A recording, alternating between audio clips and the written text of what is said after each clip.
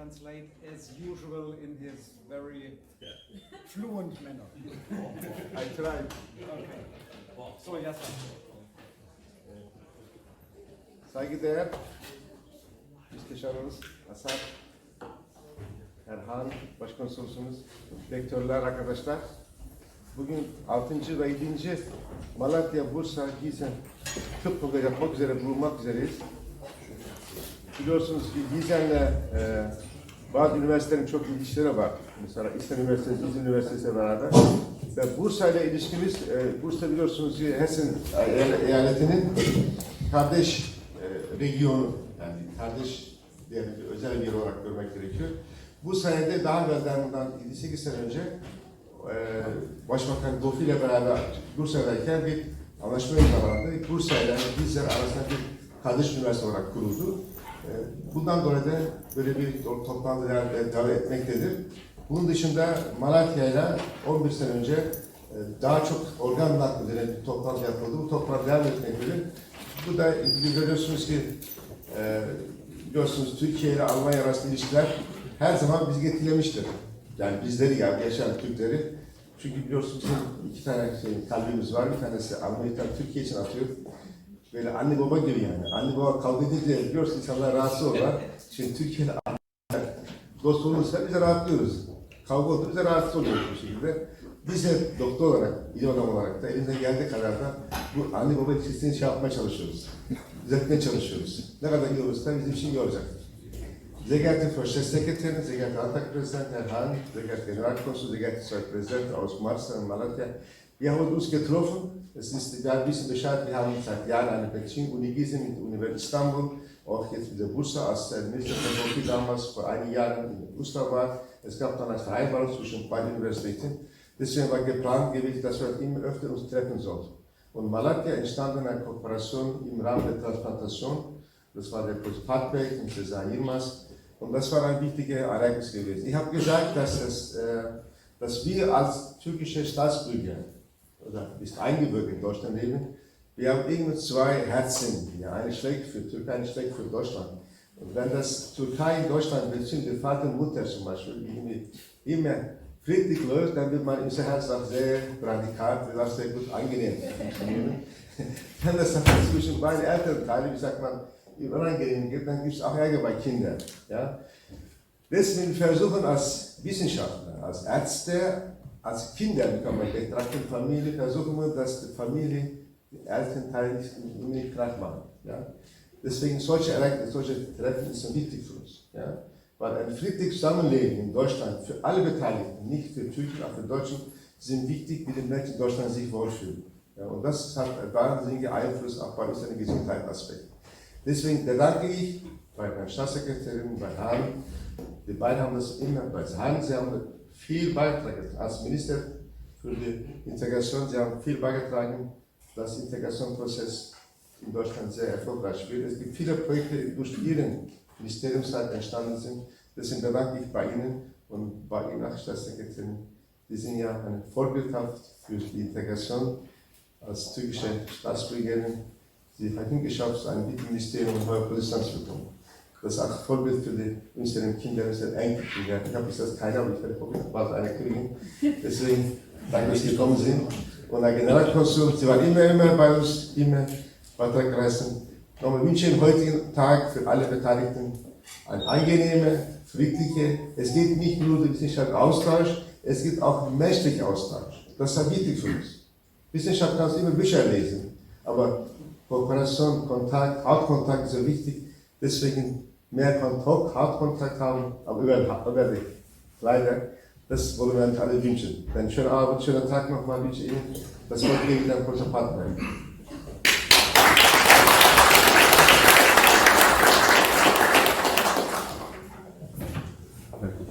Sehr geehrter Herr Vizepräsident des Hessischen Landesparlamentes, sehr geehrte Frau Staatssekretärin Asan, sehr geehrter Herr Generalkonsul, sehr geehrter Herr Rektor der İnönü Universität Kizilay, sehr geehrter Herr Rektor der Bursa Universität Kivalutz, Herr Kramer, von der Universität wird heute Nachmittag kommen, er ist im Augenblick verhindert. Sehr geehrter Herr Körls vom Dekanat und last not least, lieber Sezai Yilmaz from Malatya. Sehr geehrte Gäste aus der Türkei, sehr geehrte Damen und Herren, mit großer Freude und vor allen Dingen sehr herzlich darf ich Sie zu diesem Malatya-Bursa-Gießen Academic Day hier am UKGM und an der Fakultät in Gießen begrüßen. Sezai, that's your part now.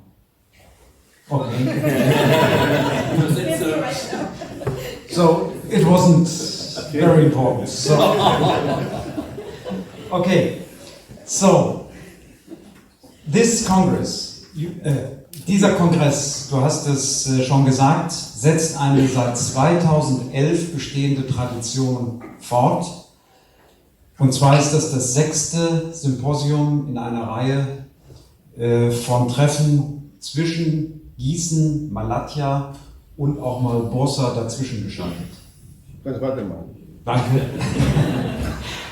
An dieser Stelle ganz besonders hervorheben, das wird gleich schwierig für ihn zum Übersetzen sein, ist Herr Professor Yasser Bilgil. Denn er ist das Herz, die Seele und das Gehirn dieser ganzen Kette von Symposien, die bislang stattgefunden haben. Und ohne seinen unermüdlichen Einsatz, manchmal auch mit Überraschungen in der Organisation ein bisschen verfeinert, die es dann nicht ganz so einfach machen. Aber ohne ihn würden diese ganzen Symposien, diese ganze Freundschaft, diese Kooperation nicht leben. Jetzt musst du dich selbst loben. Evet, 2011 senesinden itibaren biliyorsun Malatya'yla olan ilişkilerim devam etmektedir. Bugün 6. kongremiz olmakta. Böyle kongrenin yapılmasında en büyük katkısının benim olduğunu söyledi. Yani çok yaşaymışım böyle yani. Çalışkanmışım. Çok etkin olduğunu söyledi. Ve bazen çok böyle ciddi aldığım için bazen de çok zor sorunlar çıkıyormuş. Ama en azından beni arkadaş sağ olsun, Allah razı olsun. Bu toplarda itham et, yaptı onun için Allah razı olsun. Ja, korrekt übersetzt. Okay. Da ich persönlich eine sehr tiefe Freundschaft, Beziehung zu der İnönü-Universität in Malatya habe, erlauben Sie mir bitte 2 Namen gesondert nochmal hervorzuheben. Das eine ist der Professor Sezai Yilmaz, der hier vor mir sitzt, der an der Gestaltung dieses Kongresses maßgeblich Anteil gehabt hat. Und für die, die ihn noch nicht so kennen, Professor Yilmaz leitet in Malatya das zweitgrößte Lebertransplantationszentrum der Welt. Nur Seoul ist größer. Sie machen etwa 300 Lebertransplantationen pro Jahr, davon 90% Lebensspende. Beispielhaft wäre das für uns hier in Deutschland. 300 Lebertransplantationen im Jahr. Und das ist nicht nur eine imponierende chirurgische Qualität, die wir dort sehen, sondern was beispielhaft ist, dass aus diesem immensen Datenschatz von 300 Lebertransplantationen sich sehr viele wissenschaftliche Projekte ergeben. Und mit Professor Brian Carr hat er einen Wissenschaftler an seiner Seite, wo das sehr fruchtbar ausgearbeitet wird. Bu Malatya ile ilgili 2 ismi öne çıkarmak isterim. Bir tanesi benim çok iyi tanıdığım arkadaşım olduğum Sezai Yilmaz. Görüyorsun kendisini, ellerini okşamakta şu anda. Sezai Bey dünyanın ikinci büyük, yani soyludan sonra ikinci büyük olan karaciğer nakli organ direktörüdür ve çok gerçekten müthiş bir cerrahtır. Yılda 300'e yakın karaciğer diagnostik yani yapmaktadır ve bunun 1990'da canlı yani organla alınmakta, ölüden değil. Kendisinin çok büyük dolu, çok büyük bir bilimsel bir hazinesi var. Yanında bir İngiliz, bir Profesör Brian diye bir arkadaşla çalışmakta çok gerçekten çok bilimsel olarak çok elde dokularına getirmiştir. Und als zweite Person von Malatya möchte ich Herrn Rektor Kisilay hervorheben, ohne dessen weitsichtige und visionäre Entscheidungen dieses wirklich in der Welt einmalige Leberzentrum, glaube ich, nicht möglich gewesen wären. İkinci şahıs olarak da Rektör Bey, Ahmet Kızılay Bey söylemek isterim. Onun kendisinin vizyoner görüşü sayesinde böyle bir merkez dünya meydana gelmiştir organ nakli üzerine.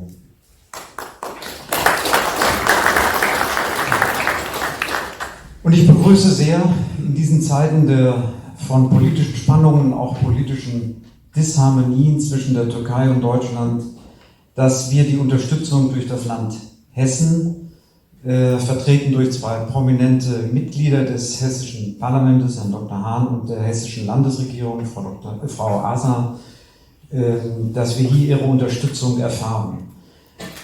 Die politische Ebene ist das eine, aber die Aufrechterhaltung der gegenseitigen Beziehungen durch solche Symposien wie heute tragen zur Vertiefung dieser Beziehung auf wissenschaftlicher und, du hast es gesagt, vor allen Dingen freundschaftlicher Ebene bei. Ja. Bu yanda da size yani şu andaki biliyorsunuz ne kadar Türkiye siyasi ilişkiler ne kadar kötü olsa bile şu anda yanımızda Hessen eyaletinin karşısından tekçi olarak Dr. Han bulunmakta. Ayrıca de Hessen hükümetinde Staatssekreterimiz, müsteşarımız Pro Ayş Aslan bulunmakta. Bunların sayesinde bu çok önemli bir katkısı bizi sağlamışlardır. Böyle özel bir önemli bulunmamıştır. Yani ne kadar Türkiye'li işler olsa bile yani bile toplantılar yani hem bilimsel hem de dostluğu dairleri bedel getirecektir. O bakımdan çok önemli olduğunu vurgulamak isterim.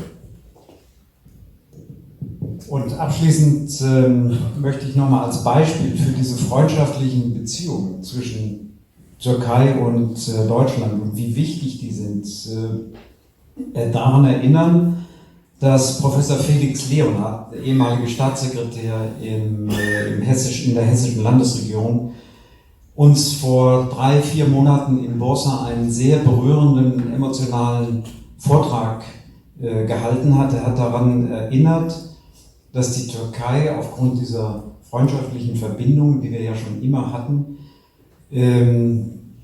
mit offenen Armen viele Professoren, deutsche Professoren jüdischer Abstammung empfangen hat und mit offenen Armen aufgenommen hat während der Nazizeit und dass diese Professoren dann in der Türkei tatsächlich ihre wissenschaftliche Arbeit fortsetzen konnten. Konuşmamın sonunda şunu vurgulamak isterim.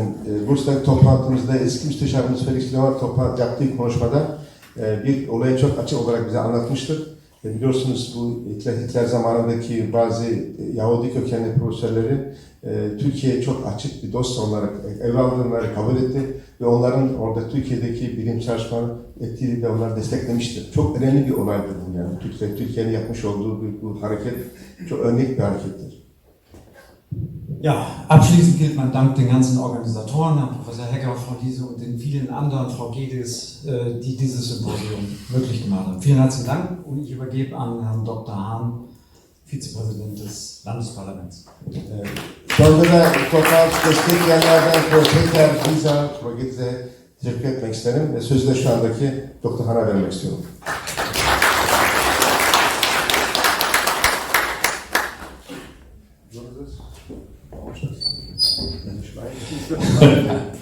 Herzlichen guten Morgen aus der Landeshauptstadt bzw. aus dem Hessischen Landtag. Das Kind ist jetzt gerade 12 Jahre alt. Am 21. Oktober 2010 ist der Vertrag zwischen der Region Bursa und dem Land Hessen abgeschlossen worden. Ich kann mich noch sehr gut an diese Veranstaltung erinnern, die in Istanbul stattgefunden hat, in einem Hotel, da nämlich der damalige deutsche Bundespräsident einen Besuch in der Türkei hatte und den Vertrag dann in seiner Anwesenheit, das war ja auch eine Ehre für diesen Vertrag, in Istanbul unterschrieben haben. Önce selamlarımı sunmak isterim. Çocuk şu anda 12 yaşına girmiştir. 11 senesinde Bursa'yla olan Hessen, yani bizim eyaletin bir anlaşma olmuş. Bu toplantıda İstanbul Otel'de Alman Cumhurbaşkanı'nın beraber olarak imzalanmıştı. Bu da çok büyük bir yani önemli vurgulamıştır Cumhurbaşkanı olmasını. Jetzt ist das Kind 12 Jahre alt und knapp einen Monat. Wir wissen, gerade Sie als Mediziner, da beginnst du die Lümmelphase, die pubertäre Phase. Ich hoffe, dass wir die schnell hinter uns bringen, weil die Phase davor ja nicht immer eine Phase war, wo wir uns tagtäglich oder wöchentlich austauschen konnten und wollten. Çocuğumuz 12 yılında bir aylık. Yani şu an ergenlik çağında. Yani ergenlik çağı biliyorsunuz, doktorsunuz ne kadar zor geçirdiğini biliyorsunuz. Fakat ondan önceki çağda da maalesef tam da buluşamadık, konuşamadık, istemedik konuşmayı. Umso dankbarer bin ich, und da kann ich mich nur den Worten von Ihnen anschließen, dass es Yasir Bilgin gibt. Der hat schon vorher genervt, dass es eine Zusammenarbeit geben soll zwischen der Türkei und zwischen dem Land Hessen. Er hat bei der Auswahl der Region genervt, weil er wollte eigentlich eine andere Region haben, nämlich seine Heimatregion und nicht Bursa. Ich darf das hier verraten. Aber er hat dann ganz schnell das Thema Bursa zu seinem eigenen gemacht. Da war ich auch ein bisschen der Geburtshelfer, als dann auf einmal bekannt war, dass einer seiner nahen Anverwandten damals Vizepräsident der Uludağ-Universität war. Bu çocuk yani meydana gelmesinde işte Doktor Bilgin'in de yani bu rol olmuştur. Daha evvelden bu biz yani Hessen heyeti olarak Türkiye'de bir partner ararken kendisi daha çok doğduğu şehri bize etkilemek istemiştir. Çok bizi sinirlendirmiştir, yani aramıştır, şey yapmıştır. Fakat sonra biz Bursa'ya kabul ettik. O da sene sonunda Bursa'ya gene kendisi kabul etti, yani iyi destek verdi. Sonra da öğrendik ki kendisi bir akrabası da Bursa profesörmüş. Onun sayesinde ben de öğrenmiş oldum bu sayede. Jetzt stehen wir hier und Sie machen einen Kongress. Ich wünsche Ihnen, dass Sie sich dort sehr intensiv auch wissenschaftlich austauschen können und dass wir wieder mehr zusammenarbeiten können und wollen. Ich bedanke mich auch bei den Kollegen aus Malatya. Ich durfte auch einmal als Vertreter der Landesregierung auf einem Kongress dort sprechen und fand auch den Campus super, die Stadt super. Sie merken, in meiner Erinnerung ist Malatya immer noch positiv gebucht. Vielen herzlichen Dank, dass Sie heute hier zusammen sind, insbesondere natürlich an die Veranstalter, und ich wünsche Ihnen einen guten, einen angenehmen Verlauf und hoffentlich treffen wir uns bald wieder. Ich bin als Doktor angesprochen worden, das müssen Sie wissen, das ist eine Ehrendoktorhürde der Uludağ-Universität aus Bursa. Vielen herzlichen Dank. Şimdi burada bulunmaktayız, yani bugün toplantı yapıyoruz. Toplantında çok iyi geçmesini isterim, yani çok iyi olacağına inanıyorum. Ben Malatya'da gitmiştim. Malatya'da çok iyi karşılamıştım. Orada toplantıya katılmıştım. Çok güzel bir şehir, yemekleri çok güzel, onu söylemek isterim. Benim doktor olduğumu söylediler. Doktor titilim de Bursa'dan bana tarih doktora verilmişti. Bunu da vurgulamak isterim. Vielen Dank. Es geht das Geben für euch, für Aslan.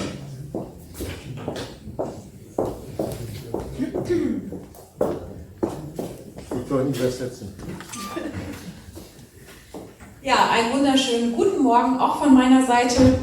Sayın Profesör Bilgin, sehr geehrter Herr Professor Patberg, Sayın Profesör Doktor Kızılay, Sayın Professor Doktor Kılavuz, sehr geehrter Herr Professor Körholz, sehr geehrter Herr Dr. Hahn, meine sehr geehrten Damen und Herren.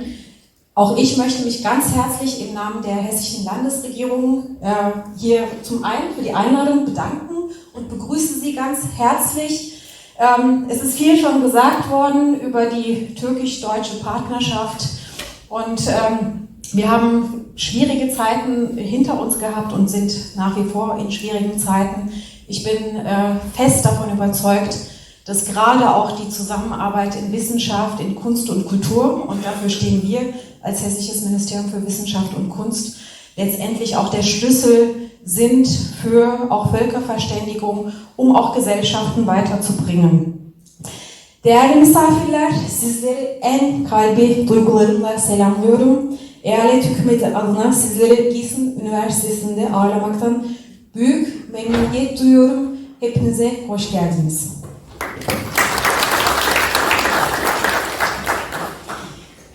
To find a common language, I'm going to switch to the scientific language English. Ladies and gentlemen, I'm very pleased to welcome you on behalf of the Hessian state government. How nice that this initiative of the Turkish-German Health Foundation has become a good tradition here in Gießen. There have been many exchanges between Hessian and Turkish universities.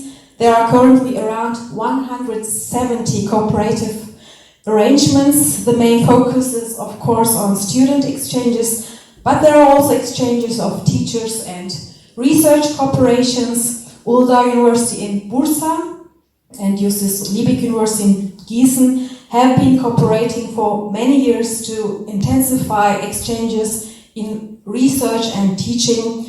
One of its initiators, Vice President Professor Kramer, once said, "A trip to Bursa is a bit like coming home to me." Is there a nicer proof of real partnership, of a wonderful friendship between German and Turkish researchers? In the deepening of the German-Turkish partnership, whether with Bursa or with Malatya, but also fundamentally in international exchange and intercultural issues in the medical field, the Turkish-German Health Foundation is a loyal and active partner of Gießen University and the University Hospital. Just one example, a project of intercultural sensitization and language promotion is currently underway at the Justus Liebig University, which was co-initiated by the Turkish-German Health Foundation. We, as the Hessian Ministry of Science, are funding it with a total of more than 260,000 euros. On the one hand, the project aims to raise the awareness of prospective physicians in the anamnesis and medical education of patients with a migration background. For example, all prospective medical students spend a day in the intercultural medical outpatient clinic. There, doctors speak Turkish, Kurdish, Arabic, for example, and can respond sensitively to different cultures. A really great facility, which I'm so impressed of. I visited 3 years ago, and it's really impressive. Thank you very much for this great initiative. Thank you, thank you. On the other hand, through the project, we promote the improvement of the language skills of medical students whose native language is other than German. In a language cafe, learning groups of international students or students with a migration background and students without a migration background work together. Initiatives like these are important, especially in view of the shortage of doctors, which we are currently experiencing in Germany. As a society, we cannot afford to have young people drop out of their studies and with appropriate support could become good doctors. Learning from each other and international exchange are not only important in studies and in teaching, but of course in research and in the daily work of doctors. It is great that colleagues from Gießen University Hospital regularly visit the University Transplant Clinic in Malatya, which is, we heard it today, one of the largest and most renowned transplant hospitals in the world, and is particularly renowned for liver transplants. Ladies and gentlemen, your symposium is dedicated to a socially highly relevant field. Transplantation medicine is often the last resort for seriously ill patients and can give new life. Unfortunately, the number of organ donors is far too low. In 2021, there were 933 organ donors in Germany, but more than 9 times as many people were on the waiting list for a transplant. In a Europe-wide comparison, Germany thus occupies one of the lowest places. Turkey is even further behind. For every 1 million inhabitants, only 3 organ donors were counted in 2020. The reasons for this are certainly complex, but I'm sure you as physicians play the decisive role in educating people about organ donation. To inform sensitively about this ethically, legally, and medically complex topic is an important task that you face again and again in your daily work. This deserves great respect. Research is essential precisely because the number of organ donations is too low. Cutting-edge medicine needs cutting-edge research, and cutting-edge research needs to be supported politically and, of course, financially. In Hessen, we have a program with the name LÖWE. The Hessian state government supports outstanding collaborative scientific projects and, more recently, the appointment of internationally renowned scientists in Hessen. These are important and successful investments as a location for science and business. Since the start of this program, we invested more than 1 billion euro for science. And alone, next year we are going to invest 100 million. And so far, no projects from transplant medicine have been funded, but the program is, of course, open to all topics. So if you're doing research in suitable collaborative projects, I can only encourage you to take part in this competitive program. The end of the road without science is darkness. Bilimden gidilmeyen yolun sonu karanlıktır, said Hacı Bektaş Veli. In this spirit, I wish you all continued success in your important work and exciting exchange during this symposium. Ich wünsche Ihnen allen einen wunderbaren Ertrag, viele gute Netzwerke, die Sie bilden und viele tolle neue Projekte, die Sie hoffentlich heute gemeinsam initiieren. Und alles Gute und vielen Dank für Ihre wertvolle Arbeit. Danke.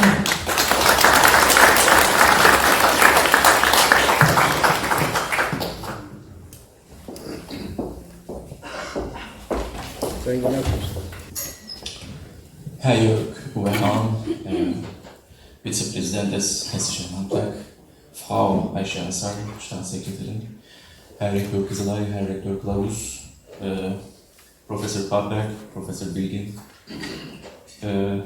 dear professors, dear guests, meine Damen und Herren, lieben Gäste, herzlich willkommen.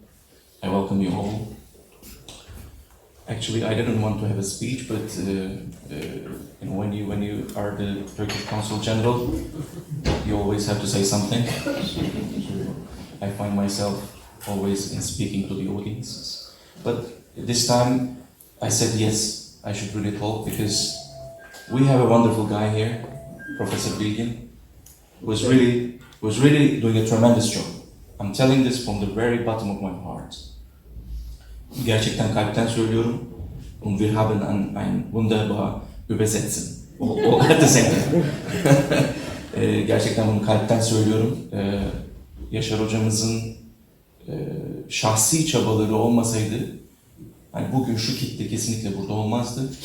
O nedenle ben kendisi için özel bir alkış rica ediyorum. A special applause for Professor Bilgin.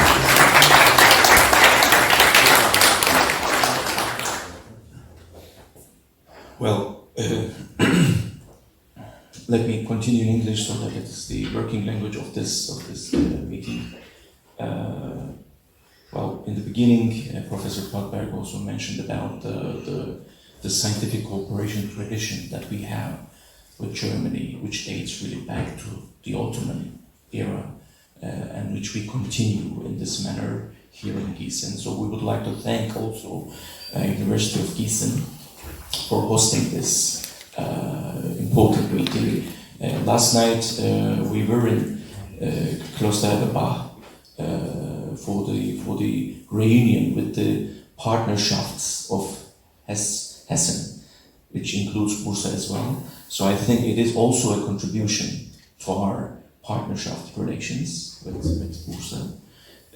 And you know, these Freundschaft relations, I mean, they have to be filled in with something. You know, signing documents is only the beginning, so we have to really work towards deepening the cooperation between our regions, between our countries. So I think it is a very great contribution to the scientific cooperation between our scientific communities. That is why I'm truly happy to be here. I would like to thank to those who all will participate to the meetings and discussions, and I wish you a beneficial and fruitful scientific event. Thank you for inviting us as well. Thank you.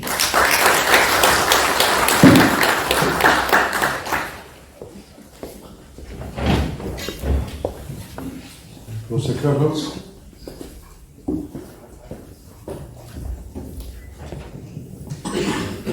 Sehr geehrte Frau Staatssekretärin Azar, sehr geehrter Herr Dr. Hahn, Vizepräsident des Landtages, sehr geehrter Herr Generalkonsul, lieber Jascha als Einladender, lieber Winfried als Mitorganisator dieses wunderbaren Kongresses, sehr geehrter Herr Rektor Kilowatz und sehr geehrter Herr Rektor Kizilay, herzlich willkommen in Gießen im Namen unseres Dekans, der leider heute verhindert war. Deswegen vertrete ich ihn als Studiendekan.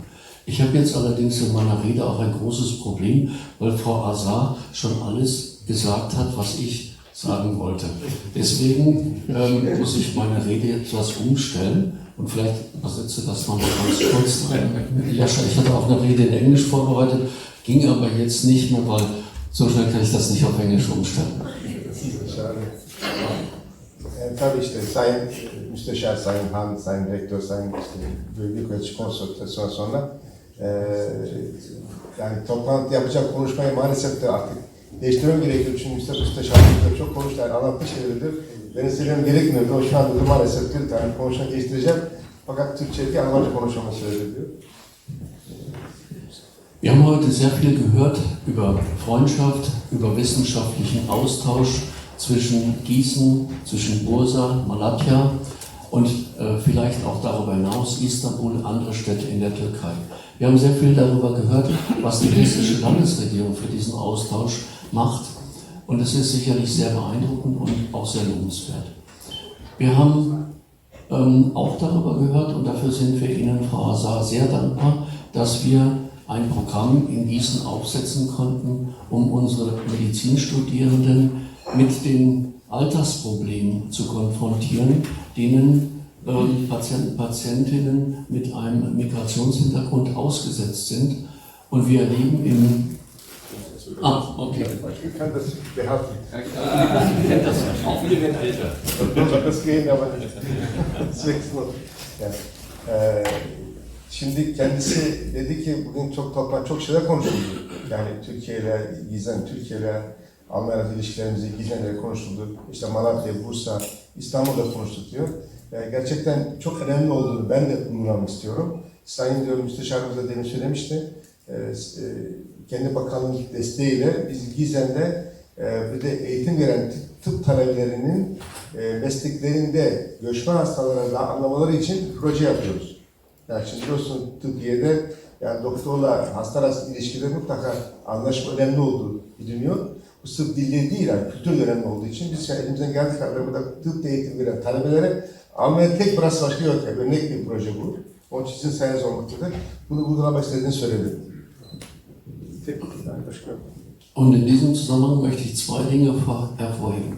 Das eine ist, dass unsere Patientinnen und Patienten unsere Medizin in Deutschland immer vergleichen mit der Medizin in ihrem Heimatland und kritisch hinterfragen, ob das, was wir tun, richtig oder falsch ist, weil im Heimatland manches anders gemacht wird. Buradaki bazı göçmen hastalar tabii ki bize tedavi gelince kendi ülkelerindeki tıbbiyeyle bize karşılaştırabilirler bazen diyor. Diyorlar ki acaba bizim yapmış olan, bize yapılan muamele doğru mudur diye sorabilir kendi kendilerine hastalar. Und der zweite Punkt ist, dass wir im Alltag immer wieder erleben, dass die Übersetzer, die professionellen Übersetzer, die wir haben, zwar die Landessprache beherrschen, aber keine medizinischen Kenntnisse haben, was ein großes Problem darstellt. Und insofern ist das Programm, was wir hier gemeinsam mit dem Ministerium aufgesetzt haben, genau der richtige Weg, nämlich internationale Studierende künftig als Dolmetscher und Dolmetscherinnen einzusetzen. Und wir haben ein Rechtsgutachten von unserer Fakultät erstellen lassen, dass das auch geht. Yani şimdi doktorla hasta arasında bazen profesyonel tercümanlar olabiliyor. Tercüman belki dili anlasa bile tıp bilmediği için belki tercüman yanlış yapabiliyor. Bunun için de ilk defa biz Almanya'da bizde eğitim gören yani yabancı kökenli tıp talebelerinde hastanede tercümanlar alanda kazanmaya çalışıyoruz. Bunun için de üniversitemizdeki hukuk fakültesi yapmış olduğu bir çalışmada bunun mümkün olduğunu anlamış olduk. Yani şimdi daha bizim üniversitemizde eğitim gören tıp talebelerini hasta ile doktor arasındaki tercüme işinde kullanmak istiyoruz. Bir tek Almanya'da tek örnek bir proje olduğunu söylemekte.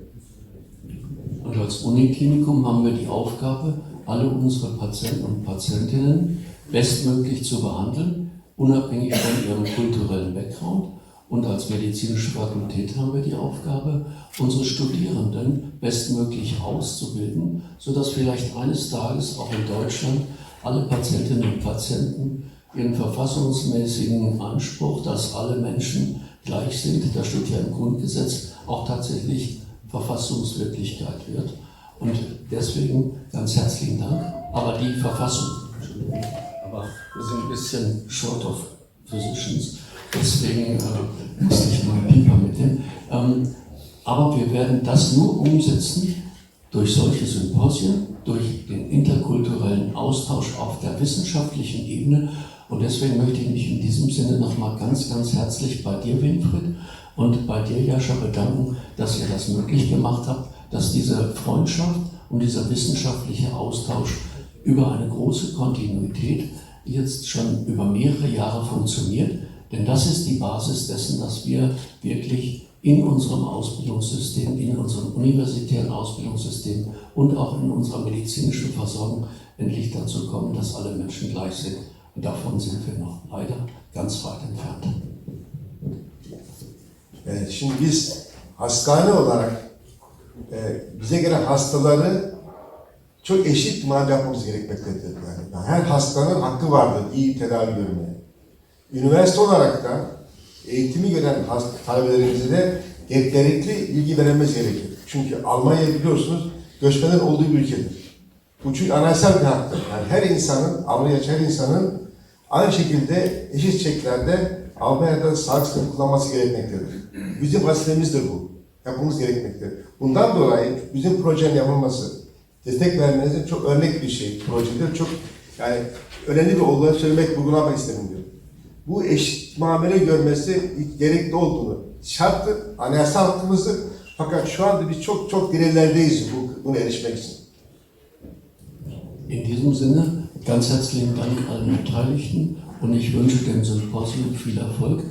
Erlauben Sie mir noch eine abschließende persönliche Bemerkung, die sage ich nur deswegen, damit es nicht unhöflich rüberkommt. Ich muss leider gleich wieder in die Klinik gehen, weil wir haben 3 kranke Ärzte und die Studenten, Frau Assar, Sie wissen es, wir werden vom Ministerium auch dazu zu Recht angehalten, unsere Lehre gut zu machen. Die Studentenausbildung muss ich heute Morgen dann machen, sonst wird es nicht funktionieren. Vielen Dank und alles Gute.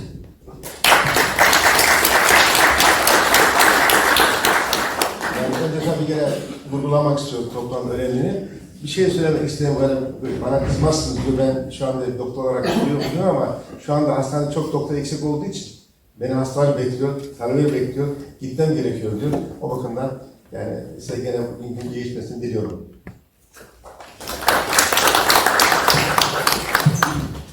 Jetzt kommt der Herr Glabus, der Präsident von Bursa.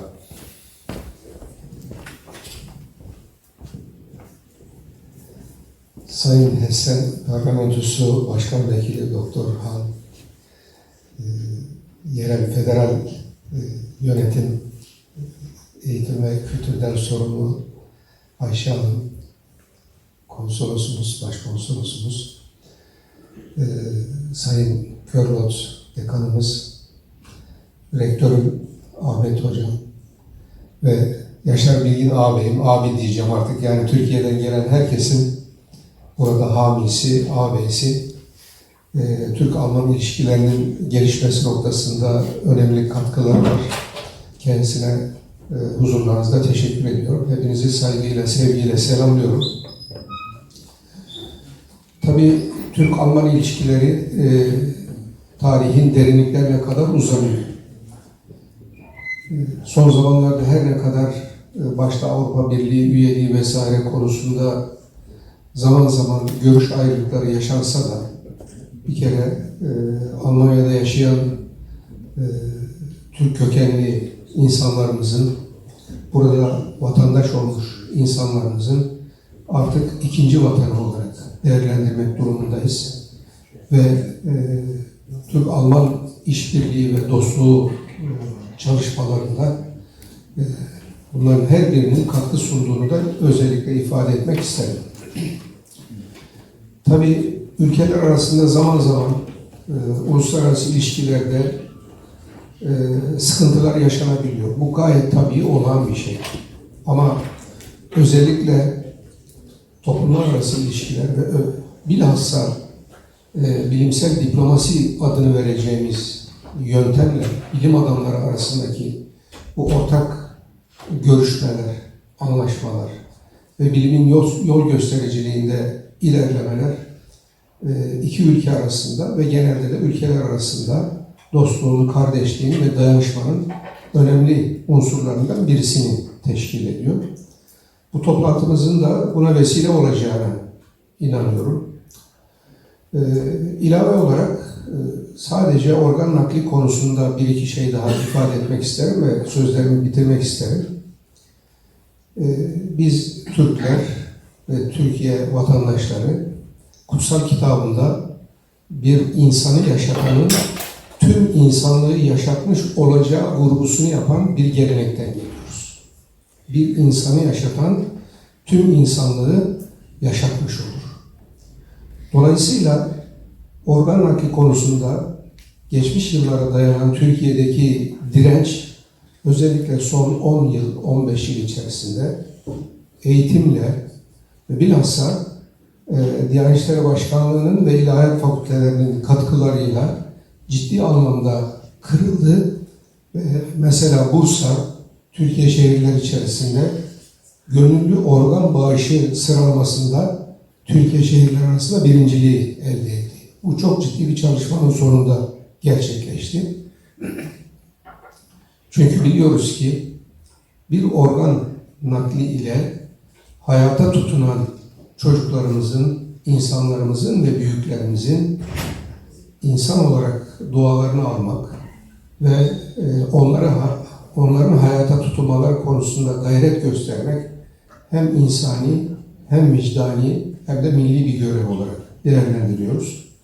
Bu anlamda dün akşam da ifade ettiğim yemekte belki karaciğer nakli konusunda Malatya-İnönü Üniversitesi'nin düzeyine gelmemiz şu an itibariyle mümkün değil. Ama tatlı bir rekabet inşallah bundan sonraki yıllarda oluşacak. Ona inanıyoruz. Çünkü 60 yataklı müstakil bağımsız bir organ nakil merkezimiz hastaneyle entegre şekilde inşası devam etmekte. İnşallah 10 yıl sonra, 15 yıl sonra Malatya düzeyine gelemesek bile, çünkü onlar daha da ivme kazanacak, ilerleyecekler ama bugünkü noktalarına gelebileceğimize inanıyorum. Böyle bir toplantının düzenlenmesine vesile olan herkesi kutluyorum. Bunun arkasında çok ciddi bir emek var, mutfak hizmeti var. Biz şimdi yemeği yiyoruz burada. Bizleri davet eden ve misafirperverlikleriyle her zaman takdir ettiğimiz başta Yaşar Bilgin ağabeyimiz olmak üzere ev sahibi üniversitemize şükranlarımı sunuyorum. Önümüzdeki yıl Bursa Uludağ Üniversitesi ile Justus Liebig Üniversitesi'nin işbirliğinin 25. yılı artık. 25 yıl önemli bir merhale. Önce veteriner fakültemizde başladı. İnşallah tıp fakültemizde ve bu yıldan itibaren teoloji ve ilahiyat fakültelerimizde bu işbirlikleri devam edecek. Bundan sonraki süreçte de sosyal bilimler, hukuk, beşeri bilimler alanında da bu işbirliğinin devam edeceğini, karşılıklı öğrenci ve hoca mübadelesinin gerçekleşeceğini ümit ediyoruz. Hepinize saygılar sunuyorum. Sehr geehrter Landtagspräsident, Lokal, Staatssekretärin, Generalkonsul und Körholz und Parkberg. Ich wollte mir auch mit die Reden, die gesprochen wurden, anschließen. Ich würde einfach etwas betonen. Türkei in Deutschland hat eine geschichtliche, eine freundschaftliche Hintergrund. Ja, das ist bekannt.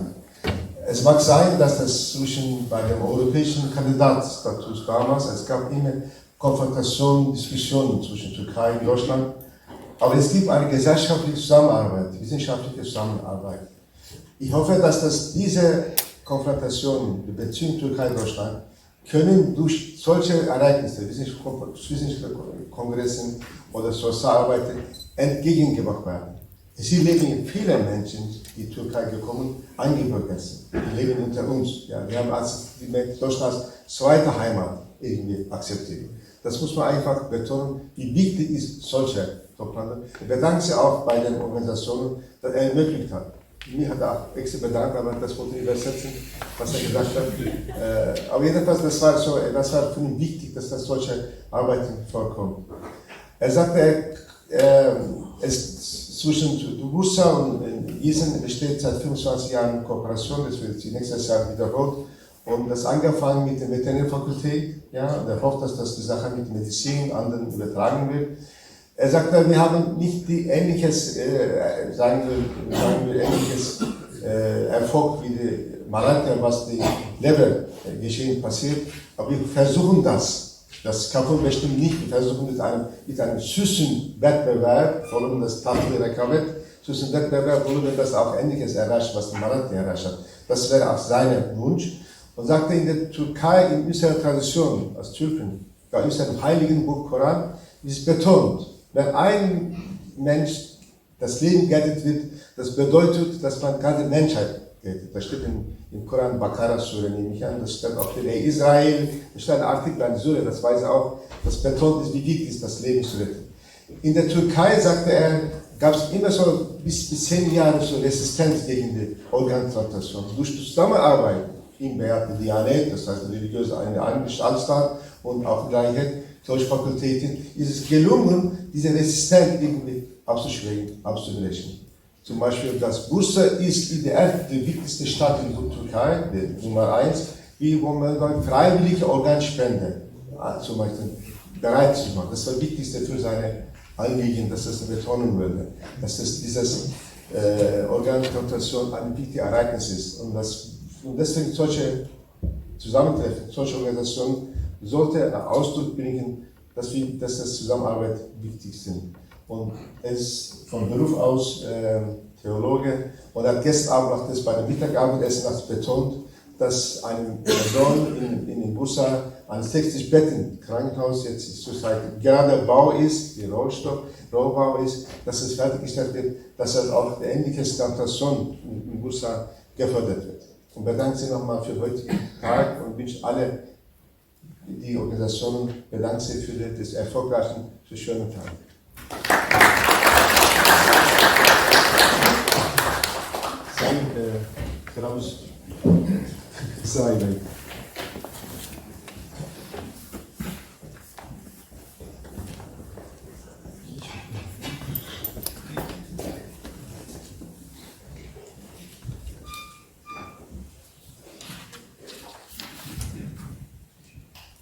Sayın Doktor Han, Sayın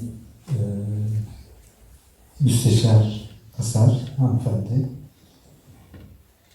çok kıymetli konsolosunuz Sayın Tuncer, Sayın Parmaksız Cumhurbaşkanlığı Yatırım Ofisi Direktörü,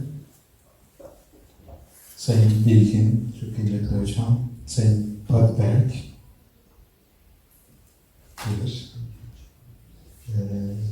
kıymetli dekanlarımız ve çok değerli meslektaşım Profesör Sezai Yılmaz, değerli hocalarım, kıymetli katılımcılar, ben de sizleri sevgiyle, saygıyla selamlıyorum. I will continue my speech in English. I wish good morning to everyone, and thank you all for joining us here at the 6th Symposium of Malatya-Bursa-Giessen Academic Day. Last 2 years, we could not have this program due to COVID-19 pandemics. Now, I am very glad to be here in Gießen University. And I also express to you my deep satisfaction for sharing this important moment for discussing developments in the field of liver disease and liver transplantations. We have participants from 3 distinguished universities gathered here today. I believe that this meeting and the presentations in coming sessions will contribute to the field liver transplantation. Our team will share liver transplantation experiences and future perspectives of our university. There are also opportunities for cooperation between İnönü University and Gießen University that both parts can mutually benefit from. As İnönü University, we are very glad to be a part of this collaboration and successful meeting series with Gießen University and Turkish-German Health Foundation held in Bol and Gießen most than 10 years. Let me say a couple of words about my university, İnönü University. The İnönü University was founded in 1975 and is among the well-respected and established universities of Turkey.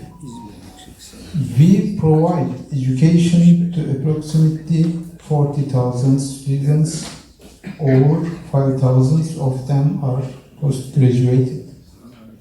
From the beginning until now, we have graduated over 150,000 students. Currently, we are giving education in 426 different programs. I have to mention that we are very strong in health education in our university. In addition, we have a very developed health center named Turkish-German Medical Center, in which we serve medical care in highest quality. Turgut-Özal Medical Center has 3 hospitals: general, oncology, and special liver transplantation hospitals. General oncology is very important for us, but in liver transplantation, we are the best in the world. Our liver institute, liver transplantation institute, is one of the best centers in the world and hosts the academic staff who are among the best. Now, some of our staff is here and they will share their experiences in this symposium.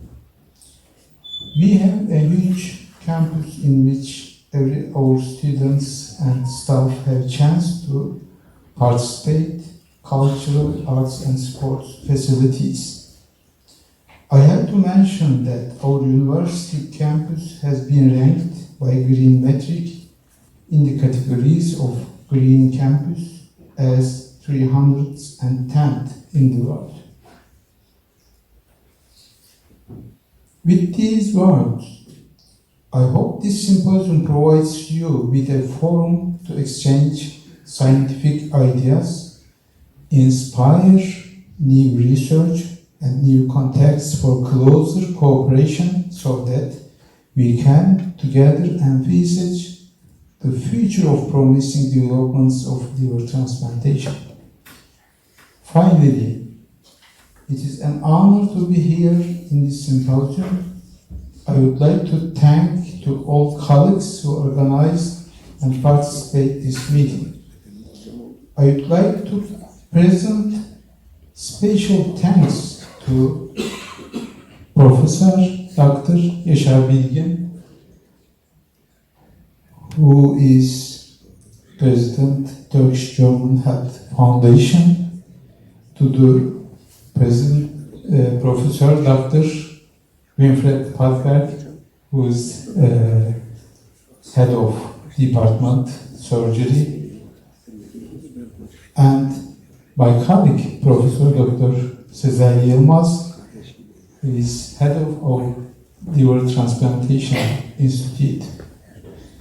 Without their help, it would not be possible to continue this collaboration between our universities more than for 10 years. I would like to present my compliments to all academic colleagues and administrative authorities participating in this opening ceremony. Thank you all.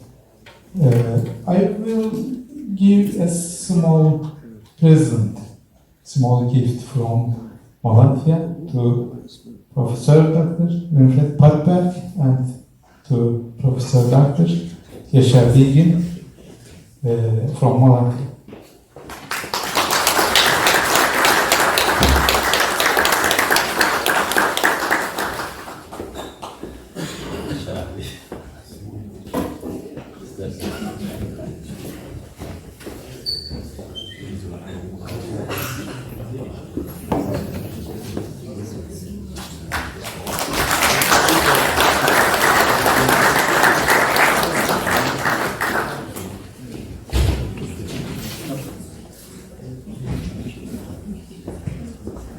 Without Africa.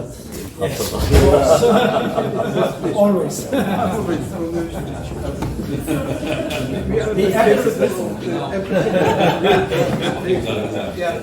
The apricots, there is no place in the world where more apricots are produced than in Malatya. But this is not only.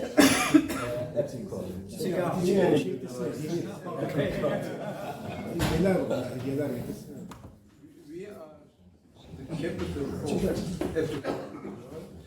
And also we are the capital of the liver transplantation.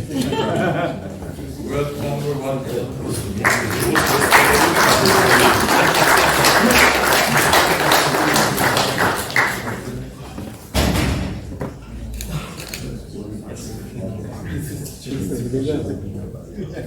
Thank you very much.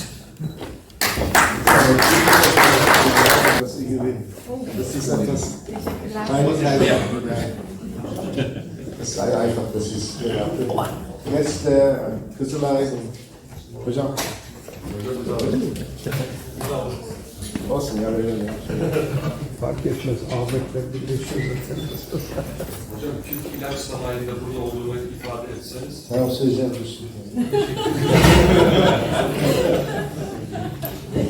Rest werden wir später verteilen, das wird schon. Okay, wir wollen ein gerne Bild machen, vielleicht gemeinsam. Ja. Alle zusammen oder wie machen Sie das? Wir machen ein paar Sternchen.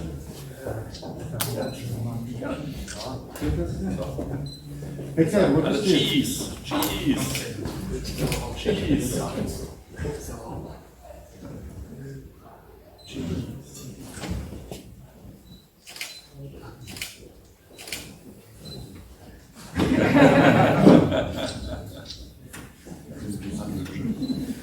Danke. Moment. Vorsicht, der erste Abschlag. Oben links. So,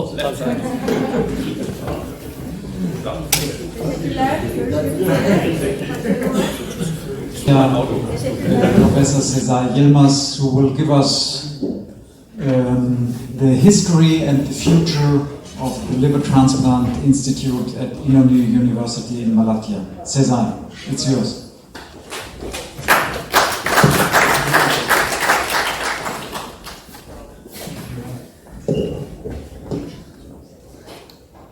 like really like this. This is which one? Better?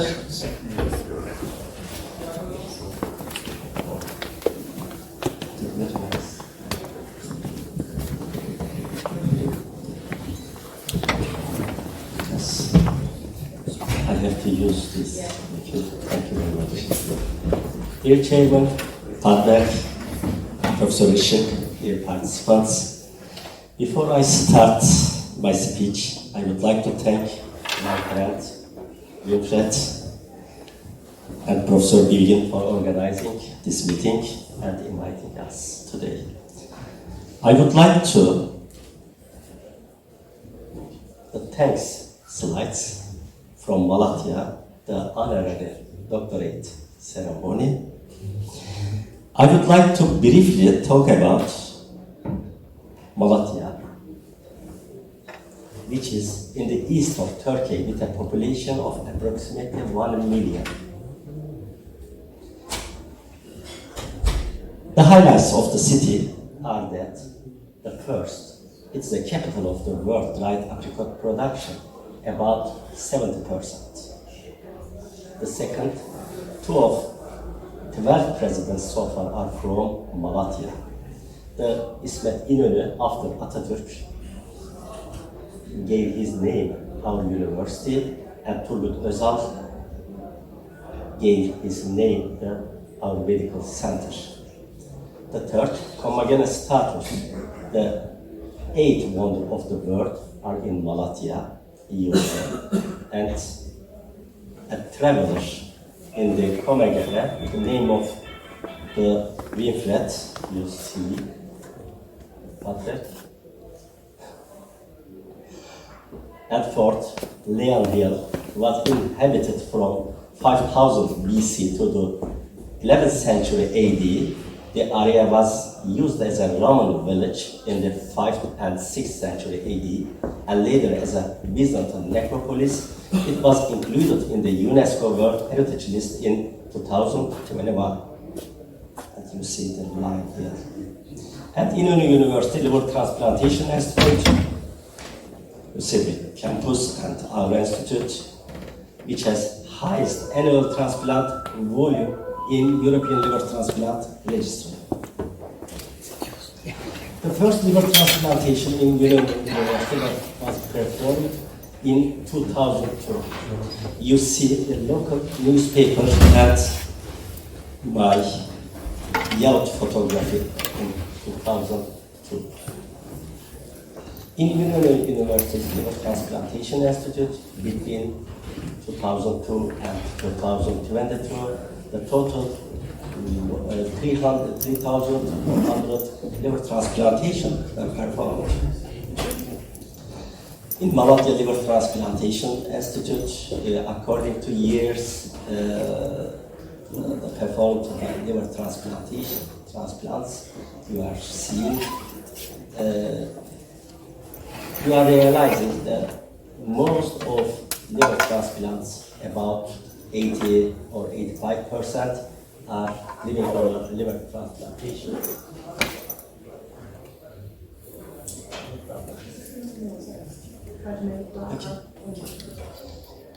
Quarter or 1/5 of liver transplants in Turkey are performed in Malatya. You see in this slide the cornerstones of Malatya experience. I will shortly mean the cornerstones. We launched in 2017 in liver transplantation history in Turkey. And in 2017, we defined the Malatya approach in right of living donor liver transplantation. Anomalous portal veins branching in right of grafts is a nightmare even today and increases portal vein thrombosis after liver transplant. You see the operative techniques in detail. And in 2020, we defined Malatya criteria in liver transplantation for hepatocellular cancer and expanded in a rate of 27% of transplant patients for HCC, and expanded Malatya criteria in 2020, the more expanded the patients of liver transplant patients for HCC. About this, Professor Volkan will talk about in detail in this issue. Journal of Gastrointestinal Cancer published on special issue on liver transplantation and HCC, cellular carcinoma at İnönü. Guest editors were I and Brian Carr. 3 simultaneous living donor liver transplantation in 2018. This was the first in the world. And 5 simultaneous living donor liver transplantation in 2019. This is also first in the world. Our aim in this operation, the liver paired exchange testing. No any return. After the first simple 3 swab living donor liver transplantation in Malatya, finally in 2022, quadruple swab living donor liver transplantation. This is also first in the world. This is the memory from this day. And biliary complication in living liver donors we defined in 2021. And we first defined classification of post-operative bindings in living liver donors. Dr. Adil will talk about in detail in this issue. And the hepatic arterial reconstruction in living donor liver transplantation is very difficult procedure. We defined the techniques of hepatic arterial reconstruction in living donor liver transplantation especially, and we named this technique one stake corner suture technique, probably the Maya German and we have provided training to the international fellows or visiting surgeons about liver transplantation from many countries of the world. The red countries are seeing our collaborated countries. As Journal of İnönü Liver Transplantation Institute, we started the journal of our institute, and we are waiting for new articles. As a conclusion, because we don't have any time, long time today in Malatya, the highest volume center of European liver transplant registry, European liver transplant area, besides performing successful liver transplant, laboratory and clinical studies on new developments, inventions, and organ resources like xenografts will be taught by Professor Tolga in detail and been started. Thank you very much. But in the end of the presentation, in memory, the first coming to Malatya, Professor Padberg, and I, and maybe remember now the CHP Parliament, Veli Ağababa, Yeah. and from last Gießen meetings, from Malatya, the child liver transplanted, the chairman and me and mom and the child, and from very famous sweet home, and from Malatya Garden Party, Crazy Party. You better finish now. And wedding ceremony in Malatya, and thank you for your patience.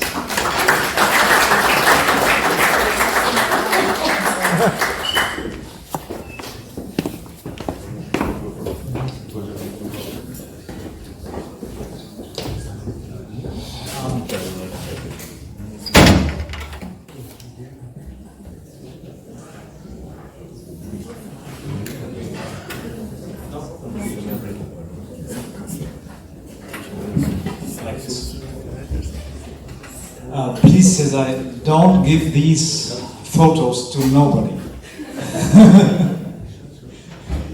It damages my reputation. Okay, thank you very much. Are there any questions from students? These are really impressive, very, very impressive data. And for the students, there is one non-student or several non-students, but whenever you want to see liver surgery, go to this place in Malatya and watch Sezai Yilmaz doing liver surgery. It's yesterday somebody told me it's like a dance through surgery. It's like a dance through surgery. Okay, thank you very much. And we come now to Professor Brian Carr, who started several years ago to work in Malatya. Brian Carr is from Scotland. You will hear it. And he moved and he spent 25 years in Pittsburgh with Thomas Stasel. Thomas Stasel was the pioneer of liver transplantation in Pittsburgh, and he spent many years with him, and then he moved to Los Angeles, and now he is splitting his life between Malatya and Florida, what I heard yesterday. Okay, Brian. Thank you. Good morning, everyone, and thank you so much for including transplantation and cancer treatment. What I intend to do is to tell you nothing that could be possibly useful for you. I want to give you some ideas of where we are going in this field, because there's been an explosion of advances in HCC in the last 20 years, whereas previous 30 years, progress had been very slow. Because I thought it was just a 10-minute talk, I tried to create this slide in which I put everything I really know about HCC in one slide. So if you know what the contents of this slide, you will probably be quite good at treating liver cancer. Firstly, about 85% of the patients have two diseases. It makes it quite different from metastases from breast, colon, or lung cancer to the liver, because each disease is an independent cause of death. Transplant is the only treatment that can actually cure both diseases simultaneously. However, for resection, the other historical standard treatment, more than 40% of the patients recur, normally within 4 years. And multiple trials of adjuvant therapies so far have produced no results whatsoever. About 80% of everyone's new cancer cases are too advanced for the curative resection, surgery, or transplantation, and therefore the majority of the patients need some sort of non-surgical treatment. Unlike many cancers, the causes are known: hepatitis B and C, alcohol, obesity, so that HCC is actually a preventable cancer. There have been major advances, especially in the last 10 years, in the treatments of hepatitis C and B, and even prevention of HPV because of a vaccine for HPV, but not for HCV. Hepatitis therapies, because they can decrease the incidence of HCC, are therefore cancer therapies as well. One of the more important findings of the last 5 years is that the underlying liver microenvironment, the non-cancer part of the liver, is increasingly regarded as important, both for prognosis and probably as a target for therapies. We have biomarkers. The most famous is now over 50 years old, discovered by Russian scientists, alpha-fetoprotein, which is just fetal albumin, but it's only elevated in under 50% of our patients. So we know we need new biomarkers. There are two vascular abnormalities. One is arterial neovascularization, so it's a vascular tumor, and we use that for the selective delivery of local regional therapies. And the second is the invasion of the portal vein by HCC. and that's fairly characteristic of HCC. There are a few other cancers that do that. The most useful marker probably is not known to you. It's DCP, which stands for PIVKA2, or protein induced by vitamin K absence. It's been known for over 30 years and is a vitamin K dependent biomarker. I'll explain a little bit more of that to you. The liver has two oxygenated blood supplies, the portal vein and the hepatic artery, which is the main supply for the tumours, and we use this hepatic artery for local regional therapy treatment. Systemic chemotherapy seems useless for survival so far, although there are plenty of reports with responses, they don't translate into survival. In the last 15 years, a whole variety of kinase inhibitors have been approved. Sorafenib, misspelled, has been the main one, but in the last 5 years, several others seem to be equally as good, if not better. And recently, and you'll hear a separate talk just on this, immune checkpoint inhibitors appear to be changing the face of HCC therapy, but they really only benefit 30% of patients so far. Now, this slide, the bottom slide, shows alpha-fetoprotein. Look at the bottom right-hand corner, only 49% in my series of about 8,000 patients, whereas the top half is DCP. That's elevated in about 70% of patients. I don't know if I can use the pointer, it doesn't matter. The combination of DCP and alpha-fetoprotein is useful in over 84% of patients. Now, DCP has more than theoretical interest. It's called des-gamma-carboxyprothrombin. It's really immature prothrombin because it's non-carboxylated. And its main clinical use is that it predicts the presence of portal vein invasion or thrombosis. We have no idea why, and it's an open field for major investigation by any one of you. The reason is that portal vein thrombosis is probably the single most important negative prognostic factor in HCC. This slide is the vitamin K cycle. Vitamin K from the diet is a cofactor for carboxylase enzyme. See it in the center, and that is an enzyme that assists the conversion of immature prothrombin, or DCP, to mature prothrombin. If you look at the right-hand part of the slide, it shows where Coumadin, or warfarin, works. It blocks this vitamin K cycling. But HCCs have exactly the same problem. They also can't use vitamin K. They also produce immature prothrombin, mimicking the effects of Coumadin. Patients are not anticoagulated because the non-HCC part of the liver produces adequate amounts of prothrombin. Oops, I've done something wrong. I mentioned the two vascular abnormalities. They're both shown in this slide. The right-hand part of the CAT scan shows a highly vascular HCC, and the arrow shows an obstructed or thrombosed portal vein thrombosis. And this, as I said, is the single most important negative prognostic factor.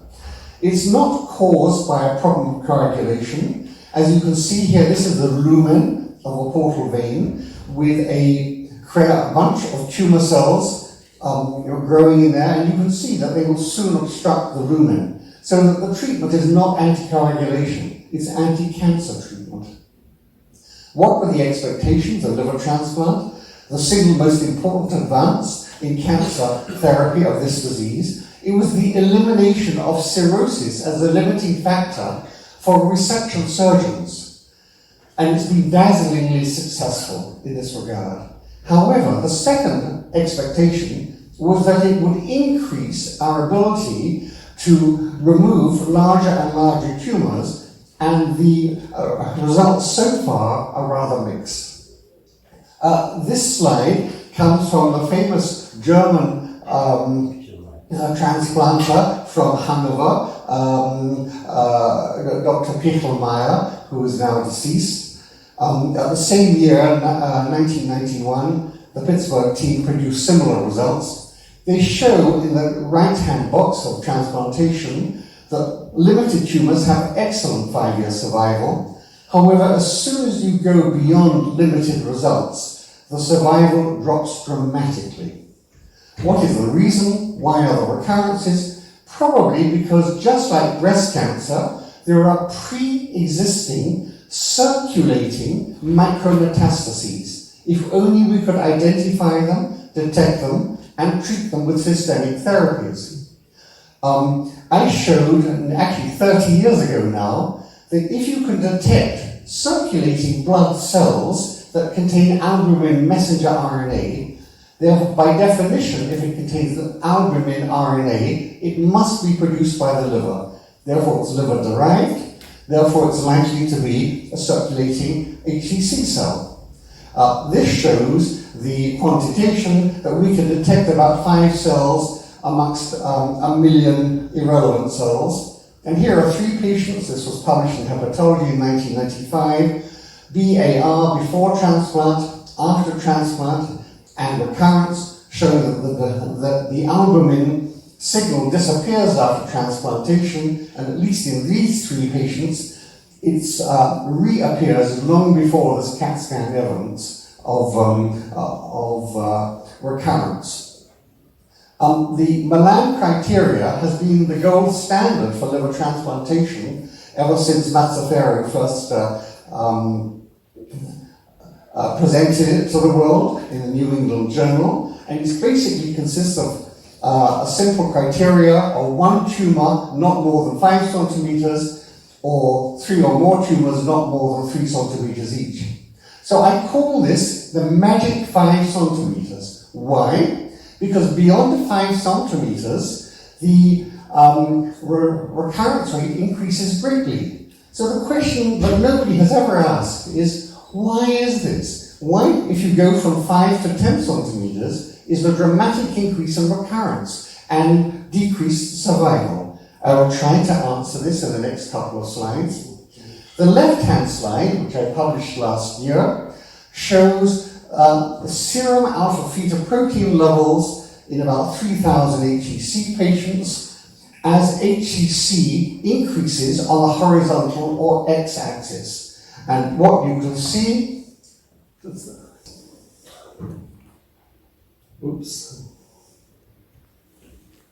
an increase in the quantitation of percent multifocality as tumor grows. It's non-linear because the tumor biology changes.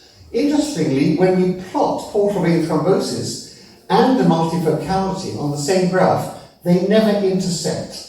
What that tells us is that they're independent disease processes. Now, this is purely theoretical. I like theoretical and non-useful, but we can learn stuff from thinking about these things. These are 2 patients. Each patient has a 5 centimeter HCC. On the day of presentation in the clinic, they're identical. The CAT scan simply shows a 5 centimeter HCC. But this one clearly took about... I did something bad, didn't I? Oops, it's stuck. I don't know what I'm doing. Can I change? Thank you.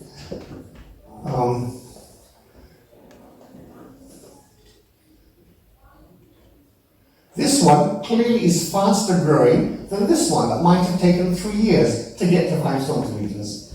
But on the day of presentation in clinic, you cannot tell which patient is which. And it has major implications for the aggressiveness and therefore prognosis. What we have come to see is that the context is the key. There are many things other than simply the measurement of the tumor that influence prognosis. One of the approaches to this are 2 papers here, one from the New England Journal by Hoshida, showing that the DNA characteristics that are prognostically important do not reside in the tumor.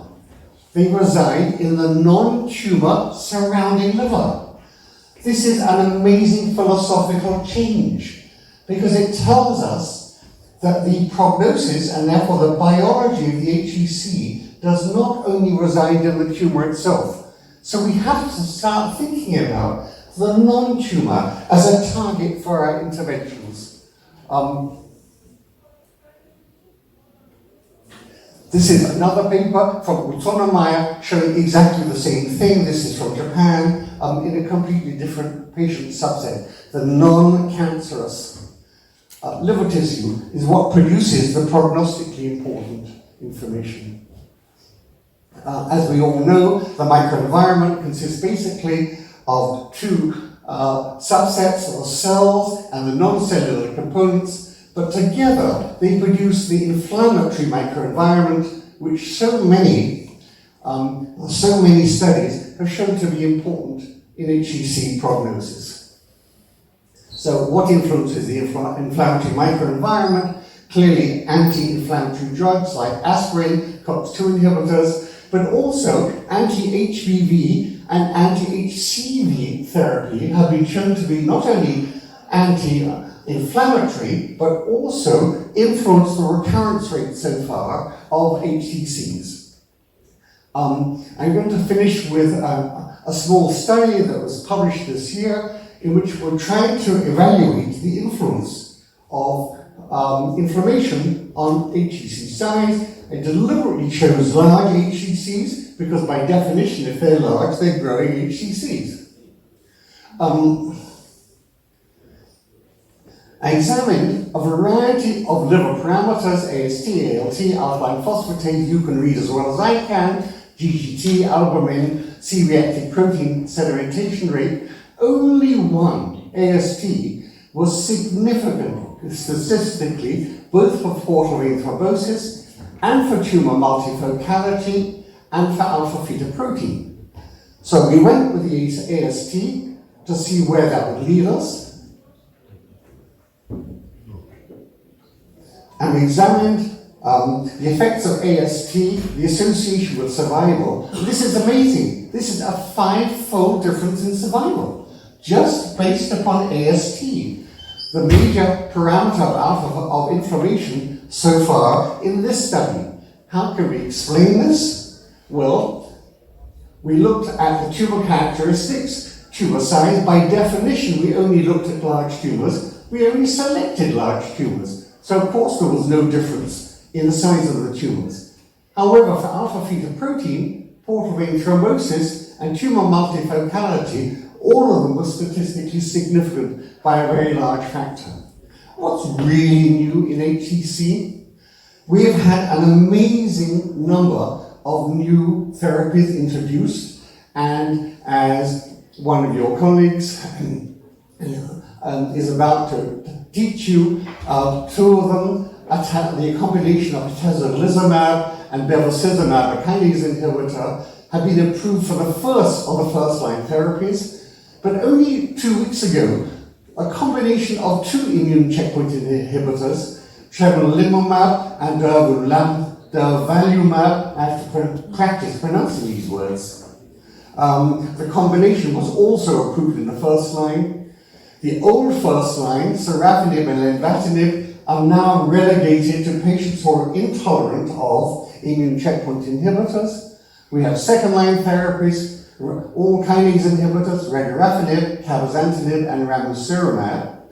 And right at this moment, there are multiple combinations of clinical trials of either immune checkpoint inhibitors together, like this, immune checkpoint inhibitors with kinase inhibitors, or immune checkpoint inhibitors with the older therapy, TACE, transarterial chemoembolization, or TARI, transarterial radioembolization. So is immunotherapy alive again? Yes, absolutely. We've also started to realize that although we measure as success as medical oncologists, decrease in tumor size, actually the target may be much easier. We learned from the SHARP trial of sorafenib that you don't need to shrink tumors. Stable disease is also good, because in the SHARP trial, 70% of the patients had stable disease. Only 2% of the patients had decrease in tumor size. So it may be we are trying too hard to kill cancer cells when stability is associated with increase in survival, which is actually the only thing that the patient really wants to know. will I live longer as a result of what you're doing to me, doctor? Significance of microenvironment you're going to hear a lot more of in the literature in the next few years. There are new effective hepatitis therapies, and it's clear that especially for hepatitis B, and maybe also for hepatitis C, they are influencing not only the incidence, but maybe also the biology of the HCC after it's developed. You will be reading a lot in the current literature about liquid biopsy. This consists of measurement of circulating tumor cells or circulating tumor DNA looking for specific mutations.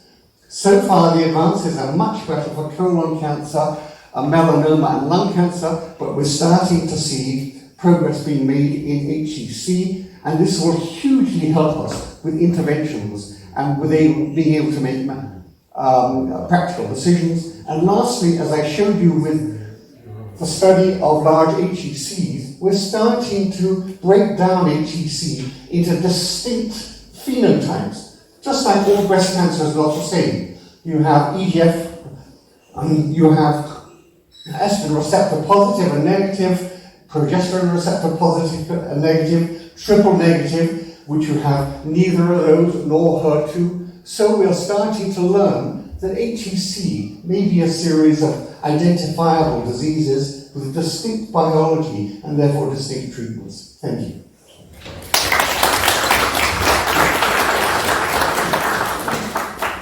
Of liver disease, HCC and liver cirrhosis. So will there be some days a point where César's Yilmaz will not have any work any longer because you are treating liver cirrhosis with your MIPS and MAPS, and he will not have to transplant? Right now, I'm confining my competition to trying to put Ramazan, our local regional therapy colleague, out of business. But certainly for César, my aim is the same, but I'm nowhere near being successful. Thank you very much. Anyone wants to ask questions afterwards? Oh, right now. Please attack me in the coffee break. I'm more than happy. No, especially come for on. the medical. One question. One question. Sir. Thank you very much for your very scientific presentation. I wonder one thing. What is the role of molecular biomarkers in the prognosis and to estimate the recurrence rate after transplantation? There are two intentions. The first is prognosis, which is what you referred to, and we are miles behind the colon cancer, the breast cancer, and the melanoma people, unfortunately. Probably because we have a lot of clever molecular biology colleagues in this world, but they have not been able to make sense of HCC. And I think the reason is that they're mixing up samples from quite different diseases. Nobody in his right mind would study the biochemistry or molecular biology of all breast cancer. You would first separate estrogen receptor positive, PR positive, and triple negative, because they're different diseases. We haven't yet learned to do that with HCC, although I'm trying to lay the foundations for that. The second part of the question, as we have seen with colon cancer in particular, once you can identify a mutation that is actionable, by which we mean that we have therapies that target only cells that have that mutation, such as RAS, RAF, EGF receptor, fibroblast growth factor receptor, for example, as we're starting to see in thyroid cancer, then it makes sense to use it for therapy. In the meantime, we're learning only to identify the different subtypes so that our clever biochemistry colleagues can then target those subtypes once they have a known target to target, if you understand my double speak. Okay, thanks. Thank you very much, Professor Carr. And now we come back to the present time. So far, still resection or transplantation is necessary for HCC, and Professor Yilmaz will tell us what is better.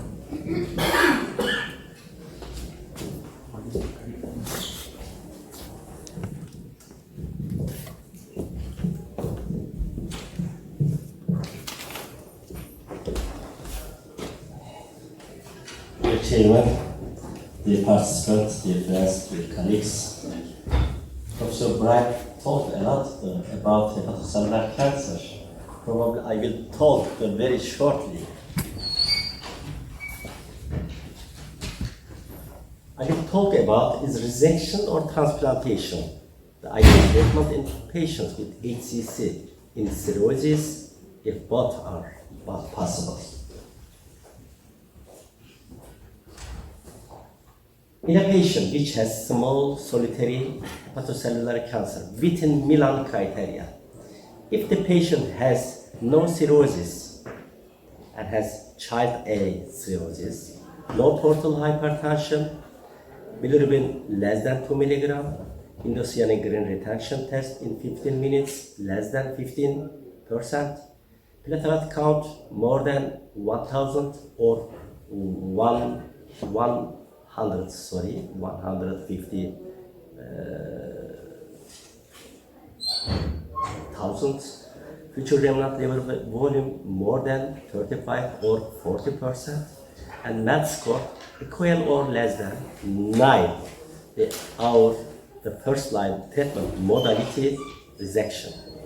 If the patient has portal hypertension, hepatic dysfunction, and technical problems regarding the resection, our first line treatment, the transplantation. But after the resection, 5-year survival, 30 or 50%, and recurrence in 5 years, 50 or 100%, and 1/3 of recurrences within Milan criteria. But our question, resection or transplantation in hepatocellular carcinoma, where both treatment modalities are possible. I will mean only 2 articles in literature that shortly I will tell. The first one from Bijon University in Paris, Bijon Hospital in Paris University by Jack Belgetti. He compared 70 patients with primary liver transplantation and 18 patients with salvage liver transplantation. Salvage transplantation means that after the resection, if the patient compensated or recurred HCC, then you are going to do liver transplantation. We say that this liver transplantation, salvage liver transplantation. He compared the 2 groups. He concluded maybe technical problems more than in salvage liver transplantation group, but 3 or 5-year survival similar. The 59 and 61 5-year survivals. According to Jack Belgetti from Bijon Hospital, in selected patients, liver resection prior to transplantation does not increase the morbidity or impair long-term survival following liver transplantation. So, liver resection prior to liver transplantation can be integrated in the treatment strategy for HCC. Another study, also from Paris, Paul-Brousse Hospital, by René Adam, the head of European Liver Transplant Registry, reviewed 358 HCC patients, 195 of them were transplanted, 98 of 163 patients with resection were transplantable but resected. In this group, recurrence was in the rate of 77%, very high. Salvage liver transplantation was performed only 20 patients, probably 20% in a rate of salvage. Compared the 20-stage liver transplantation with 195 primary liver transplantation. In primary liver transplantation group, the 41% survival, and another group, the primary liver transplantation group, the 161% 5-year survival. This is the better 5-year survivals. According to Röne Adam, liver transplantation after liver resection is associated with higher operative mortality and increased risk of recurrence and poorer outcome than primary liver transplantation. Primary liver transplantation should therefore remain ideal choice of treatment of a cirrhotic patient with HCC even when the tumor is resected. A very fighting views. If you look at the İnönü University experience, we treated as a surgical 571 hepatocellular carcinoma patients, the resection and transplantation groups, but only most important, the Milan criteria, within Milan criteria patients, the resected group 25 and transplanted group 270. We compared only two groups. And 5-year survival in transplantation group, the better. But 5-year survival, unfortunately, not statistically significant. The similar after resection, after transplantation.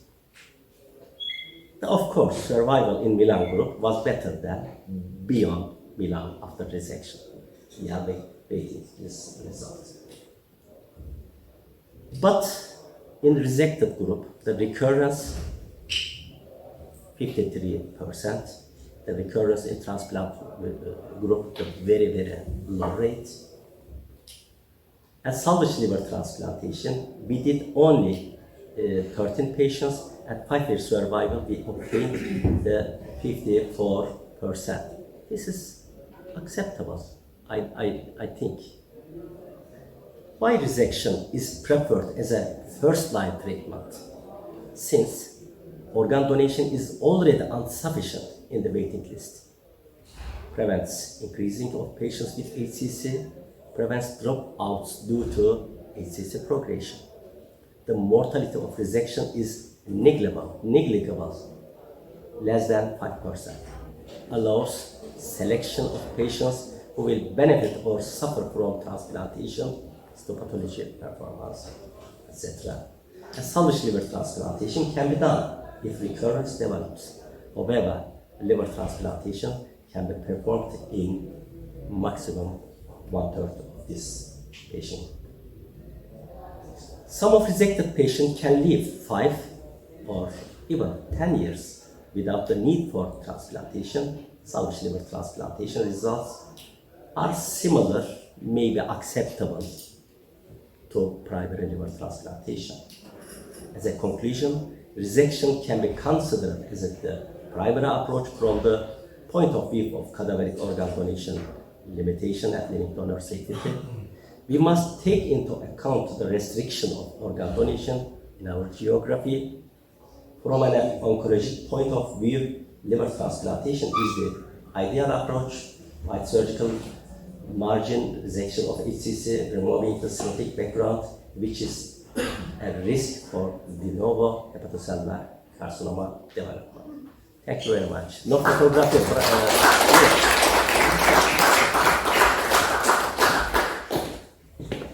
Thank you very much, Cesar. Are there any questions? If you compare... Please, one question. One from question. you. If you compare the two groups within Milan criteria, resection to transplantation, you told us that the survival curves are almost the same. But the recurrence rate is very high. So why do the transplanted patients die Because they do not have a recurrence, only 3%. So why do they not perform better than the resected? Mostly of these patients, resected patients,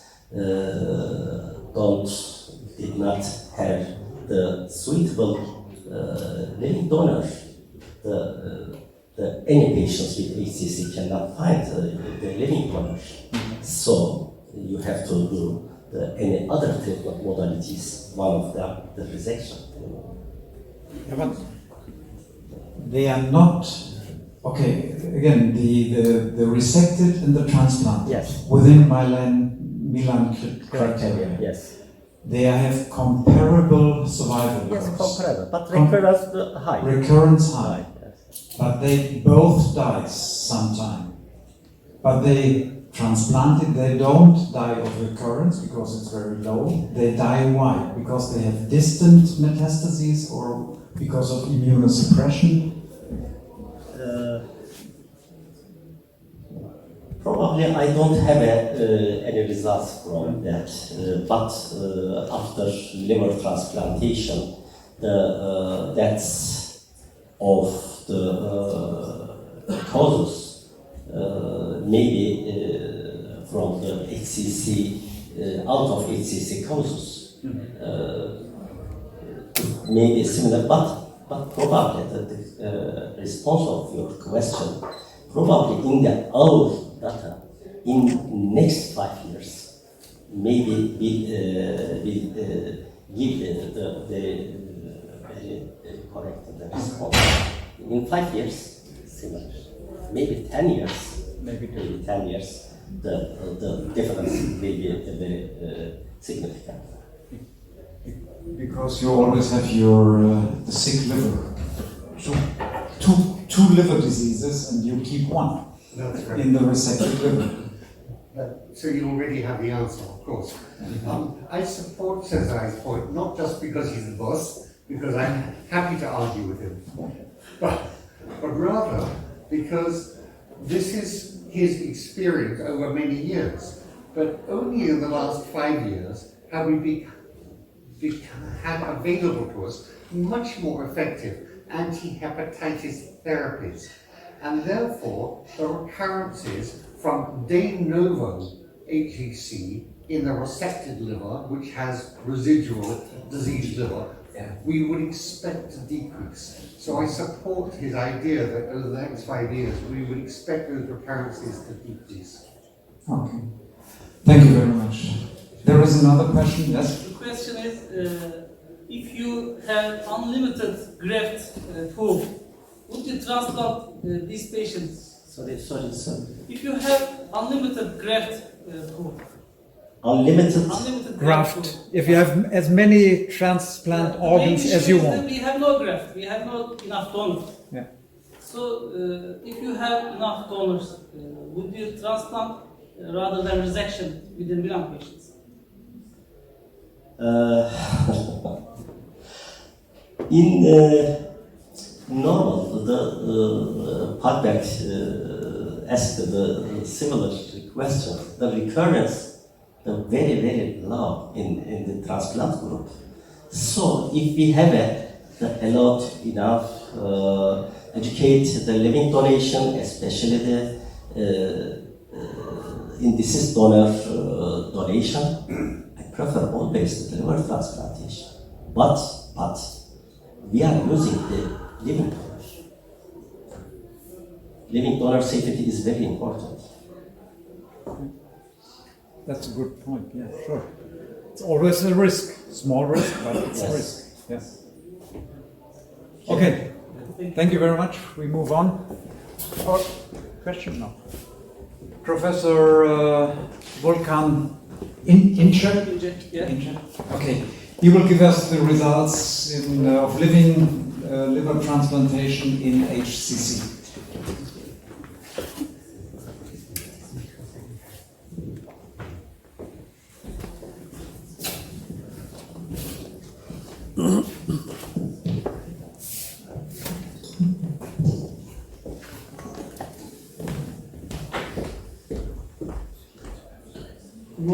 Good morning, everyone. First of all, really proud to be here, and I really appreciate sharing our experience with you. I'm Dr. Volkan from İnönü University Liver Transplant Institute. I am a surgeon, and I am also responsible from the data of liver transplant patients with HCC for 16 years. That's why my topic is today expanded criteria in living donor liver transplantation for HCC. Hepatocellular carcinoma is the sixth most common cancer in the world and third in the cancer-related deaths. In Turkey, it's 14th most common cancer and 7th in cancer-related deaths. And in the Germany, very similar to Turkey, it's 14th most common cancer and 10th in the cancer-related deaths. Professor Brian Carr have mentioned before, in HCC patients, the patients have two diseases. One is cirrhosis and the second is the tumor. So liver transplantation is one of the curative treatment options for HCC because it treats both diseases simultaneously. After liver transplantation, we have two main goals: long-term graft and patient survival and long-term tumor-free survival. According to liver transplant guidelines, acceptable 5-year survival rates should be higher than 60% due to the donor organ shortage. So we have to select patients. The key factor for the success is the patient selection. Milan criteria had been published 26 years ago, and it's a milestone in the liver transplantation for HCC. Within Milan, patients have 75% 4-year survival and 8% recurrence rate, which is excellent. So Milan criteria was accepted as the patient selection criteria for liver transplantation all over the world. Yeah, it's excellent with these outcomes, but it's really strict criteria. Only 20% of all HCC are within Milan criteria. So these criteria exclude some patients beyond Milan. The transplantable ones are within Milan criteria, but there are still patients who can benefit from liver transplantation beyond Milan, and they have no chance to transplantation. So Milan criteria should be expanded. For these reasons, large volume centers for all over the world have been published their criteria for HCC. There are more than 25 transplant criteria published from 10 countries. We published 2 transplant criteria from Turkey, Malatya criteria and expanded Malatya criteria. And in this study, we reviewed the literature about this topic. In this table, you can see the transplant criteria and what is these criteria use parameters as an innovation. And I would like draw your attention to the survival rates. All these criteria, when you apply all these criteria, the outcomes succeed the target survival rates. And there are some scoring systems about patient selection for the hepatocellular carcinoma, and their outcomes can be acceptable also. So now I'm going to talk about what we have done in Malatya for hepatocellular carcinoma. During this period, we performed more than 3,000 liver transplantation in Malatya, 15% of them due to the hepatocellular carcinoma. Among the liver tumors, the common indication was hepatocellular carcinoma, as you know. In this graph, annual liver transplant numbers you can see for hepatocellular carcinoma that we performed in Malatya. Hepatocellular carcinoma is the increasing incidence in our institute, and annually 40 transplantation for HCC we are performing. I will talk about our outcomes. In total, almost 500 liver transplantation for HCC we performed.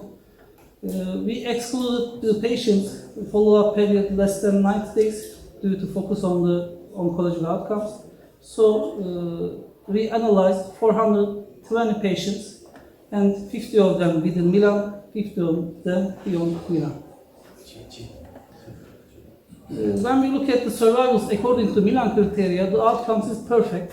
You see 5-year disease-free survival rate is 80%. And we define Malatya criteria, which includes maximum tumor size up to 6 cm, GGT less than 104, AFP level less than 200, and tumor differentiation should be well or moderate differentiate. And we published it 2020. According to Malatya criteria, 5-year disease-free survival rates very similar to the Milan criteria. During the analysis of Malatya criteria, we observed that there are still some patients beyond Malatya group and they have long survival rate. And we had a subgroup analysis and we created the expanded Malatya criteria, which is maximum tumor diameter less than 10 cm, AFP less than 200, and GGT less than 104. In all criteria, we keep Milan criteria. We didn't touch them with the Milan patients. We only applied our criteria in the beyond Milan group. When we look at the survivals according to the expanded Milan criteria, 5-year disease-free survival is 78%, very similar to the Milan also. As a summary in this schema, within Milan patients have perfect, excellent outcomes. But when we create the Malatya criteria, with a similar survival and recurrence rates, we expanded the transplantable patients rate up to the 25%. And in the expanded Malatya criteria, we expanded the Milan up to the 35% with a similar outcomes.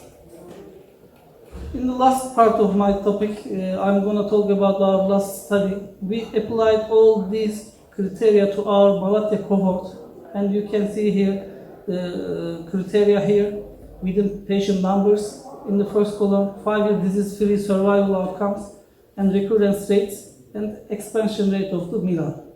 And we searched which criteria have more than 75% 5-year disease-free survivals.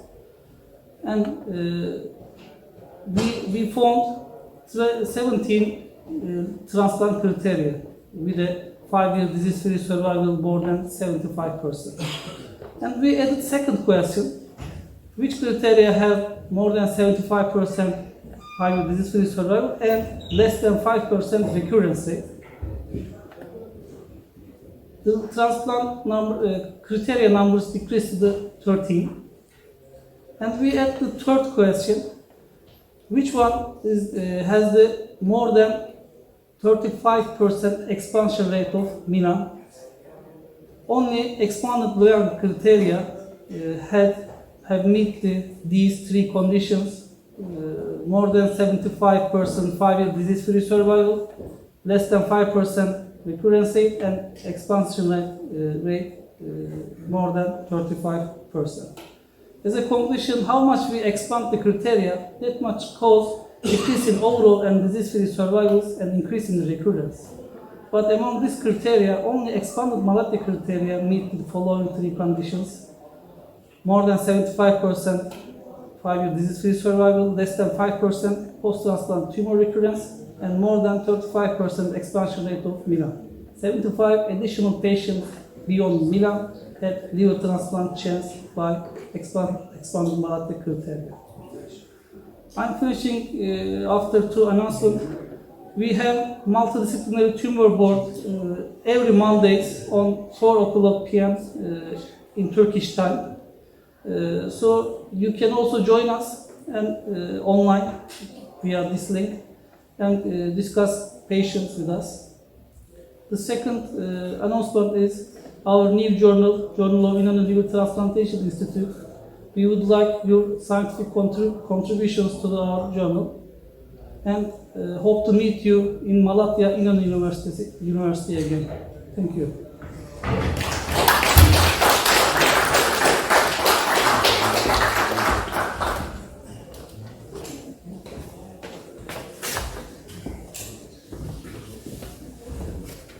Thank you very much for the presentation, Volkan. Is there any question or contribution from the hall to Volkan? Okay. Okay, thank you very much.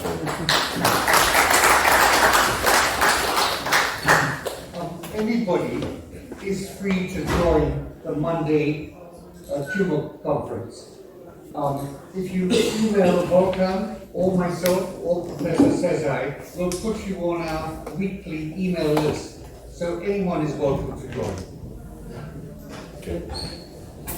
Next speaker is Dr. Julian Liese. Okay. Dr. Julian Liese with the topic of new aspects in immunomodulatory treatment in HCC. Das ist mein Schlüssel drin.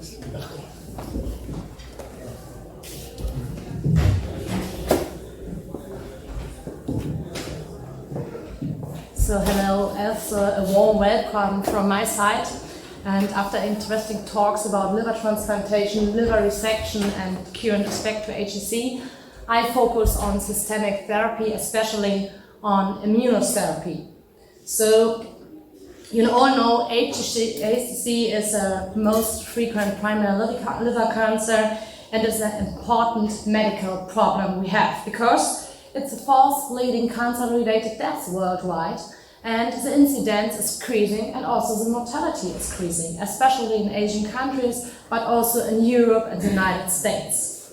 And we know a lot about HCC, and we have a major progress made in detection, in HCC surveillance and cirrhosis, and also in the classification. I think all you know is this is Barcelona Clinic Liver Cancer Classification System, the BCRC system, and it's I think the most used validation staging system for HCC, and it's again validated and updated. And I showed you here, or I show you here, an old version. This is a version of 2018. The first version was in 1999. And I think the first part, or the left side, we talk about. This is a very early stage. The early stage, these are patients, they're applicable for ablation, liver transplantation, and resection. The intermediate state, is a patient, they are candidates with a good liver function for example, local regional therapies like chemoembolization. And the advanced stage I'm focused on is the systemic therapy. And this is over 50% of the patient belongs to that group. And you know, all the recent years we have the tyrosine kinase inhibitors, sorafenib, regorafenib, lenvatinib, and of course they had success and they prolonged survival, but only a few months. And so with the outcome of immunotherapy, there was a big hope, especially the really good data for malignant melanoma or for lung cancer. They made big expectations for the treatment of hepatocellular carcinoma. And in the recent years, we had a lot of studies. We had a lot of studies about CAR T-cell, TS therapy, oncolytic therapy, but they're only phase 1, phase 2. I won't talk about that. I will focus on checkpoint inhibitors.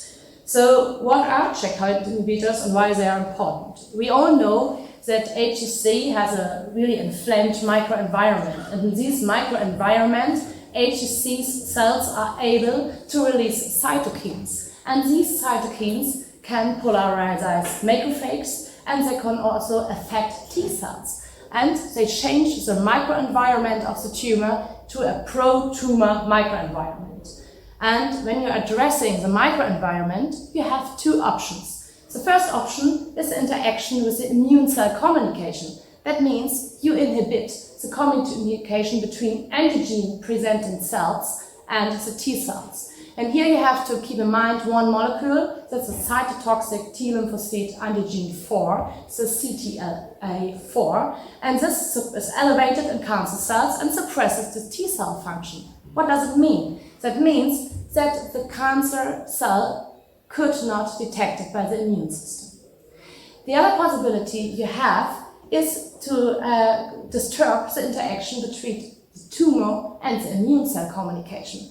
And the most known pathway is the programmed DAS1 pathway, the PD-1.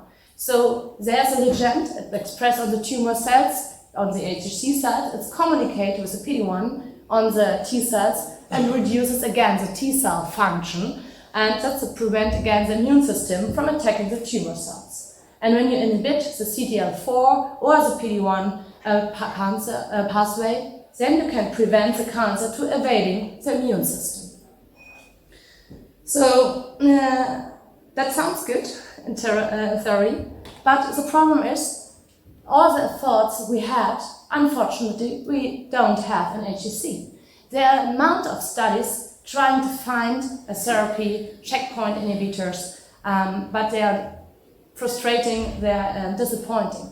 Because the first study, the checkmate study, was the first phase 1-2 trial, so showed only a response rate of nivolumab, this is a PD-1 inhibitor, of 20%. Another study showed the phase 3 trial that nivolumab did not improve overall survival compared with sorafenib in the first-line treatment. So we had no improvement for the patients. And another PD-1 inhibitor is the pembrolizumab, 70% response rate, also not much. But in the second line, so if sorafenib treatment fails or you have a progression under sorafenib, then pembrolizumab improved progression-free survival and overall survival. But there's one big problem. The majority of all patients are resistant to immune therapy or develop resistance under therapy. So what to do? We have the possibility of combination therapies. And the first trial I told you, the checkmate trial that identified nivolumab, they showed in one cohort in the phase 1-2 trial that ipilimumab, it's a CTLA4 inhibitor, and nivolumab had a good response rate and a good overall survival. And because of this study, the FDA approved this combination treatment as a second-line treatment for HCC. But till now, there's no phase 3 study. We have no randomized study. We have some retrospective studies, but not a randomized study for HCC. It's still missing. And so the last years, again and again, different combination tried, but there's one combination Professor Carr mentioned. This is durvalumab and tremelimumab. It's a combination of a PD-1 inhibitor and a CTLA4 inhibitor. And the Himalaya phase 3 trial, it's not the final results are ongoing, showed on the ASCO that you have also a response rate from only 20%. But if you compared it to the single, so monotherapy of durvalumab or with sorafenib, then it's 20% compared to 5%. And also the survival rate after 36 months is much better. It's 3-fold higher. So you have 30% compared to 20%. And I think one point I will come later, it's the treatment-related adverse events. It's really high. So we have to keep in mind that all these therapies have a really big adverse event rate. It's nearly 50%. So for this treatment, the FDA approval is at the moment under review. And this therapy, you know, that is the gold standard. That is the first-line therapy for HCC at the moment, atezolizumab plus bevacizumab. And it's FDA approved because of the EMBRAVE trial. And atezolizumab is a PD-1 inhibitor, and bevacizumab is a vascular epithelial growth factor inhibitor. And this combination showed a significant longer overall survival compared to the sorafenib in the first line. And when you go further, you see the response rate is much higher, 30% compared to with 11%. And it's really remarkable that they have a complete response rate in 5% of the patients. And this you won't find under the sorafenib group. And the progressive-free survival is also much longer in the combination group. And that's why this is the gold standard and superseded the sorafenib treatment as a first line. And the studies in EMBRAVE trial also examined quality of life. And you can see the quality of life is much higher in the atezolizumab and bevacizumab group compared to the sorafenib. But we have adverse events rate of over 50%.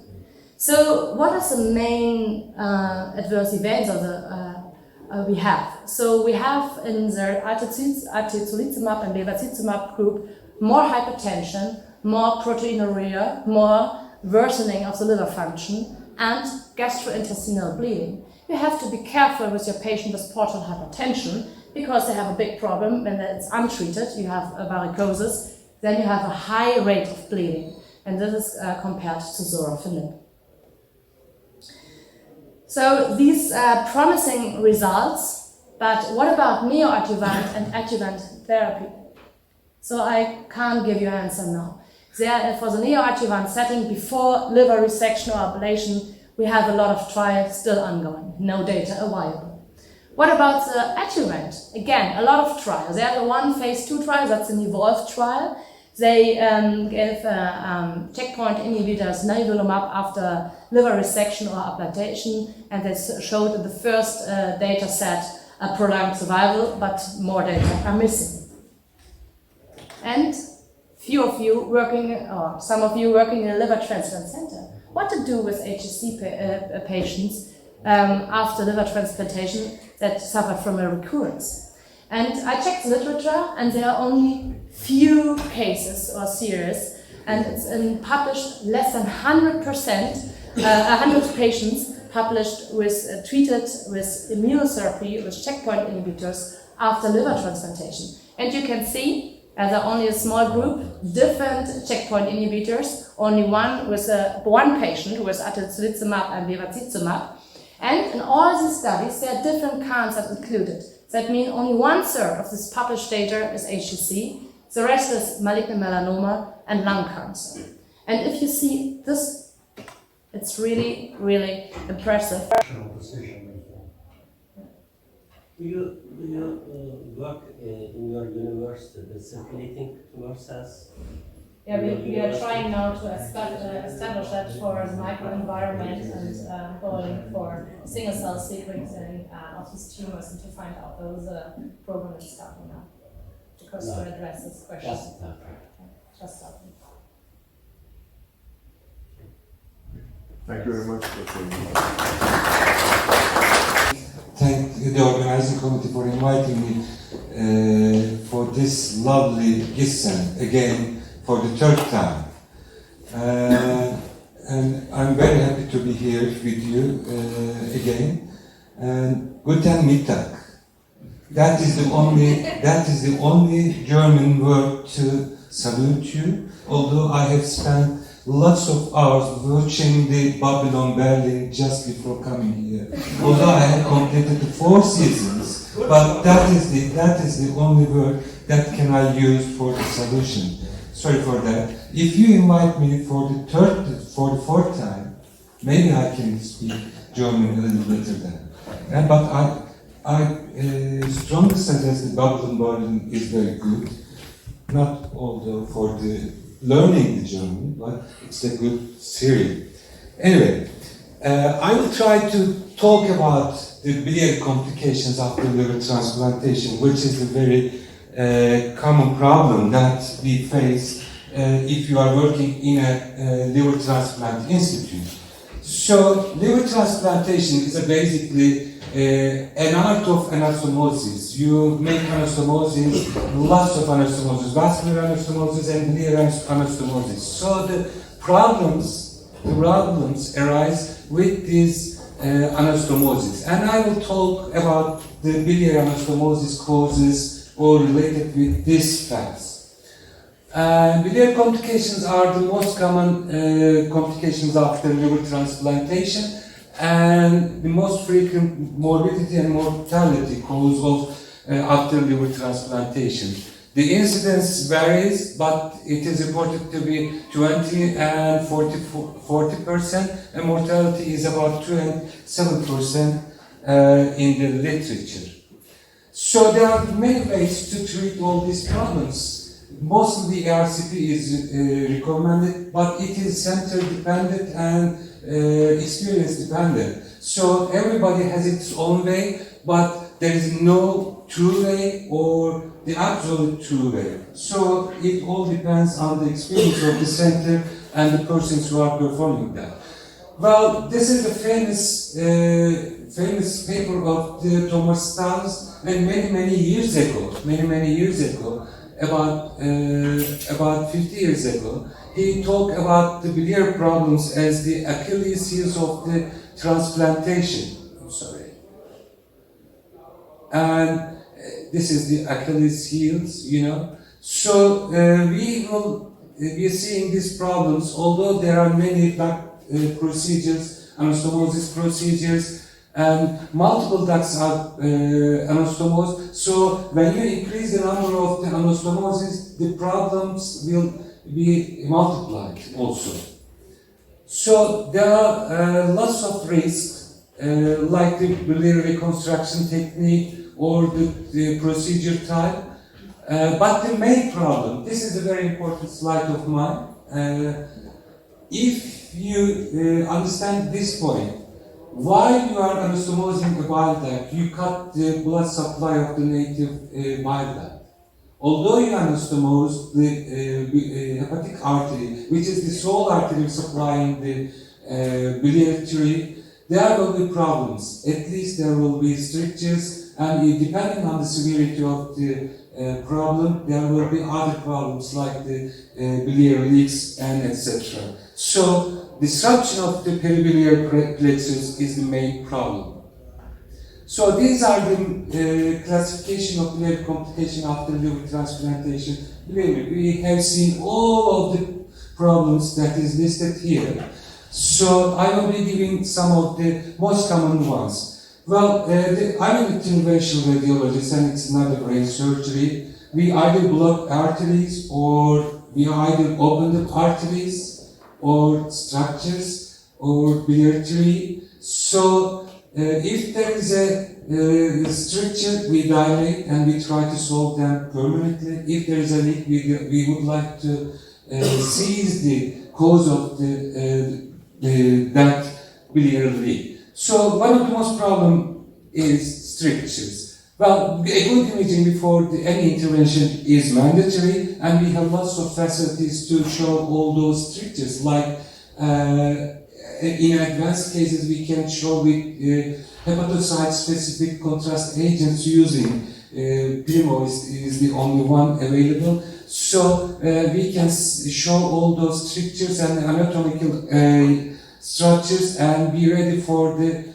variations. So what we are doing for the strictures? Well, there are, the classical thing is that long-term external internal biliary drainage and upsizing the catheter periodically, balloon dilatation, and then we have done all of these things. Then we switch to the plastic stent deployment percutaneously. And then we increase the number of plastic stents, and we use biodegradable stents, which I believe that will be the future of these interventions. So this is very important, but the improvements are still needed. Then we have used, and we are using, retrievable covered metallic stents, which are very expensive. So, and we have seen a lot of good results with this, with the usage of these metallic stents, retrievable ones. Then, after the shortage of such devices, we devised our retrievable stents, which I call homemade retrievable stents. And then we have variation in catheter placement, like catheter in catheter. And the possibilities are open, and sky is the limit. If you are an interventional radiologist, you have to be innovative and find solutions. Stenosis is gone, and you take out the catheter. That's a straightforward case. And sometimes you cannot pass these strictures. Then you place an external catheter just to relieve the edema right there, and then you try multiple times sometimes, and you pass and you do the balloon dilatation, and then catheterization of the catheter. Sometimes you cannot pass these strictures with catheter and guide wire manipulations. So you have to use blunt dissections also in this manner. This is the back end of the guide wire, and you pass and you aim to the main coloduct, and then pass and dilate and put the catheter right there. Sometimes, although we try to pass these strictures many times, we fail.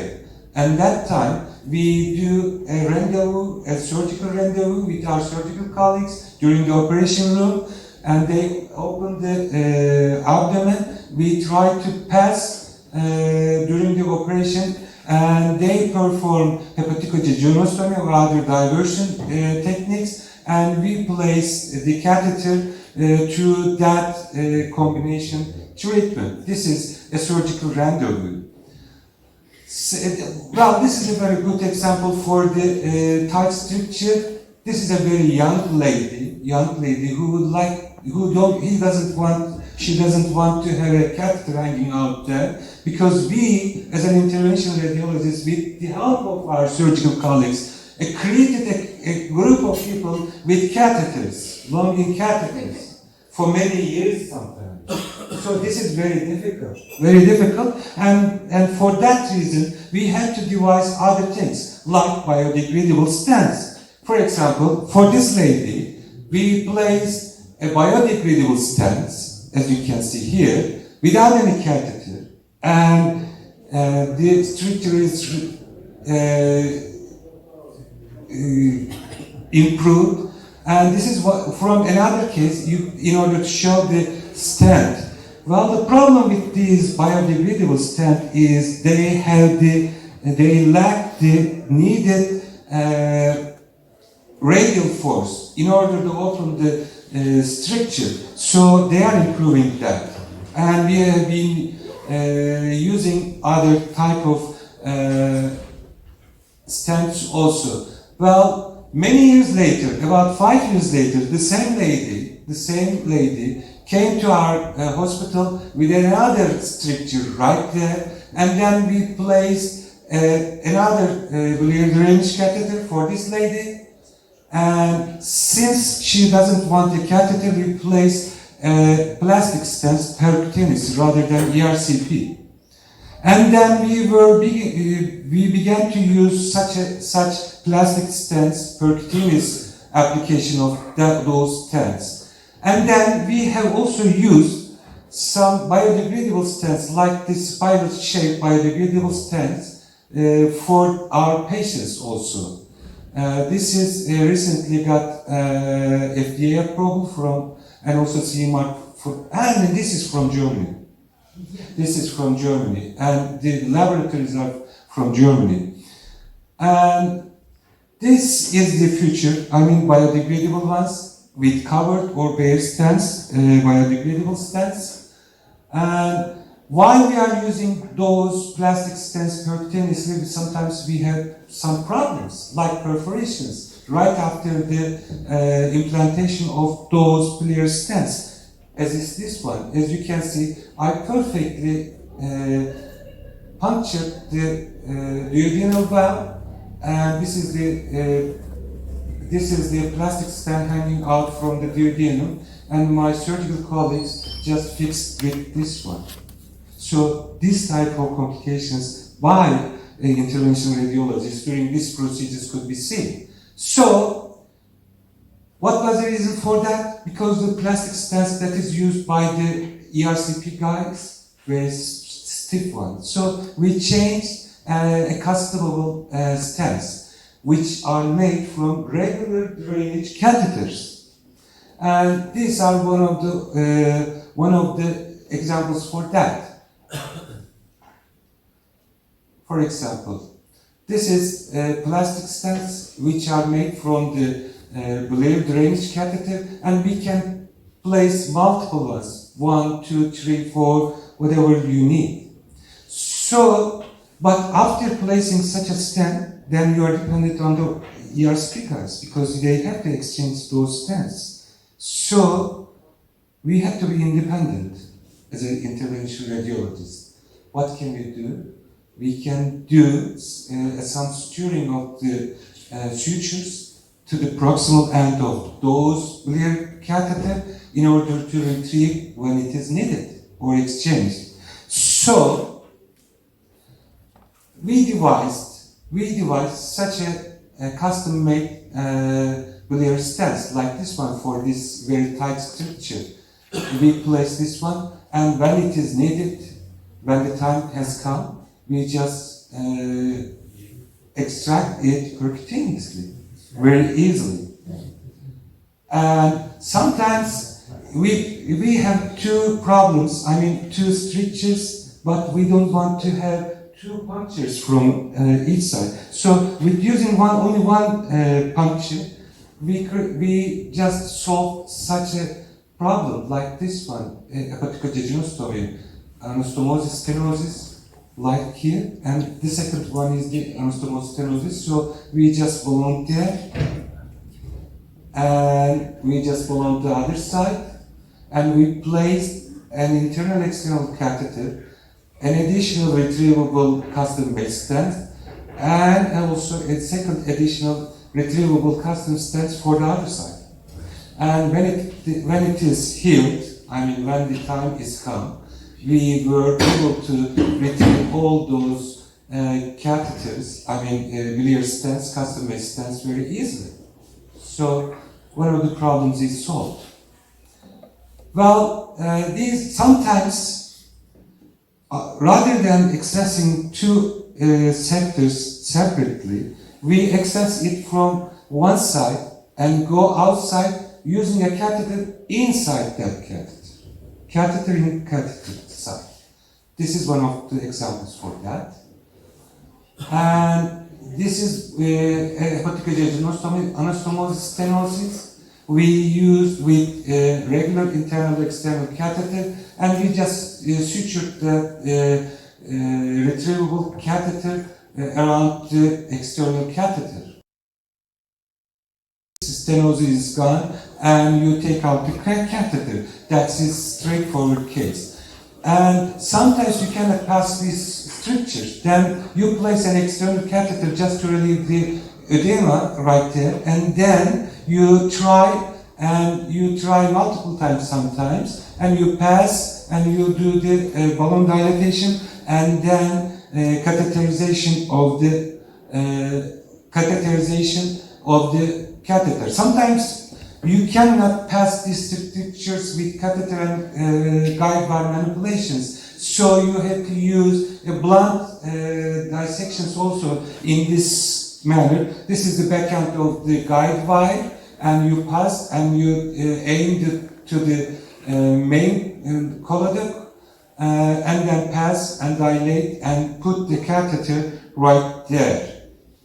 Sometimes, although we try to pass these strictures many times, we fail.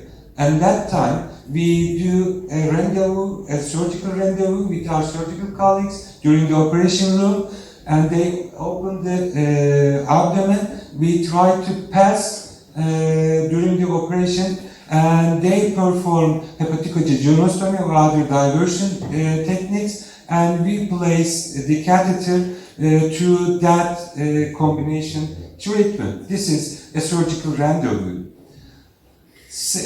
Well, this is a very good example for the tight stricture. This is a very young lady who would like, she doesn't want to have a catheter hanging out there, because we, as an interventional radiologist, with the help of our surgical colleagues, created a group of people with catheters, longing catheters, for many years sometimes. So this is very difficult, and for that reason, we had to devise other things, like biodegradable stents. For example, for this lady, we placed a biodegradable stent, as you can see here, without any catheter, and the structure is improved. And this is what, from another case, in order to show the stent. Well, the problem with these biodegradable stent is they lack the needed radial force in order to open the structure. So they are improving that. And we have been using other type of stents also. Well, many years later, about 5 years later, the same lady came to our hospital with another stricture right there, and then we placed another biliary drainage catheter for this lady. And since she doesn't want a catheter, we placed plastic stents percutaneous rather than ERCP. And then we began to use such plastic stents, percutaneous application of those stents. And then we have also used some biodegradable stents, like this spiral-shaped biodegradable stents, for our patients also. This is recently got FDA approval from, and also CE mark for, and this is from Germany. This is from Germany, and the laboratories are from Germany. And this is the future, I mean biodegradable ones with covered or bare stents, biodegradable stents. And while we are using those plastic stents percutaneously, sometimes we have some problems, like perforations, right after the implantation of those biliary stents. As is this one. As you can see, I perfectly punctured the duodenal valve, and this is the plastic stent hanging out from the duodenum, and my surgical colleagues just fixed with this one. So this type of complications by interventional radiologists during these procedures could be seen. So what was the reason for that? Because the plastic stents that is used by the ERCP guys were stiff ones. So we changed accustomable stents, which are made from regular drainage catheters. And these are one of the examples for that. For example, this is plastic stents which are made from the biliary drainage catheter, and we can place multiple ones, 1, 2, 3, 4, whatever you need. So, but after placing such a stent, then you are dependent on the ERCP guys because they have to exchange those stents. So, we have to be independent as an interventional radiologist. What can we do? We can do some suturing of the sutures to the proximal end of those biliary catheter in order to retrieve when it is needed or exchanged. So we devised such a custom-made biliary stents like this one for this very tight structure. We place this one, and when it is needed, when the time has come, we just extract it percutaneously. Very easily. And sometimes we have two problems, I mean two strictures, but we don't want to have two punctures from each side. So with using only one puncture, we just solve such a problem like this one, hepatocogenostomy, anastomosis stenosis, like here, and the second one is the anastomosis stenosis. So we just volunteer, and we just belong to the other side, and we place an internal external catheter, an additional retrievable custom-made stent, and also a second additional retrievable custom stent for the other side. And when it is healed, I mean when the time is come, we were able to retrieve all those catheters, I mean biliary stents, custom-made stents very easily. So one of the problems is solved. Well, these sometimes, rather than accessing two sectors separately, we access it from one side and go outside using a catheter inside that catheter. Catheter in catheter side. This is one of the examples for that. And this is hepatocogenostomy, anastomosis stenosis. We used with regular internal external catheter, and we just sutured the retrievable catheter around the external catheter. Bursa 02 12% when you look. Outcomes are particularly poor for patients who develop perihilar or intrahepatic cholangiocarcinoma in the setting of primary sclerosing cholangitis. We call other cholangiocarcinomas developing not on the basis of primary sclerosing cholangitis as de novo cholangiocarcinoma. Preoperative decompression is controversial. Mostly, most centers, when the bilirubin levels are above 10, they prefer to perform a surgery up below 2 or 3. And decompression of the future nerve remnant liver is advised. Placing a stent, endoscopy, or percutaneous catheter drainage is also controversial. When you place a stent, artifacts they can be seen on radiographic assessment, and during the operation you can't feel the real upper border of the tumor. But when you place a percutaneous catheter, there's tract recurrence or seeding up to 6%. Preoperative portal vein embolization may be keep in consideration when you think after resection there will be not enough remnant liver.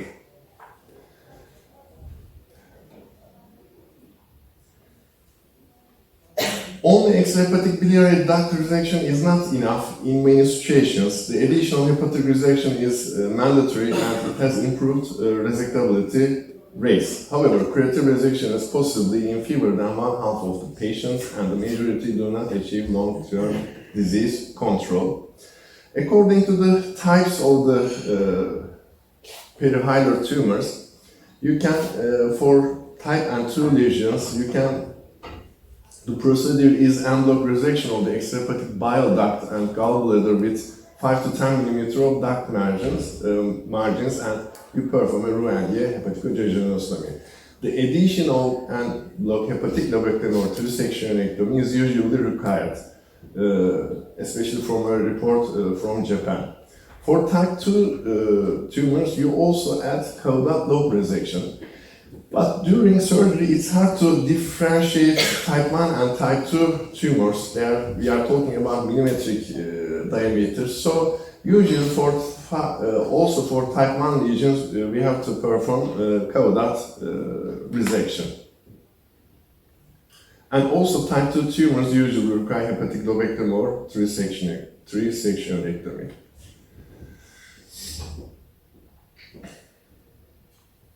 This is a report from Japan, Nagoya University, performed by Nagino. They advised trisectionectomy for these lesions and leaving segment 2 and 3 bile ducts only and resecting the remaining. They say if you perform this trisectionectomy, you may resect patients which you go on with transplantation, and their resectability rates seems high according to this report, but you can't find a second report saying about this. And progress made about this resectability for the recent years after use of many meticulous techniques. In selected series, 5-year survival rates are between 20 and 50%, which are with the best results reported from Japan. This aggressive approach has resulted in 5-year survival rates that are 50% or better in some series. Again, from this center, again from Nagino, they evaluate their 2 periods of surgery from 1977 to 2000 and 2001 to 2010. They have seen that in non-metastatic and lymph node 0 patients, the survival in the later period is, for the 5-year, is nearly 68%, which is very high for these perihilar tumors, which was better than the earlier periods. The most common relapse pattern is local, and the main risk factors for recurrence include histologically positive margins and lymph node involvement. This is metastasis.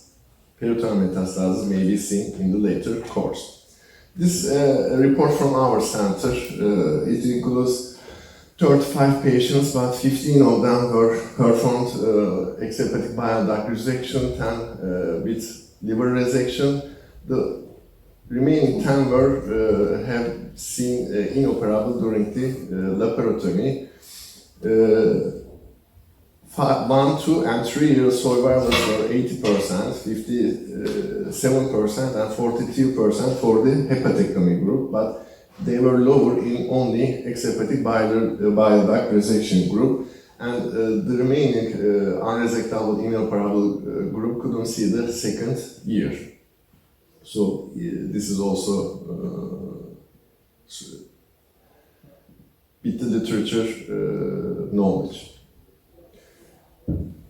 This is a complex procedure when you perform extrahepatic bile duct resection. You may usually meet with multiple orifices, and you may perform ductoplasties or perform each other hepaticojejunostomies. These bring strictures and multiple percutaneous interventions in the postoperative period. Liver transplantation has been evaluated for these both intrahepatic and hilar cholangiocarcinomas. In many cases, the patients were transplanted for primary sclerosing cholangitis without a known diagnosis of cancer, and they were found to have incidental cholangiomas in their native liver. The leader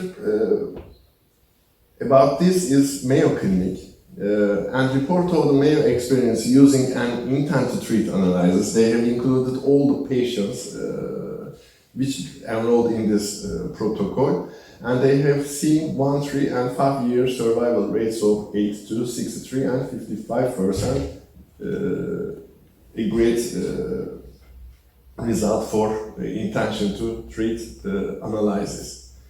And later reports showed us that outcomes were more favorable among patients who had received neoadjuvant therapy when you compare it from centers who didn't apply any neoadjuvant therapy.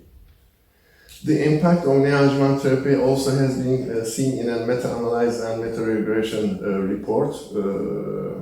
1, 3, and 5 year survival rates without neoadjuvant therapy was 79, 48, and 32, but it was when chemoradiotherapy was added, it was 83, 65, and 65% respectively, and they are good results.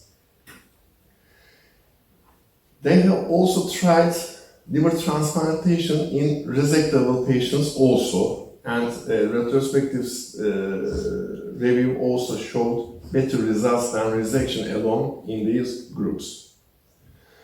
Transplantation versus resection for hilar cholangiocarcinoma. There's also multicentric report said us that transplanted patients had improved survival over resection alone at both 3 and 5 years. 72% to 33, 64% to 18%, a great difference between the results. This is a 2020 year report from Mayo Clinic, which also made the first reports from Mayo Clinic, Charles Rosen. They shared their results for liver transplantation for hilar cholangiocarcinoma, and they have seen a 5 year overall survival of 50% and 10 year survival of 46%. Only transplanted patients had 5 year survival of nearly 70% and 10 year survival of 62%. When you apply to this primary sclerosing cholangitis-based cholangiocarcinomas and the de novos, primary sclerosing cholangitis seems to be better with better results because you also cure the two diseases together. This is a photo from last IRTS held in Istanbul. It was a slide of Mayo Clinic. When you can't perform a cytology or tissue biopsy, they rely on these criteria. There will be a malignant appearing structure and at least one of the following: a malignant histology or histology, or CA19-9 greater than 130. This value is 100 in most of the reports, but it was seen like that at that congress. Polysomy on fish or a mass smaller than 3 cm of radial diameter.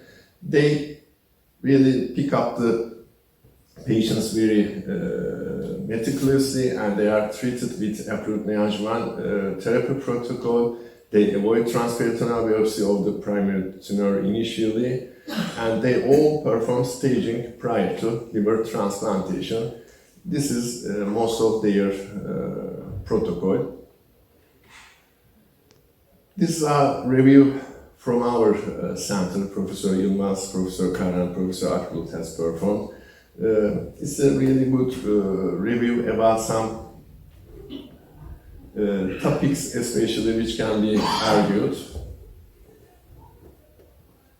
and especially emphasizing on the role of living donor liver transplantation in primary cholangiocarcinomas. Also, although liver transplantation seems better, it's not a low-hanging fruit, and center experience is important. We need prospective randomized trials, and there is one held in France. It's called Transfield study. It's finished. They also perform the same protocol, and I think sooner they will report it. They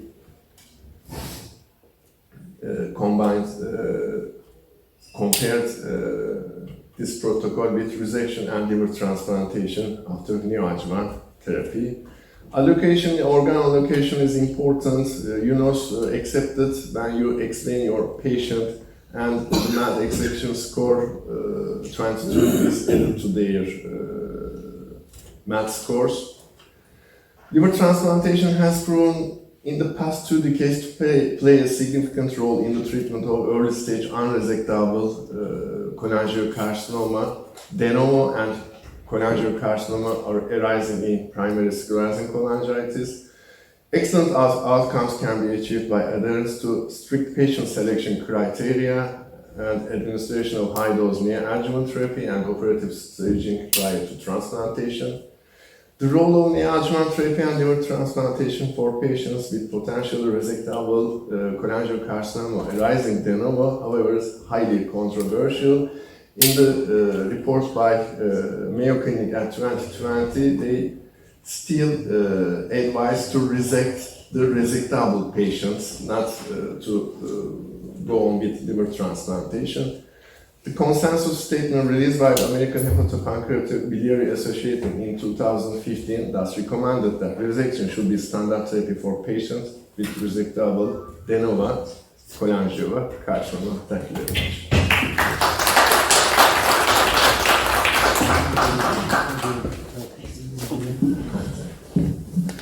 Professor Işık, thank you very much for a marvelous overview. Thank you. Would anybody like to ask Professor Işık some questions? I have a couple of questions for you. Where do you see advances in biliary tree tumors coming from? From more aggressive surgery, from better chemotherapy, or from the more refined versions of radiotherapy that are now available? It seems to, according to the literature, that radiation therapy is important, chemotherapy is important. aggressive surgery is important, but there are only selective reports in the literature, and really to reach that expertise centers experience is very hard. You have to perform many surgical procedures for that experience. So, combined chemotherapy and radiotherapy is important. They used to make brachytherapy, but they also advise stereotactic radiotherapy. And I think radiotherapy will find a place in these cases because capacitabine is nearly universally approved for these tumors. When we come to your question, I think radiotherapy will take place, in my opinion, and not aggressive surgery, but it seems that liver transplantation will be the future of these perihilar cholangiocarcinomas. Thank you, Professor Ishii. I'm impressed that capecitabine, which is really oral 5-FU, is a 50-year-old medicine. Yes. Isn't it strange that we haven't got better anti-cancer drugs in this disease?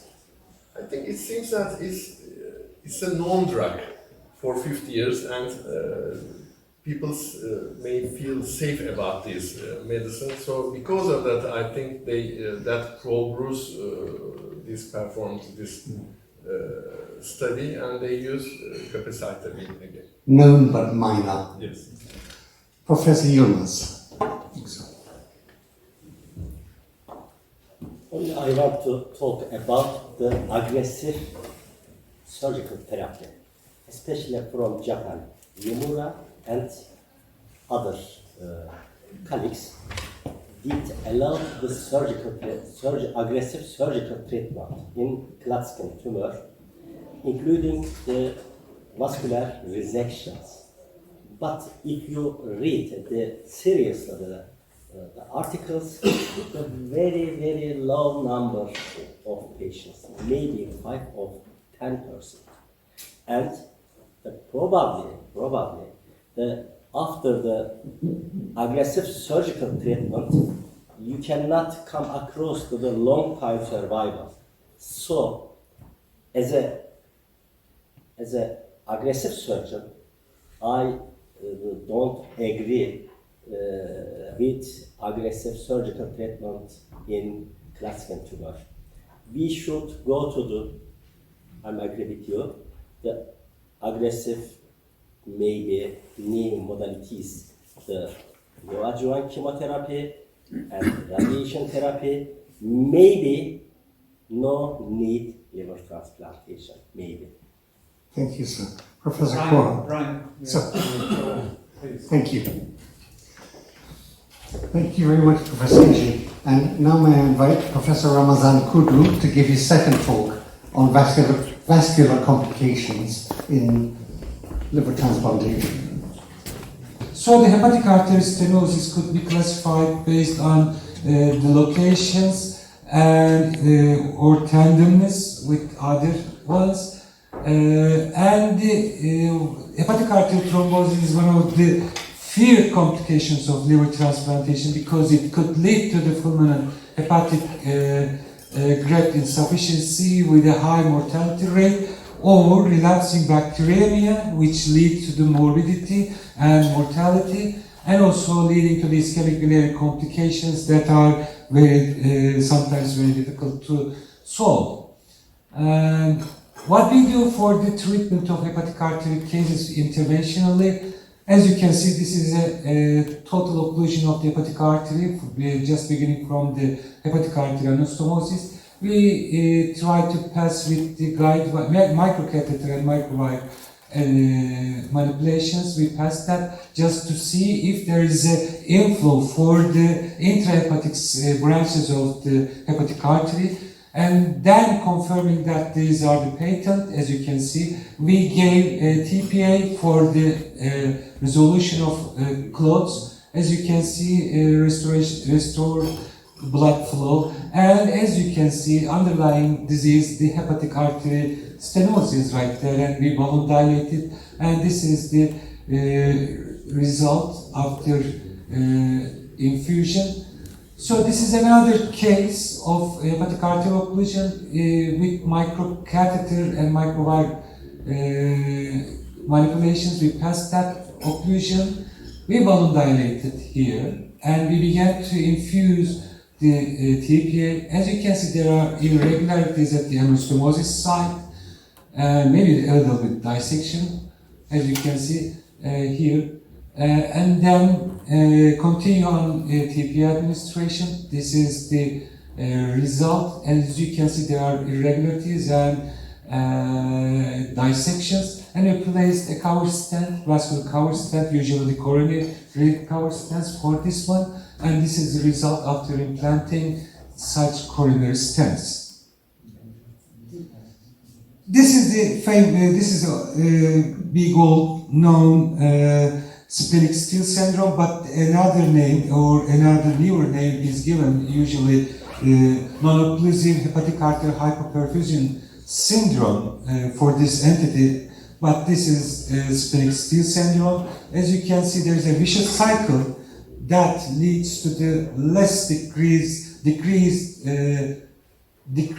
inflow, hepatic arterial inflow to the graft. So you have to break somewhere from this cycle that decreased blood flows. So what you have, a couple of examples. As you can see, intrahepatic branches of the hepatic artery is not well seen.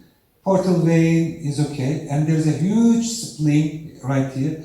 After partial splenic embolization, well, don't forget that our aim is not totally block the splenic artery, just to reduce the perfusion of the splenic artery. And this is the after partial splenic embolization. You see these areas that is hypoperfused or embolized, and this is after embolization. As you can see, even in the CT images, we can see the intrahepatic arterial branches that is filling after embolization, and also shrinkage of the spleen after embolization of the partial embolization.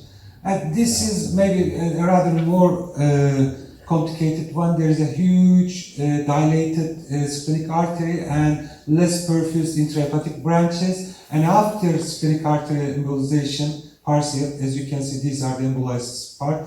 You can see angiographically the increased intraarterial flow that is present after embolization.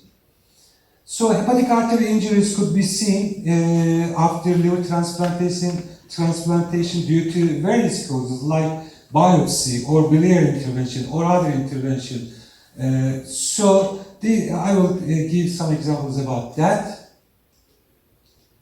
As you can see, there is arterioportal fistula, very widespread arterioportal fistula. You can see that, and we just embolized with coils these arterial fistulas, as you can see, and this patient is still alive after 10 years of intervention, initial intervention.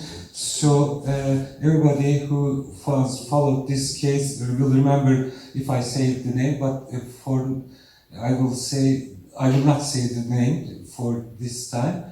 Hepatic arterial pseudoaneurysms could be seen. It could be related to the technical factors in surgical anastomosis, or maybe due to the infection. So could be due to the iatrogenic causes also. Let me give you some examples. You can see this is post-biopsy, small pseudoaneurysm, very small ones, but we just coil embolized with this one, and this is the result after embolizing that branch. They could be seen a cone of ice cream, but very dangerous one, as you can see in this one.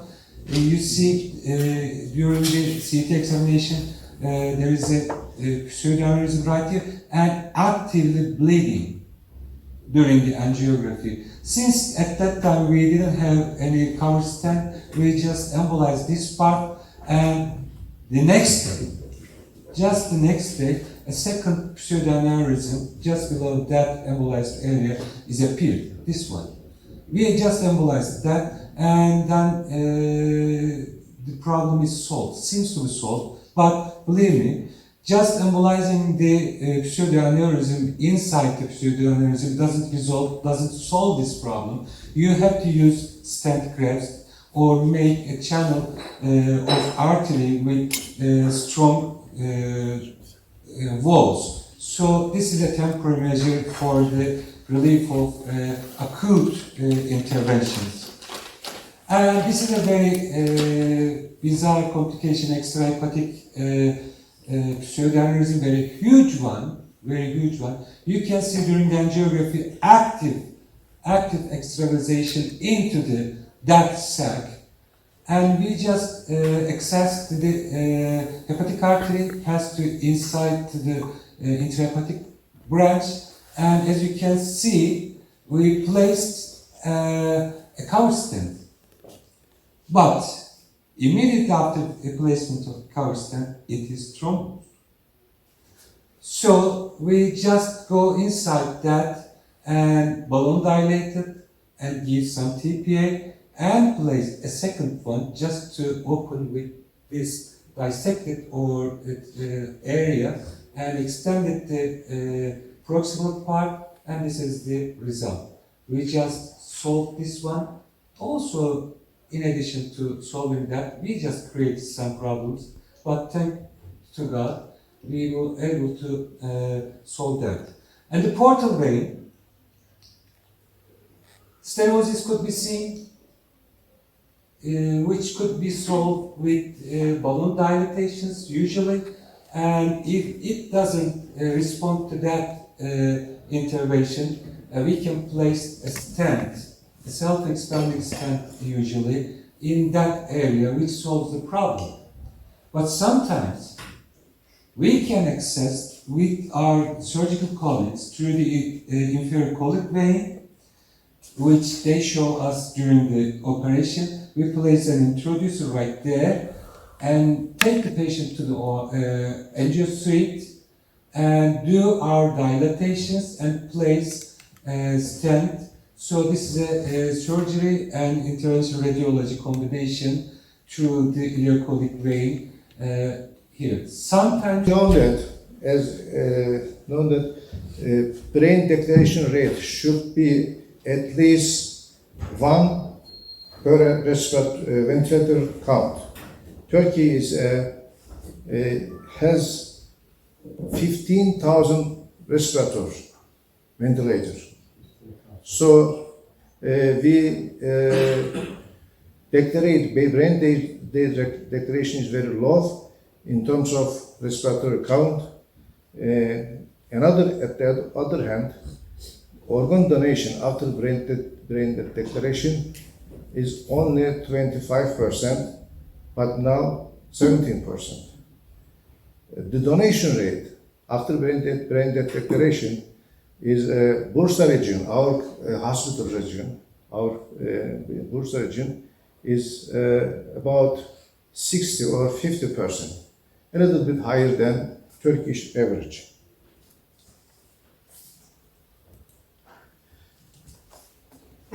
In 90s, we want to try to increase the organ donation, and we want to work a field study. What is the most questions regarding organ donation in Turkey? The questions from the public are these are: does Islam permit organ donation? Do they wrongly treat me after for organ harvesting? What is the brain deaths? Who decide this? Is there an organ mafia or trade? But the mostly wondering question is, does the body integrity be protected? That is the mostly questionable aspect. So we finished the study, our team finished the study, and they published it in Transplantation International in 2004. 900, almost 1,000 people participate in the study. 57 of them willing to donate. The other one don't want to donate. The refusal to donate reasons 40% uncertain, but the other one failed to body fragmentation 31% and religious reasons 16%.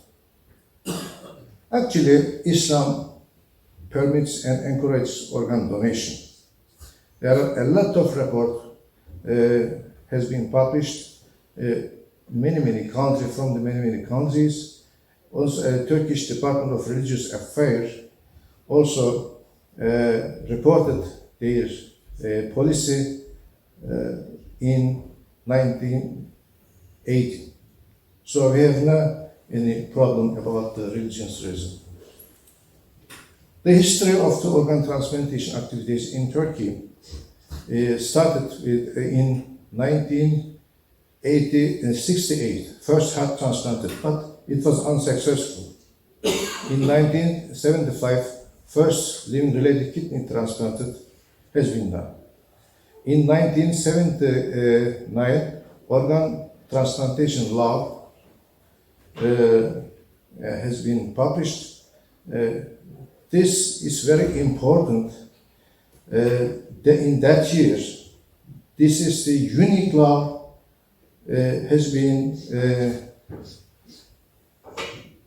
reported from our parliament. In 1990, Turkish Society of Organ Transplantation established. In 1994, Turkish Transplantation Centers Coordination Association, another association, has been established by the authority. So, in 2007, Turkish organ allocation system established. Now we have a Turkish organ allocation system, and it works very well. It works very well. We are happy to have it. In Turkey, organ transplantation centers not eligible. There are a lot of organ transplantation centers, mainly located in Istanbul, and you see that some of them is private hospital, and every kind of organ transplantation centers are present in my country. But in terms of organ donation and allocation, the government separated the country 9 different regions. Bursa region is here, is one of them. And PMP rate, we can see the PMP rate is here, is here, is here. The highest PMP rate in Bursa region. In another graphic, you can see the PMP rate. In 2008 or 2009, our region's PMP rate is very low, the lowest in the country. And you can see this line and this column, and it was alarm for us, and we decided to start a donor activation program for the next couple of years. And what we did. First, we started the program at 2008. We had some principles. We worked under these principles. First of all, we educate by ourselves, ICU personnel, coordinators, all academic personnel, other healthcare personnel. Education of the schools, factories, mosques, local religious authority, societies, hospitals, other universities, and also public. Team working is essential for that kind of study. Appreciation, celebration, and memorial activity. You can see this is donor mother. After 1 year, we celebrate their donation. And media relation is very important also. We use media very frequently, and we visit everywhere, under water, the mountain, everywhere we visit. And the media relation also, again, I want to press that kind of topic, and we organize some theater game. You can see this guy. This guy is Professor Oktay. He's a renal transplant surgeon, and his wife playing a theater game. So we disseminate everywhere, and the results are here. Step by step, the donation rate, you can see the purple line, increased in, and 2018, our PMP rate was almost 24. And that range is higher than, not only in Turkey, is higher than the European range, organ donation range. So this is very, I think this is a success. Yeah. And at 2017, Sunday, a colleague of mine called me at 8 o'clock a.m. And please, Ekrem, please look at the newspaper. Hürriyet is a national newspaper. I and my colleagues are present in that newspaper, and they talk about it was a miracle. So you can see the Dr. Didinen. Dr. Didinen is a surgeon and intensivist, and also a coordinator of a donor hospital. He had end-stage renal disease, and he was waiting for kidney graft, but he didn't accept living-related renal transplantation. Unfortunately, a couple of months before this summer, he died waiting for the kidney transplantation. This is the bad story. Iskender is a good story, but Didinen's story is bad story. So, summary, I want to summarize my presentation, first part of presentation. Factors affecting increasing organ donation in Bursa region are very close collaboration. Bursa University and local health authority. We did that with together, not only with us, with together with local health authority, government, and other persons who visible or invisible. Education is very important. We did not interest the other regions of failure. We use media. The team working is essential. We did not change our teams. This is very important thing. Coordinators should be selected from ICU workers. This topic is coordinators' suggestion. The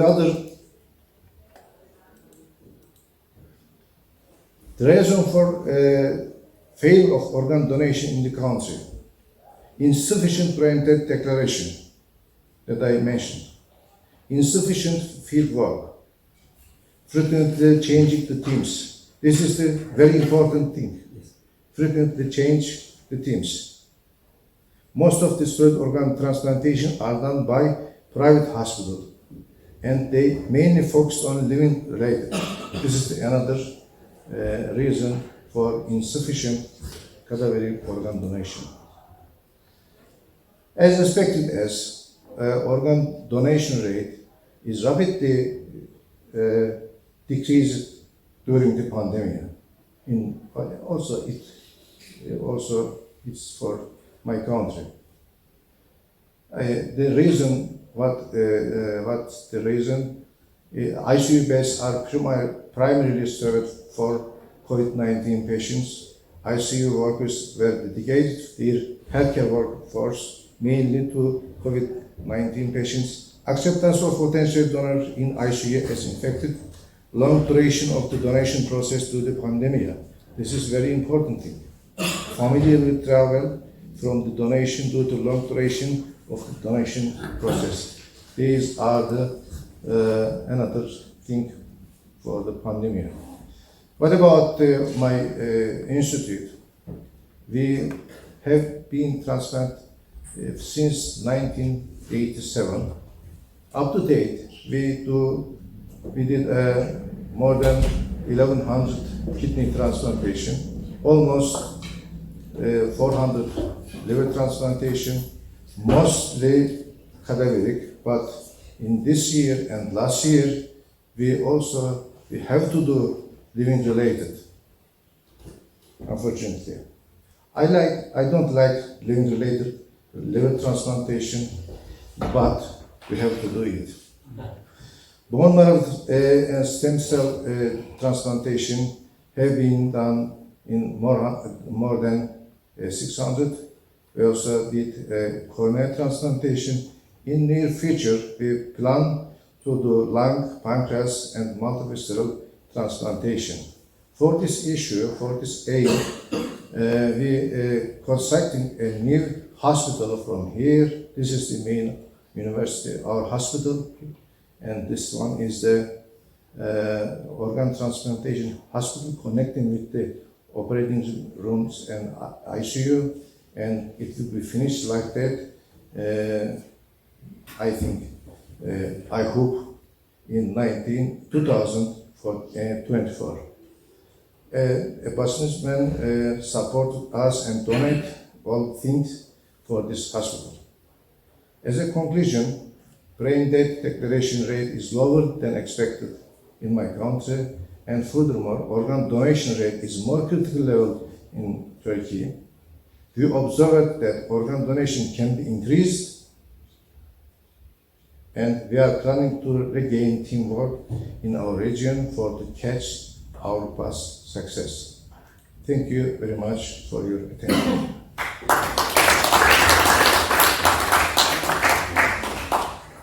Thank you, Professor Kaya, for your talk. Are there any questions from the audience? Congratulations for your increasing the donation rate, and it's an example for how worthwhile it is to invest into informing the public how organ donation works. And that's why, for example, Spain is so successful. They have a rate of 40 or something per million inhabitants. So congratulations. It demonstrates and proves that engagement in organ donation is a good investment to save patients. So, but now my question. Turkey, I guess, has 80 million inhabitants. Is it true? 85. So it's similar to Germany. Yes. And you have 71 liver transplant centers. Yes. That's, to my opinion, about 50. How about 50 now? 50. It's about 50. So there must be some centers who are doing 3, 4, 5, 6. There were 71. But some of them are not active. Okay. Yeah. Because, you know, you have to do at least 20, 30 a year to be successful. You don't have to do 300, but you have to do 30 a year to be successful and to deliver a high quality. So I think 71 is too many. Yes, I agree with you. Yeah. I agree with you. Probably will be close to most of them. Probably. And they probably they are private hospitals doing the liver transplantation because of money, or? Yes. A private hospital located in Istanbul, mainly to living related. Yeah. I want to give the audience two messages from my experiences, the organ donation studies. One of them is media relation is very important. Very important. If we do a liver transplantation, not a difficult case, standard case, we do a news in local newspaper, they big effect on the population and the organ donation increase that kind of news. So I think from your talk, it's a good example why we are sitting here and exchanging our knowledge, because in Germany we have some problems to recruit enough organs for transplantation. Winfried, I think you should go to Turkey and you should get some more information on your education program, and then we should really start something among the transplanters in Germany to educate the people.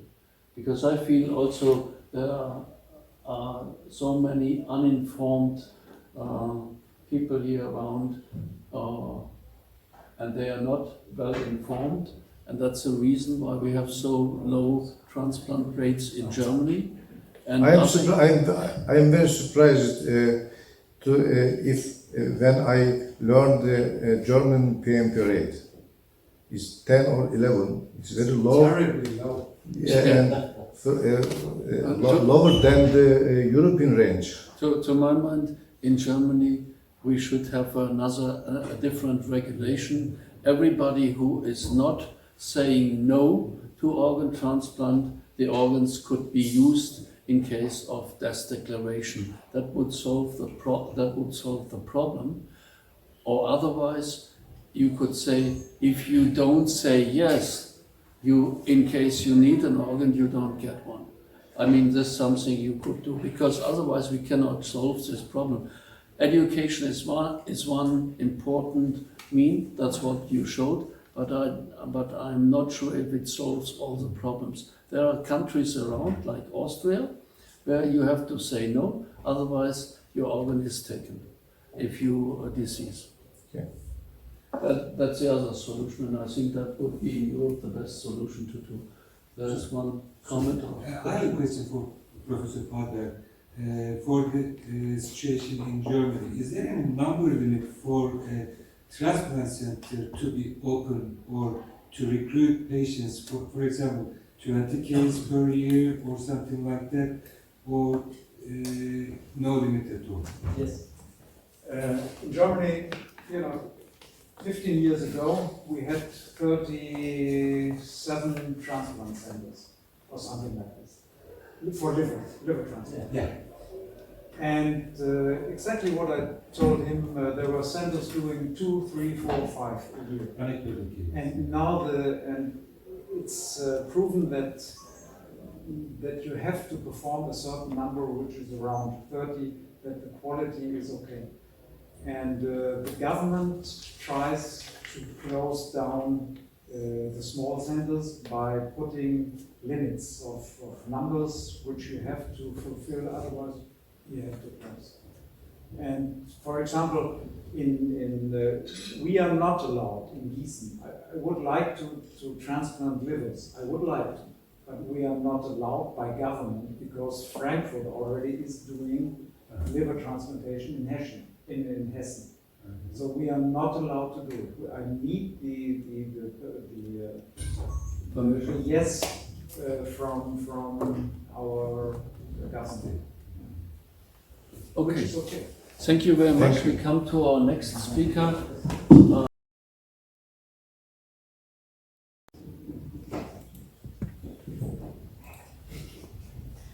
Thank you very much. So I want now to answer the question, is liver biopsy obligatory for HCC in modern imaging? As you all know, the incidence is increasing and HCC is the second most common cause of cancer-related death in the world and the fifth most cancer in general. So the distribution is very different according to geographical area in the world. And so everything which is done, also imaging, has to be in compliance to the guidelines of the European Association of the Study for the Liver and the European Organization for Research and Treatment of Cancer, in order to do the same things everywhere and to come to a standardization. 1/3 of patients with known cirrhosis will develop HCC during their life course, and so it is recommended to screen patients with ultrasound as soon as cirrhosis is known. And usually, this is one of our patients already, usually that is a clinical diagnosis. So you see it on your patient or you see it on the lab, and we can very well recognize cirrhosis in imaging just due to the very well-known imaging features. And in cirrhosis, there is such a thing like malignant transformation in multiple steps. So the first thing we will see in images is a dysplastic nodule, and this dysplastic nodule over the course of the time will advance to HCC, and also we can see that advancement. There is a large exception, and that is fibrolamellar carcinoma. This occurs in the non-cirrhotic liver, and here biopsy is required in each course and each case. But if we have the patient which has cirrhosis, whom do we need to screen? And you can see that it depends on the function, on the child state A or B or C in case the patient is waiting for a transplant. And we would also include patients which are suffering from hepatitis C if they have liver fibrosis or if they have hepatitis B. And screening will be performed by ultrasound every 6 months. And then we have a sensitivity ranging from 60 to 90% and a specificity greater than 90% if we find a nodule. If we find a nodule, then we look at the size of it. If it is smaller than 1 centimeter, we perform ultrasound every 4 months, so we decrease the interval of screening. If it is more than 1 centimeter but below 2 centimeters, then we are obliged to perform contrast-enhanced CT and dynamic contrast-enhanced MRI, both. Then we will see if there are typical features, and I will come to the typical features in a moment. If we see them, then HCC can be considered to be confirmed, and we can go to therapy. If no, we have to perform biopsy in such a lesion, and then we will see if either it is HCC or we end up with an ambiguous result. And if that is the case, we go back to follow up with ultrasound and to see if there is increase in size, and then again to perform this loop.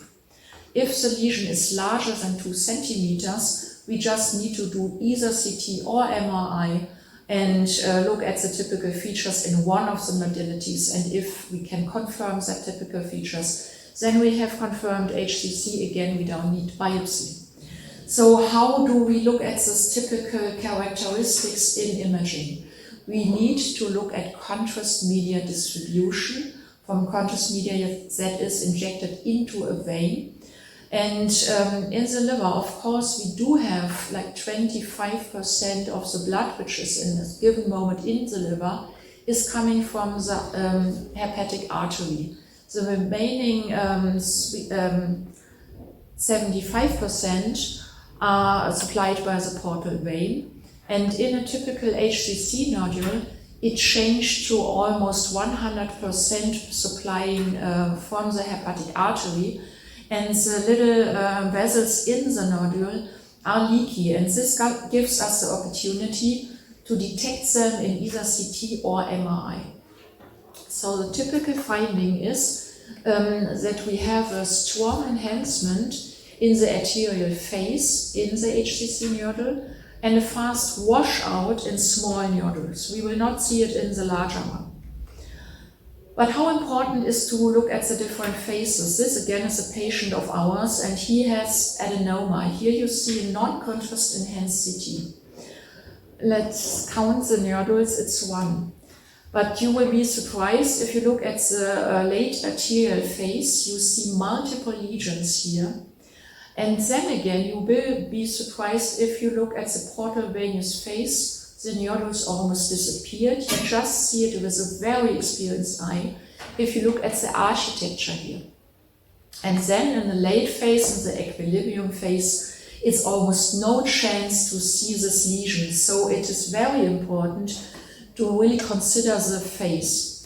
And what can we see? What kind of lesions do we have? This is actually ischemic delineation. We have native here at the left, then in the middle the late arterial phase, and to the right we see the portal venous phase. And you can appreciate we have hypervascularized lesions. HCC belongs to that.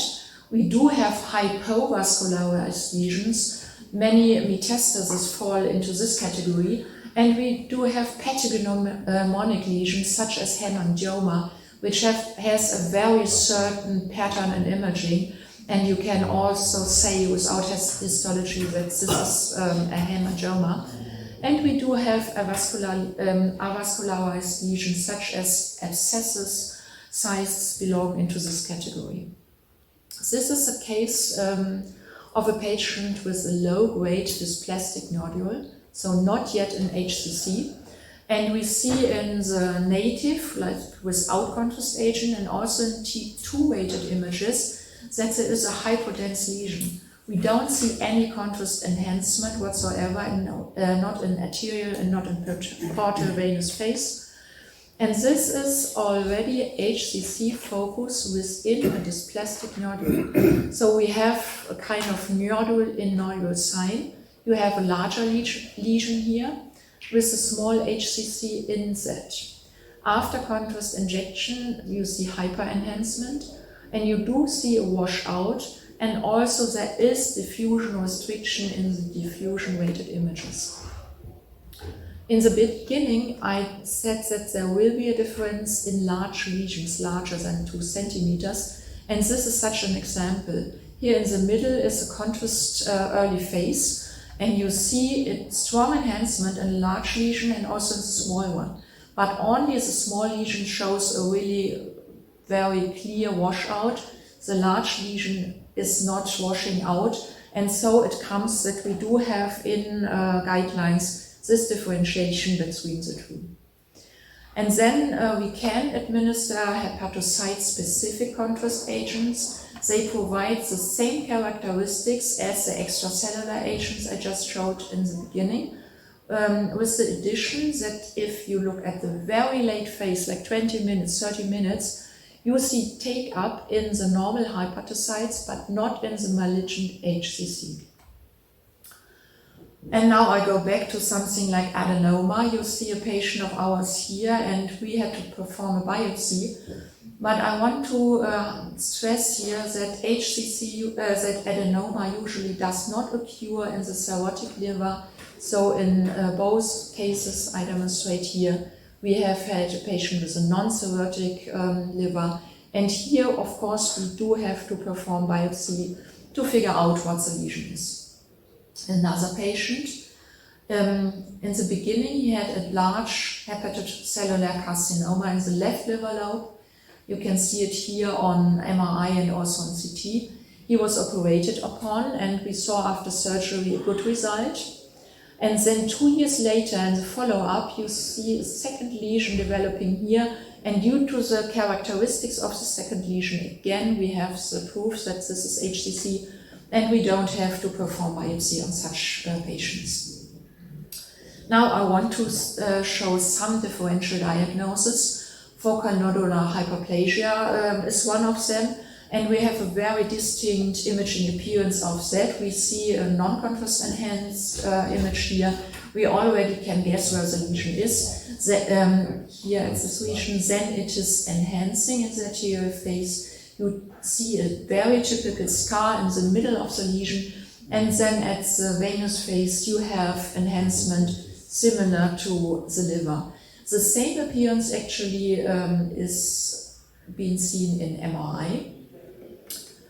And the next lesion, which is almost a favorite of all radiologists, is hemangioma, because it has such a pathognomonic appearance. You see that there is a lacunar enhancement, like it enhances like the arteries and like the veins in the late phase. And there is contrast distribution from the periphery to the center of the lesion. It looks almost similar in MRI here without contrast agents, and early phase, later phase, and very late phase with hepatocyte-specific agent. Adenoma, we saw that in the beginning of the talk. It is benign tumor which occurs predominantly in young female patients. And again, sometimes this diagnosis is very hard, and so we have to confirm it with biopsy. And last but not least, metastasis. It's much more common than HCC. And it can have a typical appearance like here in metastasis of colon carcinoma, but also it is like a chameleon. We can see very different metastasis, for example, from renal cancer, which has hyperenhancement in the arterial phase, but it's a common differential diagnosis. And again, back to HCC, I showed this a couple of times already. In the guidelines, we did have a development over the years, and the most recent recommendation sharpened a little bit how to use contrast-enhanced ultrasound and also how to use MR and CT. And again, this is kind of a repetition. It holds true also only for patients with liver cirrhosis. It cannot be applied to the non-cirrhotic patient.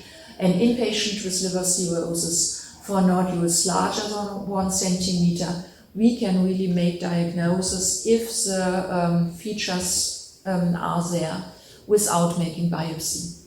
FDG PET is not recommended because it is very unspecific in early HCC. And to make radiology speaking with one voice, the American College of Radiology developed so-called LIRADS. What is that? It's liver imaging reporting and data systems. And everybody in radiology reports according to the system in order to obtain standardization of the terminology, also standardization of imaging technique, interpretation and measurement in case of the treated liver. So the algorithm is in accordance with what we saw already for the surveillance of patients. Ultrasound is recommended, and if we want to do diagnosis, we can use contrast-enhanced ultrasound, or we use CT and MR. And for patients which have been treated already, we use CT or MR for follow-up. Also here it is stated that we are not using these modalities in patients without cirrhosis, and it cannot be used for children, only for adults.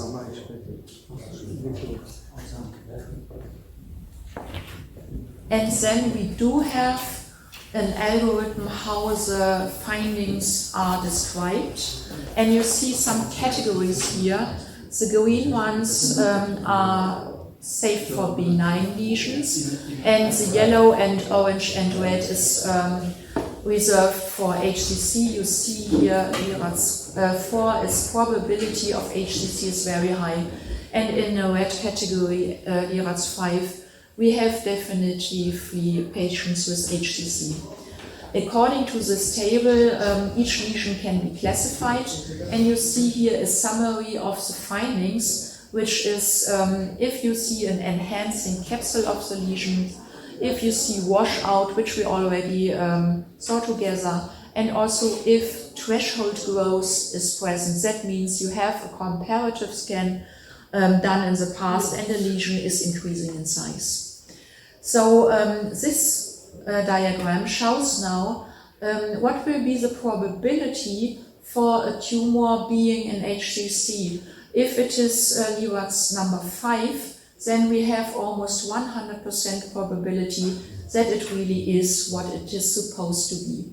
If we have the class below, then we see that we have a very high risk for that the lesion is malignant.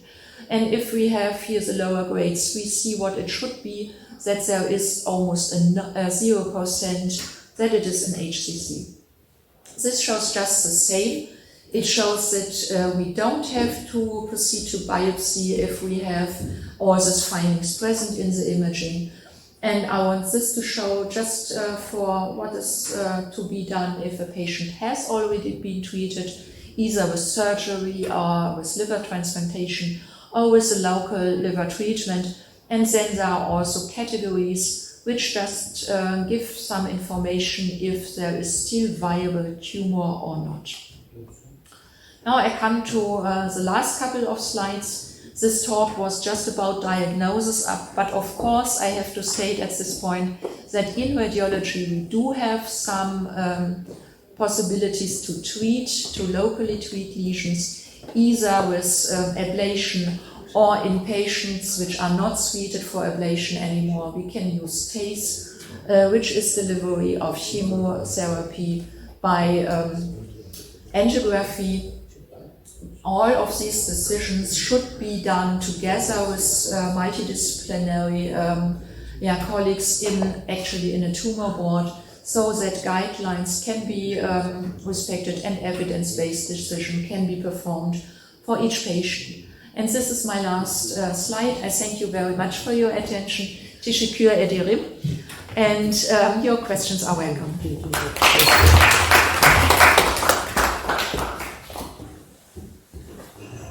Please allow me to give you at the beginning a very short overview about the acute respiratory distress syndrome in general, because this is actually, or this was actually the main indication for lung transplantation for these patients. So as you know, the ARDS is defined via the Gordon criteria, compromising an acute onset of symptoms, bilateral opacities in chest imaging, a severe oxygenation problem, which is not caused fully by cardiac failure. So the clinical hallmark of ARDS is a severe hypoxemia due to a protein-rich edema, which you see here in the picture, and a ventilation-perfusion mismatch, which means that we have in an ARDS lung normal ventilated areas, which unfortunately are to low perfusion, whereas we have hypoventilated areas, atelectasis, which have increased perfusion, leading to a shunt flow and then an hypoxemia.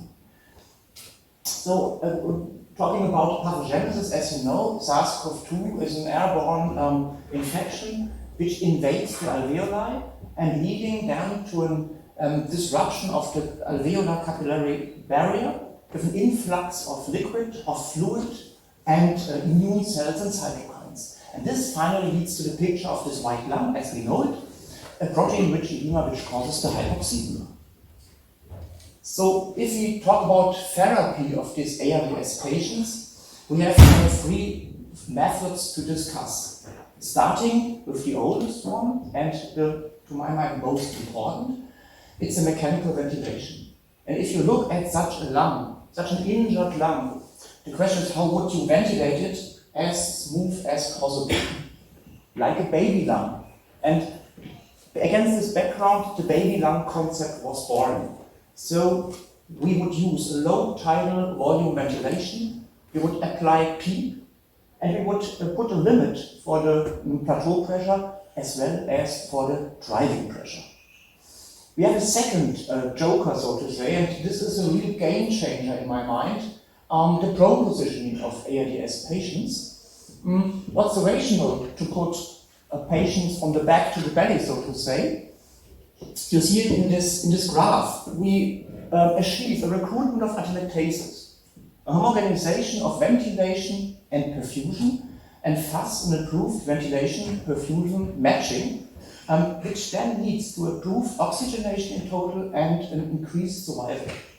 for COVID ARDS, but also for non-COVID ARDS. What can we do if both methods fail, if they are not sufficient? For selected patients, we could replace the lung for a certain time. So we have this extracorporeal membrane oxygenation as a tool, and you see the small oxygenator. Here, this one, and this device replaces the lung for a certain moment. Yeah? So with this method, we could allow the lung to heal. We could reduce the strength of the ventilation. And if we look at the success of this method, I would like to present you this study where I participated. So we made a survey for around 100 ECMO centers in Europe, and we could see that for this severely sick intensive care patients, we have, after all, a survival rate of 50% on the ECMO support system. So looking at Gießen, how was or is the COVID-19 pandemic situation in Gießen? And long before COVID started, we already the Gießen ALDS ECMO Center, which is an interdisciplinary approach, center of the clinics of anesthesiology and my medical clinic too, where I work, the pulmonology, and I looked a bit into the numbers, and since until autumn last year, we had around 3,000 COVID-19 patients which we treated in our hospital, and of these patients, 600 were treated on our intensive care units. Around 15% of these patients required ECMO therapy, so approximately 100 COVID ARDS patients. The question is, of course, and I told you as well, there's only 50% of these very severe ECMO patients. What's the fate of these patients? And of course, there is a percentage of patients which recover, like you can see it from this picture here.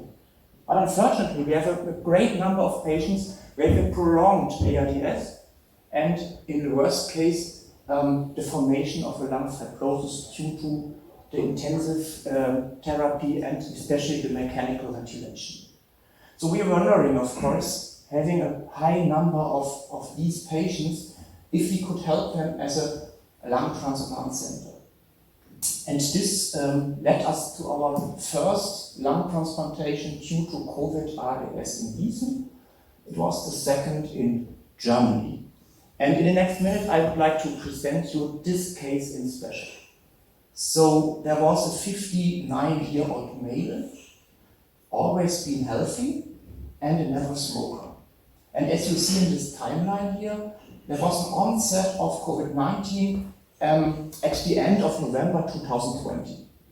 Then he was transferred to the anesthesiological ICU in our hospital. A few days later, he needed mechanical ventilation and intubation, and only a few hours later, a venous ECMO support was required. He cleared SARS-CoV-2 in a bowel fluid after 3 weeks, as you can see here, but unfortunately, he didn't improve. The opposite was true, as you see on the CT scans, so the ARDS didn't involve at all, and you see this formation of pneumothorax, which he had, I think, 3 or 4 times, which complicated the lung situation every day. So we made a decision to start evaluation for lung transplantation at the beginning of January 2021. And this evaluation actually lasted for a bit more than 1 week. And you see on the CT scans also that the lung function or lung architecture got worse and worse. And this listing was completed, and we applied for a high LRS score, which was also approved. And around 1 week later, we were able, or the team of Professor Pattberg was able to transplant a lung for this patient, double-sided lung transplantation, and from the very beginning it worked fine. So we could wean the ECMO a few hours after the lung transplantation. Of course, the patient was in the hospital for several weeks, especially due to this muscular weakness, but then he went to rehab, and we see him regularly for follow-up surveillance. I just printed here a lung function test, which is absolutely fine. And here you have some bronchoscopic pictures. You see the airway is absolutely fine. There are no complications. The stenosis have no stenosis. So it's a very nice result. And what is most important actually, this is a picture of Mr. Köhler. This is the patient which I took last week when he was in our hospital for routine visit. He is absolutely fine in his everyday life, and he enjoys the time with his granddaughter, which was born on the time when he was on ECMO support. So this is actually a very nice story, and he's really happy with his life and with his new lung. So we transplanted 2 other patients, and especially for one patient, we saw severe liver complications.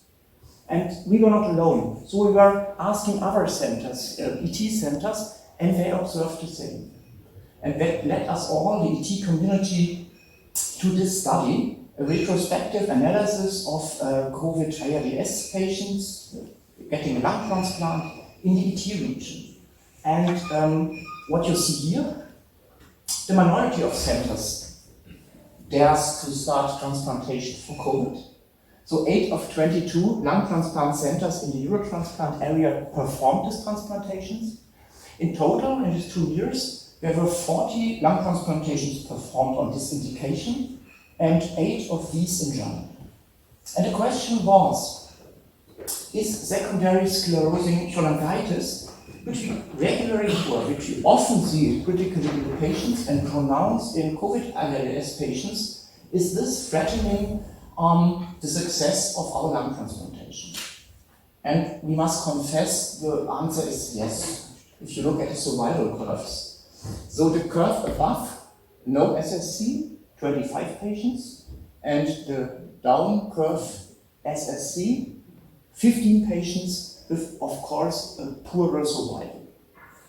And from this data set, we also try to identify factors which could predict maybe the development of an SSC after lung transplantation. And we could identify the GGT, so high blood levels of GGT at a time point of listing might predict the development of SSC after lung transplantation.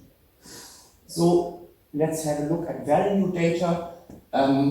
This is a very recent publication analyzing the UNOS database, so US data, a very big database, and in US 353 lung transplant recipients due to COVID-19 were identified. You see the majority for COVID ALS, around 40% for COVID fibrosis. And if you look at this timeline, the peak is in spring 2021. This is also the time where we did our 3 lung transplantations for this indication. But what's also interesting, there's an ongoing process of lung transplant for this indication. And if you have a look at the survival rates, they are very promising. But unlike our study, we must emphasize that it is a very short observation period. Look, there's a survival of 90 days post-transplant. The study from ET covered 18 months.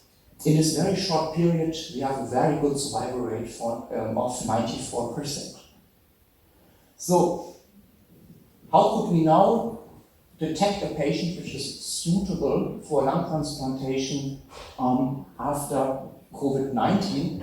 And here are some, let's say, recommendations which we and others would give. So of course you should always look for the traditional contraindications, like malignancies, for example, or substance abuse, and which is for the intensive care patients very important, of course, multi-organ dysfunction. The second thing which you have to consider is, and this is our experience also dealing with these patients, that there's a potential of recovery for COVID ALS. And you should wait a certain time. So consider maybe suitable patients for lung transplant minimum after 4 to 6, 4 to 8 weeks. Before, I would not do it. I would not consider these patients. The third point which is important, the patients must have cleared his SARS-CoV-2 virus load. So in our center, we require 2 negative PCR tests on viral fluid. And maybe the most important question, is the patient still strong enough to survive the lung transplantation and the time afterwards? The yellow thing is, to my mind, the most important thing. You should try to wean sedation and awaken the patients. And in the optimal case, you can make a common decision making concerning the transplant with the patient. This is challenging, but at least you should try it. Of course, there are limitations, there are concerns, and for us it was also not easy to identify the optimal time point for the lung transplant. As you can see here, too early, you might miss the chance to recover from the lung. Too late, of course, there's the problem of comorbidities or muscular weakness. So this sweet spot for transplant is very difficult to elucidate. Medical concerns, medical limitations. I emphasized this several times. We have intensive care patients with severe muscular deconditioning due to the prolonged ICU treatment. And for every ICU patient, you must ask the question, is it really a single organ failure? Or do you have maybe renal problems which are not yet seen? Especially in 2021, we didn't know if there are long-term impact effects of COVID-19 on other organ systems. Central nervous system, for example. What's with the vessels? We didn't know it, and still we don't know. And the major problem is the ICU patient is unable to personally consent. Leading me to the ethical points. So, a big topic in the scene is, of course, the question, do we disadvantage patients which are since long on the waiting list? Since several years on the waiting list, waiting for an organ. And now there are these COVID-19 ALS patients which get directly highly urgent and overtake these patients. So this was a very big discussion in the scene. And the second point is, no COVID ALS patient is mentally or emotionally prepared for lung transplantation. One patient told me, "Doctor, I went to the hospital with coughing and fever, and I came out with a new lung. How to cope with this?" I really can understand that there is a problem. So let me summarize in the end. I think that lung transplantation for end-stage COVID ALS or fibrosis is a therapeutic option for highly selected patients in specialized centers. We have good short-term survival data, but long or middle-term data are still missing. There are medical and ethical concerns to be considered. And like with every transplantation, continuous medical follow-up of lung transplant recipients is mandatory. And as we know in transplantation medicine, interdisciplinary teamwork is essential for success. Thanks a lot for your attention. Yeah, Matthias, thank you very much for this nice summary of this hot topic in pneumology and transplantation medicine. Other questions from the audience? Yeah. Thank you very much for this really great outline. I was wondering, it is only one point that you mentioned. What are you doing with the SSC? Is there an option for enhancing immunosuppression? And then this might also be an option, because I think SSC is certainly something about immune reaction that has. Yeah, or we see in the intensive care unit several SSCs, as you know. Yeah, so the pathogenesis is widely discussed. We assume that it might be hypoperfusion due to shock, for example, or hypoxemia. So then we get this proliferation of the vessels, of the tissue, and as far as I overview it, there are no real therapeutic options other than liver transplantation. Yeah, and our one patient, which I mentioned, also got a liver transplant list. So this is the option these patients have. Are there any other questions? I would have one. I don't know.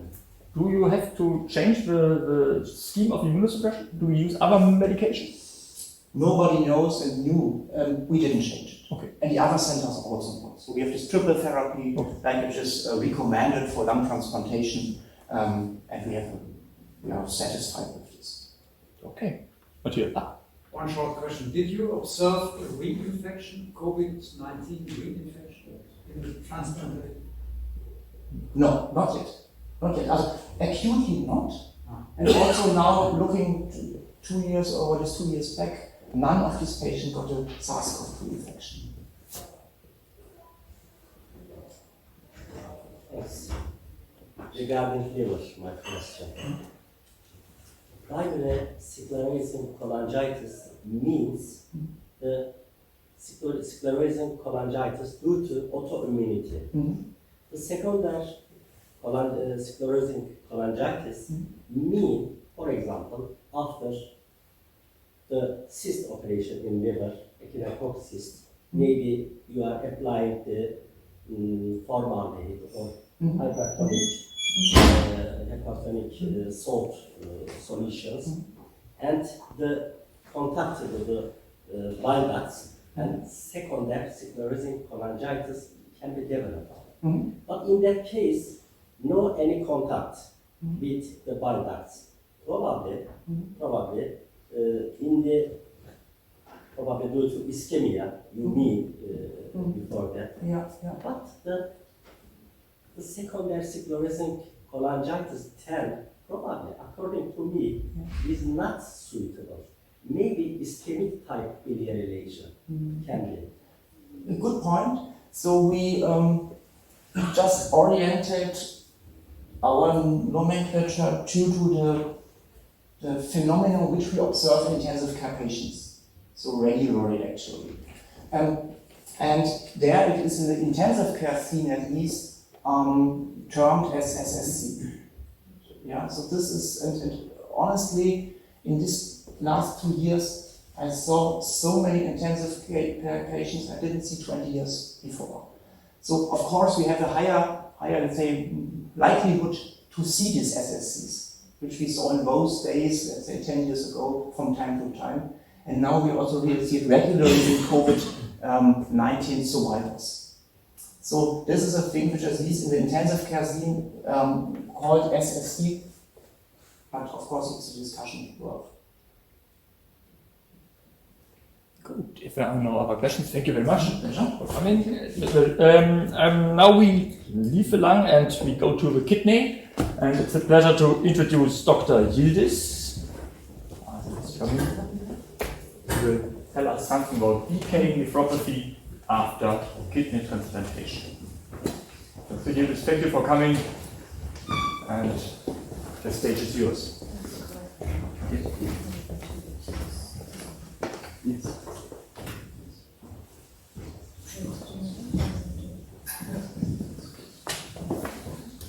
Thank you so much. I would like to thank this organization committee for their kind invitation. And it's a big honor for me to talk before distinguished people who devote their lives to human life. I will talk today about decaying nephropathy. BK virus is a member of Polyomyelidae family. It's a double-stranded DNA virus. Polyomyelidae generally infect from cradle to birth, but sometimes they infect the human. Actually, BK virus infected almost every people. As you see that until the age of 10, 70% of mankind infected with this virus. The primary, it's not very well known, but probably it's mode of transmission by respiratory route. Primary infection is usually asymptomatic, rarely causes a mild respiratory illness. BK virus persists primarily in the kidney epithelial cells for good, with occasional reactivation manifesting as an asymptomatic virally. Not only transplant in elderly patients or pregnant women, we may see virally. That's related with activity of immune system. As you see that BK infected the cell, and there is a BK virus genome, and their gene product protein VP1, 2, and 3. Their function go into the cell and start to replicate by this protein product. First, BK virus, which is published in Lancet, discovered about 40 years ago. This is the first patient. She is evaluated for ureteric stenosis, and her urine, they detected the virus and published in 1971 in published. But the virus named after this case. This case evaluated for graft failure for suspicion of rejection. They evaluate the kidney biopsy specimen, but there was no sign of rejection, and they rule out other viral infections, and they diagnosed the BK nephropathy. This is the first patient published 1995. And BK name came from this patient's name. The first name of the patient, B, a Sudanese woman, and key first letter of her surname. You see the viral particles. This is the first patients in the literature. BK virus live inside the tubular cell and activate under the immune suppression, but not only kidney, but also infect the lungs, retina, or brain, but not reported any case until now, but there are specks of infection in these organs too. It's a big problem in kidney transplant practice because BK virus associated nephropathy is an important cause of graft loss in kidney transplant recipients, and we will see that there is no curative treatment by antiviral drugs. And as you see that up to 30% of kidney transplant recipients have BK viremia in their blood. How is the course of the disease? As you see that we see the viremia up to 30% of kidney transplant recipients. As I mentioned before, that elderly and pregnant women is a common problem. We may see in asymptomatic patients, but huge number of patients develop viremia. This is the best indicator of allograft nephropathy. 10% of these patients who have viremia will develop allograft nephropathy. In recent years, there is an ongoing debate increases what is the cause of BK, viremia or nephropathy, availability of reliable testing methods, or consequence of more potent immunosuppressive regimes. There are two claims, but probably both of them are responsible for high number of cases. We give all patients without knowing his immune status triple immunosuppressive therapy in kidney transplant patients. But in case of insufficient immunosuppression, the patient will suffer of rejection, antibody-mediated or T-cell rejection. If we give patients excessive immunosuppression, from nosocomial infection to BK virus nephropathy we may see. Probably BK nephropathy is the best indicator of over-immunosuppression in our patients. This is the pathogenesis of the BK nephropathy. This is normal cell, infected cell. Under this is the status, probably all of us in this situation. Virus sleep inside the tubular cell. This is the lumen. In case of immunosuppression, virus start to replicate and break the basal membrane and go into the blood and start the immune reactions. Generally, we can't discriminate BK nephropathy from T-cell mediated rejection due to infiltration of lymphocytes and involvement of medulla in the kidney. How we diagnose the BK nephropathy? Urine PCR test most easily detects BK reactivation post-transplant. But in my center, we don't use urine screen because many patients who don't develop BK nephropathy have a bilirubin. To develop BK nephropathy, patients have to have viremia. For that reason, detective viremia is most predictable and easily obtainable test. BK virally generally precedes the viremia. In my center, over the 2000 viremia, we start to lessen immunosuppressive drug. What we see in the kidney biopsy in case of BK nephropathy, this is the common finding. As you see that this is viral particle inside the cell and chromatin peripherally seen in the BK nephropathy. Other finding cannot be discriminated from T-cell nephropathy like lymphocyte infiltration, but this is so diagnostic.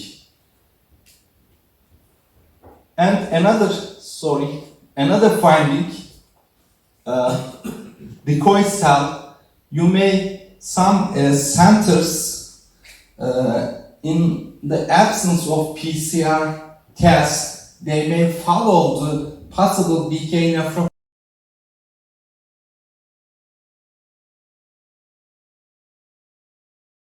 Virus, and maybe we can have later time for questions. I'm sorry, or in the coffee break or after that, okay? So I'd like to introduce Professor Weimer. He's a nephrologist and the head of the kidney transplant program from the internal medicine side.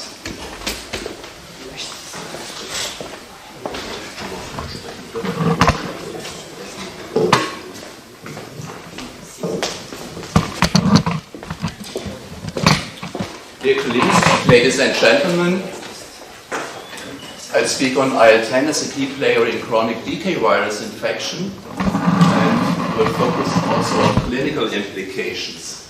These are my disclosures. We heard already from Dr. Yildiz about the background, the relevance of chronic BK virus infection, and I will skip these informations you already heard.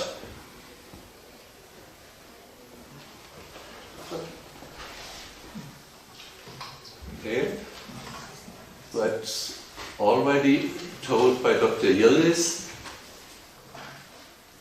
and there are cut-offs now from the recommendations of the American Society of Transplantation of 2019, and we have patients with low-level viruria in about 10%, also in healthy persons, low level, that is about 5,000 copies per ml, and possible polyomavirus-associated nephropathy is suspected when BK virus urine load is more than 10 million copies per ml.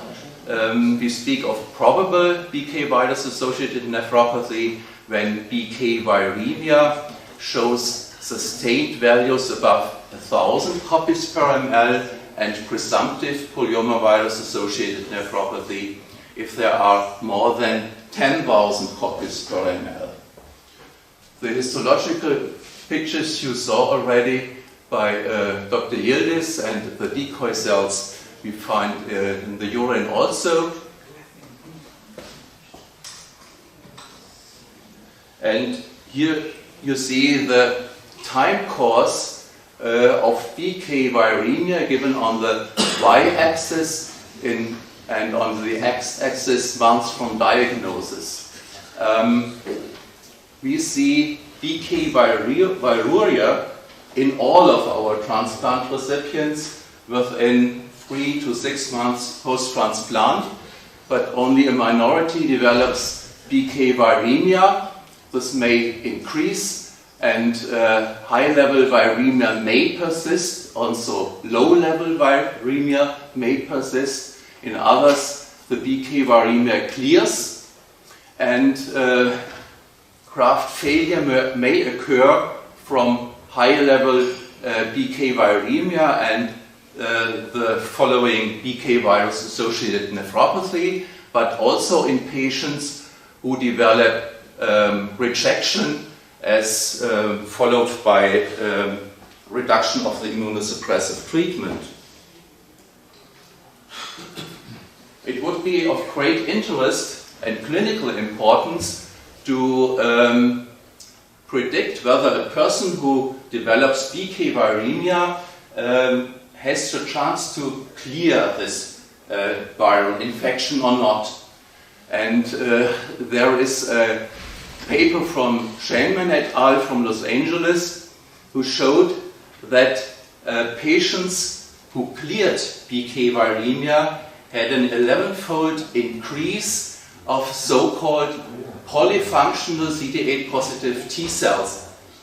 That is, T cells, CD8 positive T cells, who produce 2 or more cytokines upon stimulation with BK viral peptides. And here is shown this response of polyfunctional T cells in so-called controllers. These are patients with BK viremia periods of less than 3 months, and the non-controllers showed viremia in a prolonged fashion more than 3 months. And these data were also confirmed by multivariate analysis. So these current AST guidelines summarize that BK polyomavirus causes premature allograft failure in 10 to 20% of kidney transplant recipients. No vaccines or antiviral drugs are available for prophylaxis or treatment. This is, of course, a point of discussion, as there are papers that BK viremia occurs less frequent on an mTOR-inhibited treatment, for example. Treatment completely depends on reducing immunosuppression. This is also a point of discussion, of course. And there is an increased risk for renal allograft rejection. We heard it already from Dr. Yildiz. Screening and monitoring for BK virus replication assists in decision-making and is strongly recommended. The TTS guidelines from the International Transplant Society are of 2005. That means very old. And therefore, in December 2020, a TTS update of international guidelines were assigned to Camille Cotton from the US and Hans Hirsch from Switzerland. 6 working groups were formated, and the current guidelines and the current summaries were given at the TTS Congress this year in September in Buenos Aires. And there were these discussions were also based on the AS2 report of 2019. And I will focus on some of these recommendations. First, you already heard the risk factors, and they were here categorized for probable or presumptive BK nephropathy according to the quality of the studies. Older recipients, male recipients have an increased risk. Of course, tacrolimus versus cyclosporin A was a significant risk factor, and also BK virus serostatus, that is, when the donor has BK virus antibodies and the recipient does not have these antibodies, there's an increased risk. Steroid treatment, maintenance, cumulative doses, and so on are a risk factor, and also acute rejection. What about the recommendations? I will focus only on some of these. Regular screening is really recommended in the first 2 years post-transplant, even monthly up to 6 months post-transplant, and in pediatric transplant recipients also up to 3 years post-transplant, because they are more often BK virus antibody negative. Reduction of immunosuppression should start when BK viral loads are more than 1,000 copies per ml. Pre-transplant BK virus serology is not recommended because there is a lack of standardization of such assays, and they are only poorly commercially available.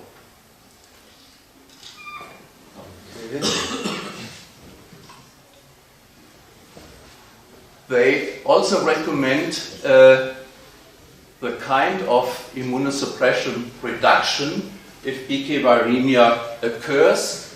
The first option is to reduce antimetabolites by 50% and then discontinue as the next step if that doesn't work. The other option is to reduce calcineurin inhibitors first, especially tacrolimus, and then combine the other options regarding antimetabolites. In patients with high immunological risk for rejection, IVIG treatment is recommended, and treatment with cidovovir or leflunomide is not recommended as there is a lack of well-designed study. However, for example, leflunomide, cidovovir, and also the fluoroquinolones do have in vitro activity against BK virus. And we do use leflunomide, for example. Retransplantation may be done even if the first transplant has been lost due to BK nephropathy, and routine graft nephrectomy before the second transplantation is not in general recommended.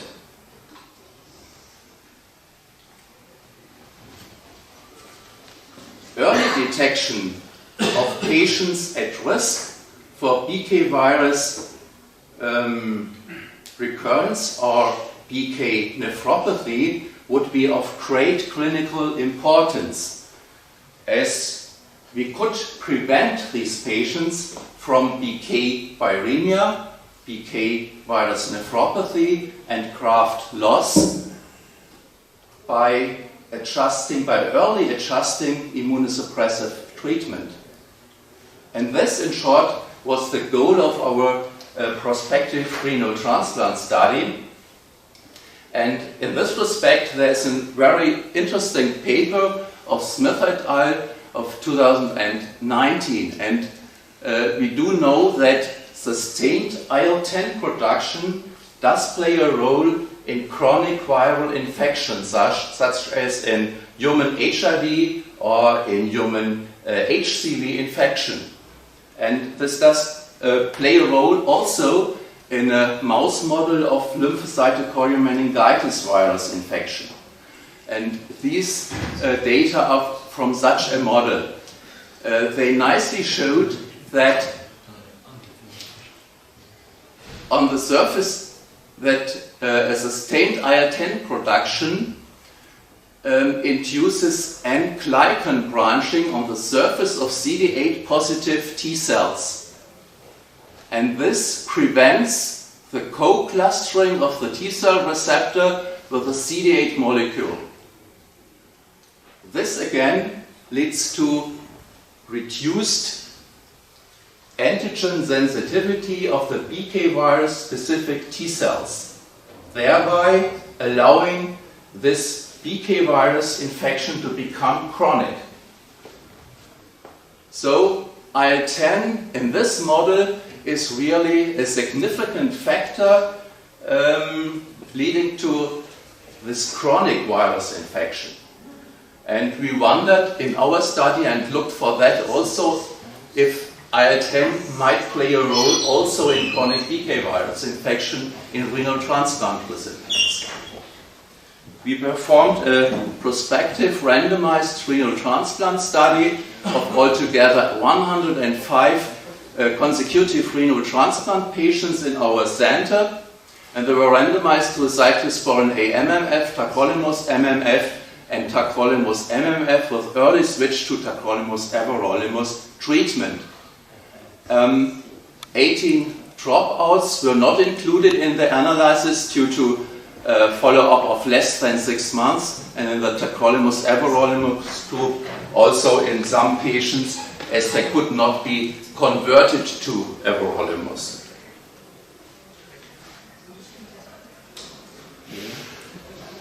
The primary endpoint of our study was BK viremia incidence, and statistical analysis was performed of possible predictive factors. That is, first, the 3 different immunosuppressive treatment arms and immunological parameters which we previously have shown to be predictive of graft outcome. That is CD4 helper function, Th2 responses, CD4 cell, IL-4 and IL-10 responses, soluble CD30, and monocyte responses, and Th1 responses. This was followed by exploratory data analysis. In this prospective study, we analyzed mononuclear cell subsets, expression of cytokine receptors, adhesion molecules, co-stimulatory ligands, CD4 positive T helper function, in vitro T cell dependent and independent B cell responses, intracellular cytokine production, and Luminex-based screening for HLA antibody formation. BK virus and JC virus screening was performed by real-time PCR with hybridization probes in serum and urine specimens.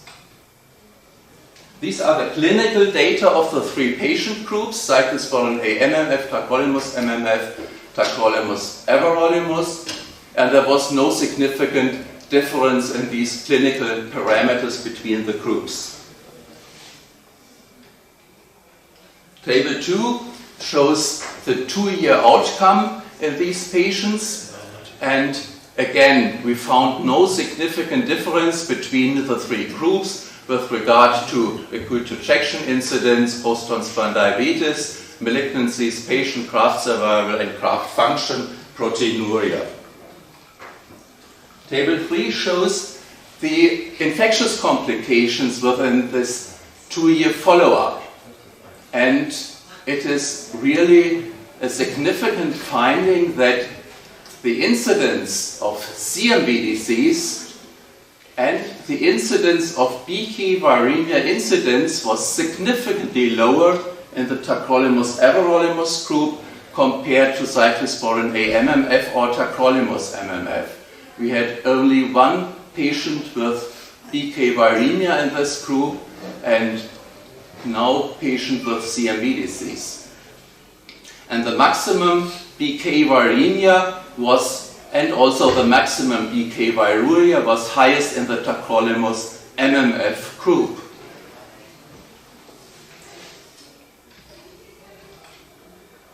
We also looked for clinical parameters and found, as given in the AST guidelines that our BK viremic patients were older than the non-viremic ones. And there was some evidence that perhaps active antibody-mediated rejection could be associated with an increased risk of BK viremia, but the numbers were very low for antibody-mediated rejection. Okay, I may skip that. Now to the main results regarding IL-10. Pre-transplant IL-10 receptor expression in BK viremia patients was significantly higher than in those patients who did not develop BK viremia, and this was true for IL-10 receptor expression on CD4 cells, on CD8 cells, and on CD14 positive monocytes. So it is indeed an option to detect, to very early detect patients at risk of developing BK viremia already a day after renal transplantation. Post-transplant, patients who developed BK viremia, in red again, showed increased IL-10 responses of CD4 cells at 1 year, at 2 years, and also of CD8 cell IL-10 responses. So there is a role of IL-10 in BK viremia, and we then looked for differences between the three treatment arms. And it is an impressive finding that the tacrolimus-everolimus treated patients showed significantly decreased IL-10 responses of CD4 cells, of CD19 positive B cells, and of CD14, but not of CD14 positive monocytes. And this was confirmed by multivariate analysis. Furthermore, and this is in some contrast to the decreased IL-10 responses, the T-dependent B cell responses were significantly higher in the tacrolimus-everolimus group at 1 year and also at 4 months post-transplant. And this is in line with current findings that patients on mTOR inhibitors show an increased response after vaccination with COVID vaccines. And this was also confirmed by multivariate analysis. This conclusion, our data suggests that IL-10 plays a major role in chronic BK virus infection after renal transplantation. Immunosuppressive treatment with tacrolimus-everolimus significantly downregulates IL-10 responses and thereby appears to affect the key player in chronic BK virus infection, resulting in a significantly diminished BK viremia incidence. Should I stop here? Yeah, would be perfect. Okay, perfect. Thank you. Thank you very much. Professor Rama, thank you very much for this interesting talk. Are there any acute questions? We have hardly any time. Yeah, now it's yours. Of course. I would have liked to thank you for your immunologic outline that was expected from the title.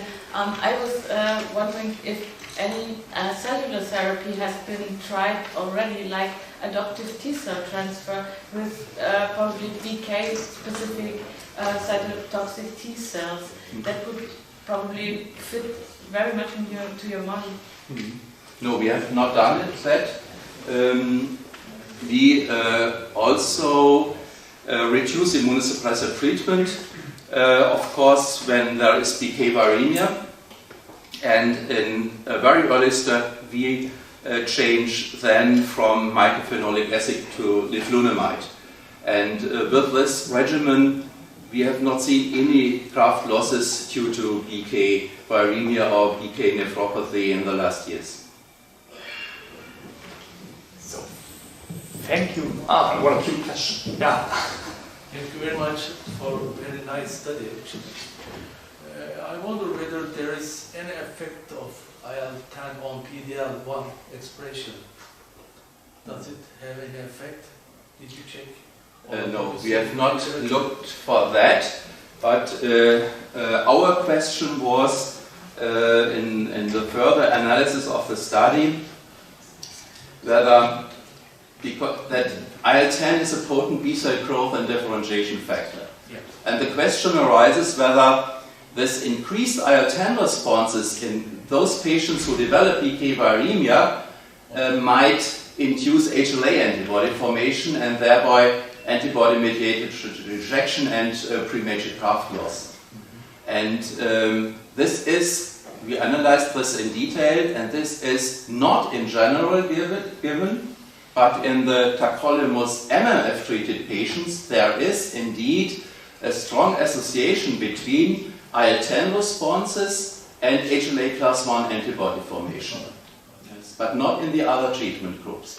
Perhaps because IL-10 is really downregulated on the mTOR inhibitor therapy. So, thank you very much, Rosa. Thank you very much again. I'm proud to announce Professor Mautz-Girls. She's an international expert in the field of lymphoma for the smallest. So I'm very interested in your talk. Thank you very much for coming. Thank you very much. Thank you very much to the organizers to invite me to this prestigious symposium. And yes, as I have been very nicely introduced, I'm the head of the pediatric stem cell transplantation unit here in Gießen in our hospital. But a piece of my heart, a very large piece of my heart, also beats for the lymphomas, the Hodgkin lymphoma in special. In my talk, I hope that I'll be brief enough in the next 15 minutes. So I would like to tell you why stem cell transplantation can also be important for this disease. Hodgkin lymphoma is a disease model in my mind for personalized medicine because it's one of the most curable pediatric and also adult cancers with survival rates that exceed 90% with chemotherapy alone or radiotherapy, the combination. However, the downside of this success is that aging survivors are at high risk of second cancers. And this is especially bitter for young patients, and also cardiovascular disease and infertility.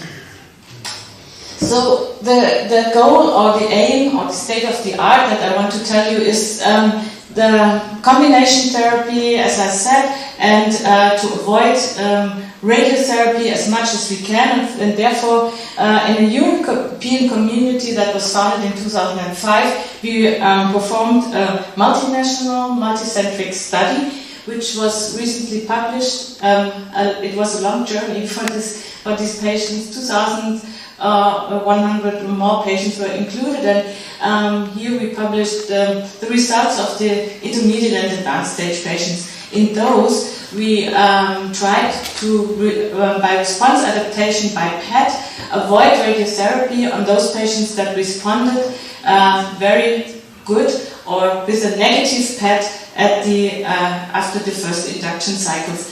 And besides that, we also tried to focus on fertility, but I do not want to stress this too much in this talk.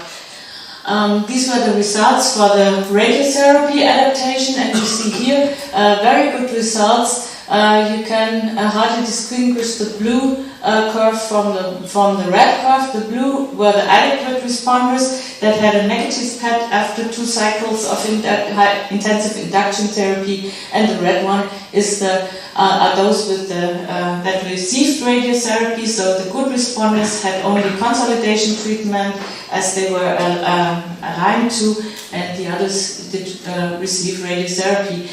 And the interesting point is that at least 40% of those patients were radiotherapy spared, and can hope that they would not by time of 15 years or so in their later life get a second cancer, namely breast cancer in women, in young women.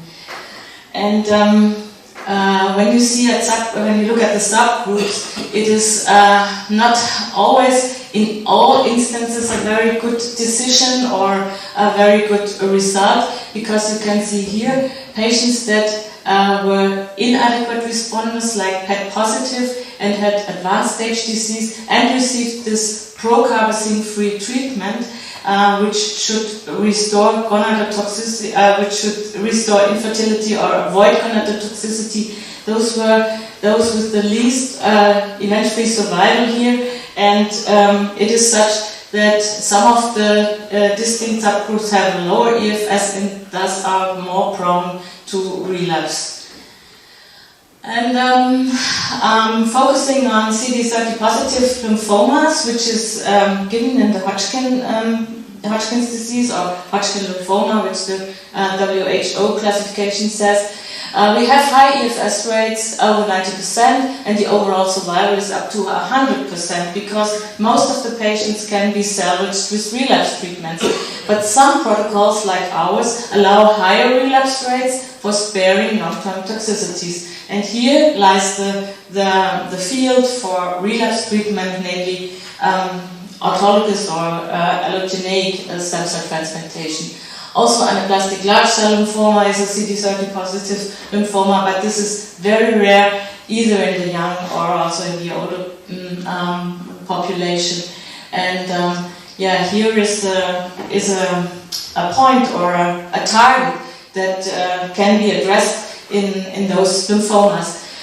This is a substance or brentuximab vedotin, or ADC. It's called an antibody-drug conjugate, which is a very sophisticated drug that came out and was licensed in the year 2012. Many studies have been performed, and it was really very soon or very quickly licensed in the US, but also in Germany for refractory Hodgkin lymphoma patients or CD30 positive lymphomas. And you can see here, this is a CD30 antibody, which is coupled with this drug, monomethyl auristatin E. It's a microtubule disrupting agent that binds to the cell. The epitope is internalized, the MMAE is released and disrupts the tubulin apparatus.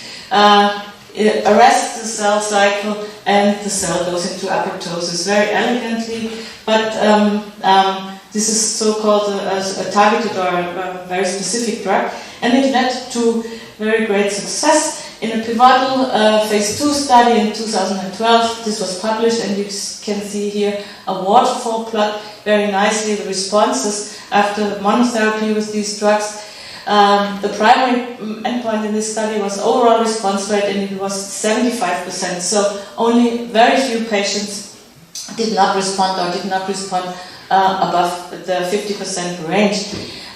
The CR rate was not that high as expected, but still many patients responded. In 2012, also in the pediatric world, phase 1-2 study was launched. We need to go global because we have so few patients compared to the adult setting, and it took also a long time until 2018 when it was published. And you can see here, this is not such a nice waterfall plot as we had expected from the adult setting to be.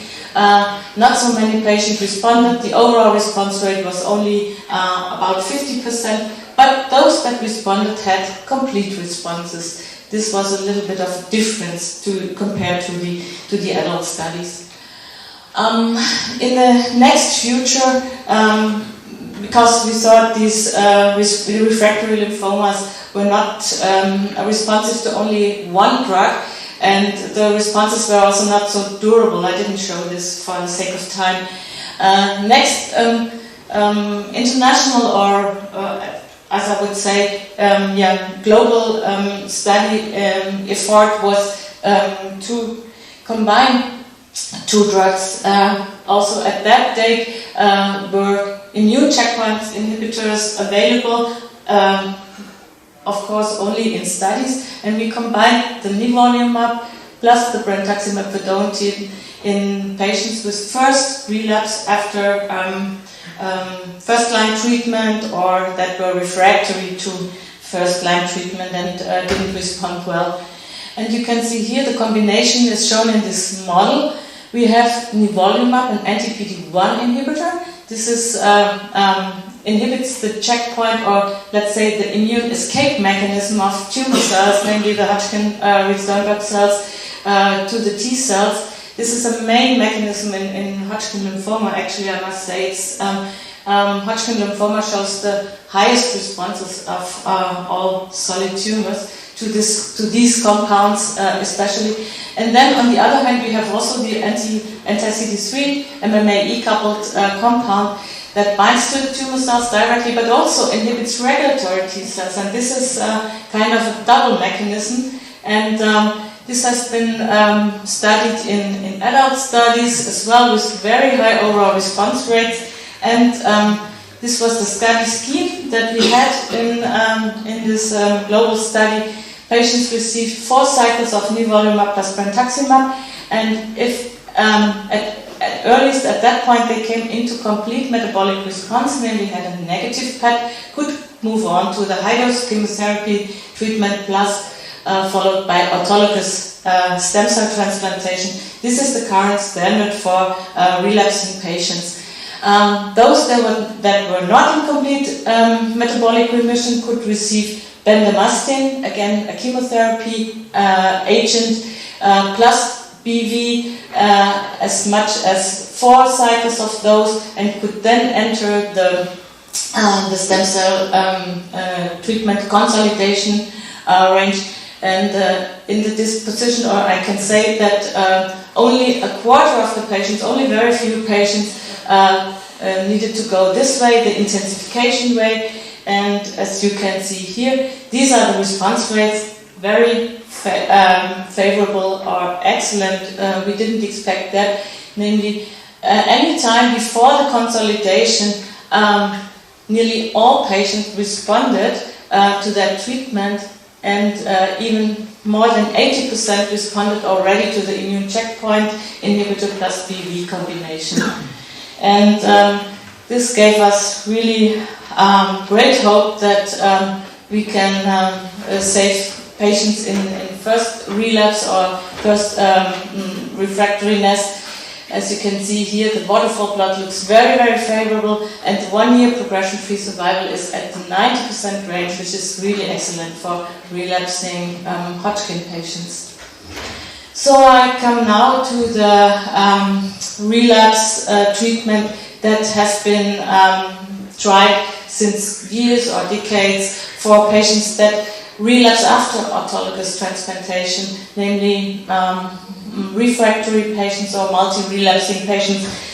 They should receive immunotherapy, which is intended when giving allogeneic stem cell transplants to patients. And you can see here, this is these graphs are out of a review that was recently published and summarizes overall response rates and relapse-free overall survival and relapse-free survival rates before the years 2000 and beyond the years 2000.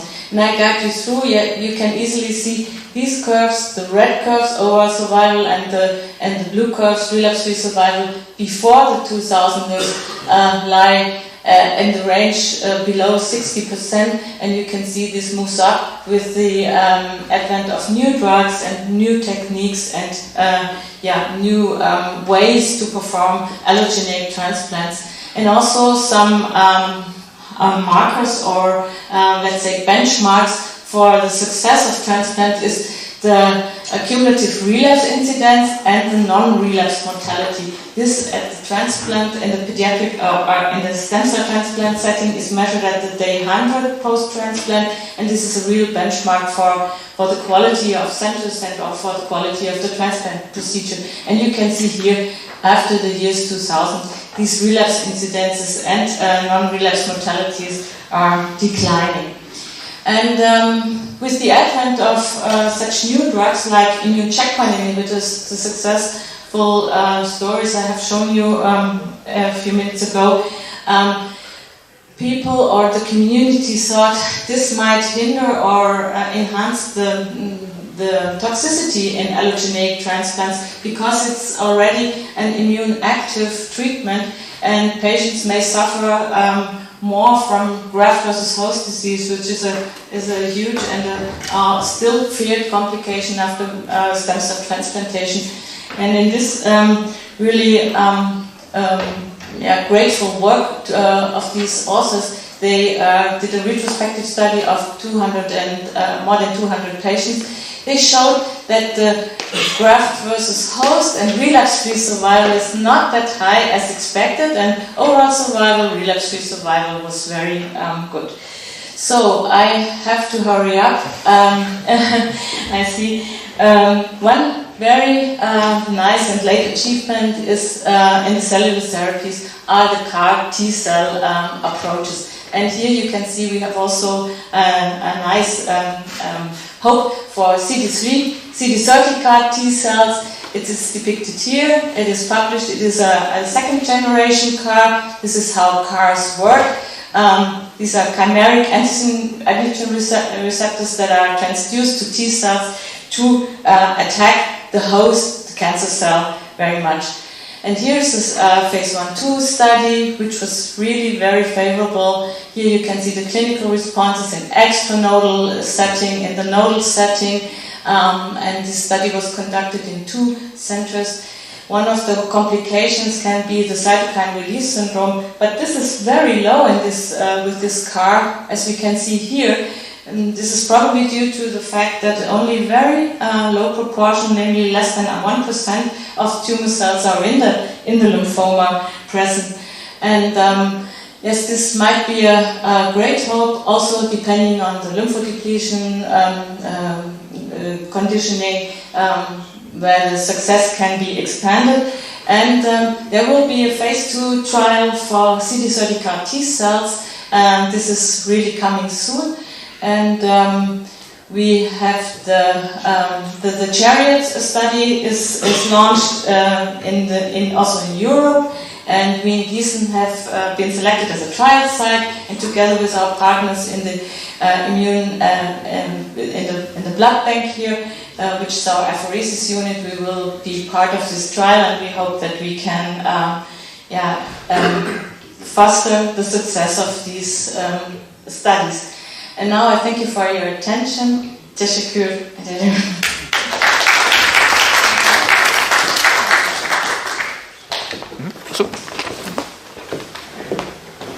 Yeah, thank you very much. Are there any questions from the audience? If not, there's one question. Have you seen now a decrease of secondary malignancies under the new therapeutic strategy? This would be the hope, and it is now. Is it too early? Or? It is now too early. Yes, we need to follow our patients very long. I didn't show a work from our previous or long-term studies that have been conducted with the early trials, like 4 decades ago. There we could see that the breast cancer incidence in young girls that have been treated after the age of 9 years rises up to 30% after 15 years after end of their treatment, when they're in the age of 30 or more.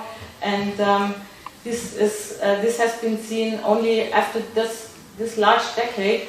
So, but we think also with older techniques and higher radiation doses, and with more radiation, because nearly every child got radiation during those times.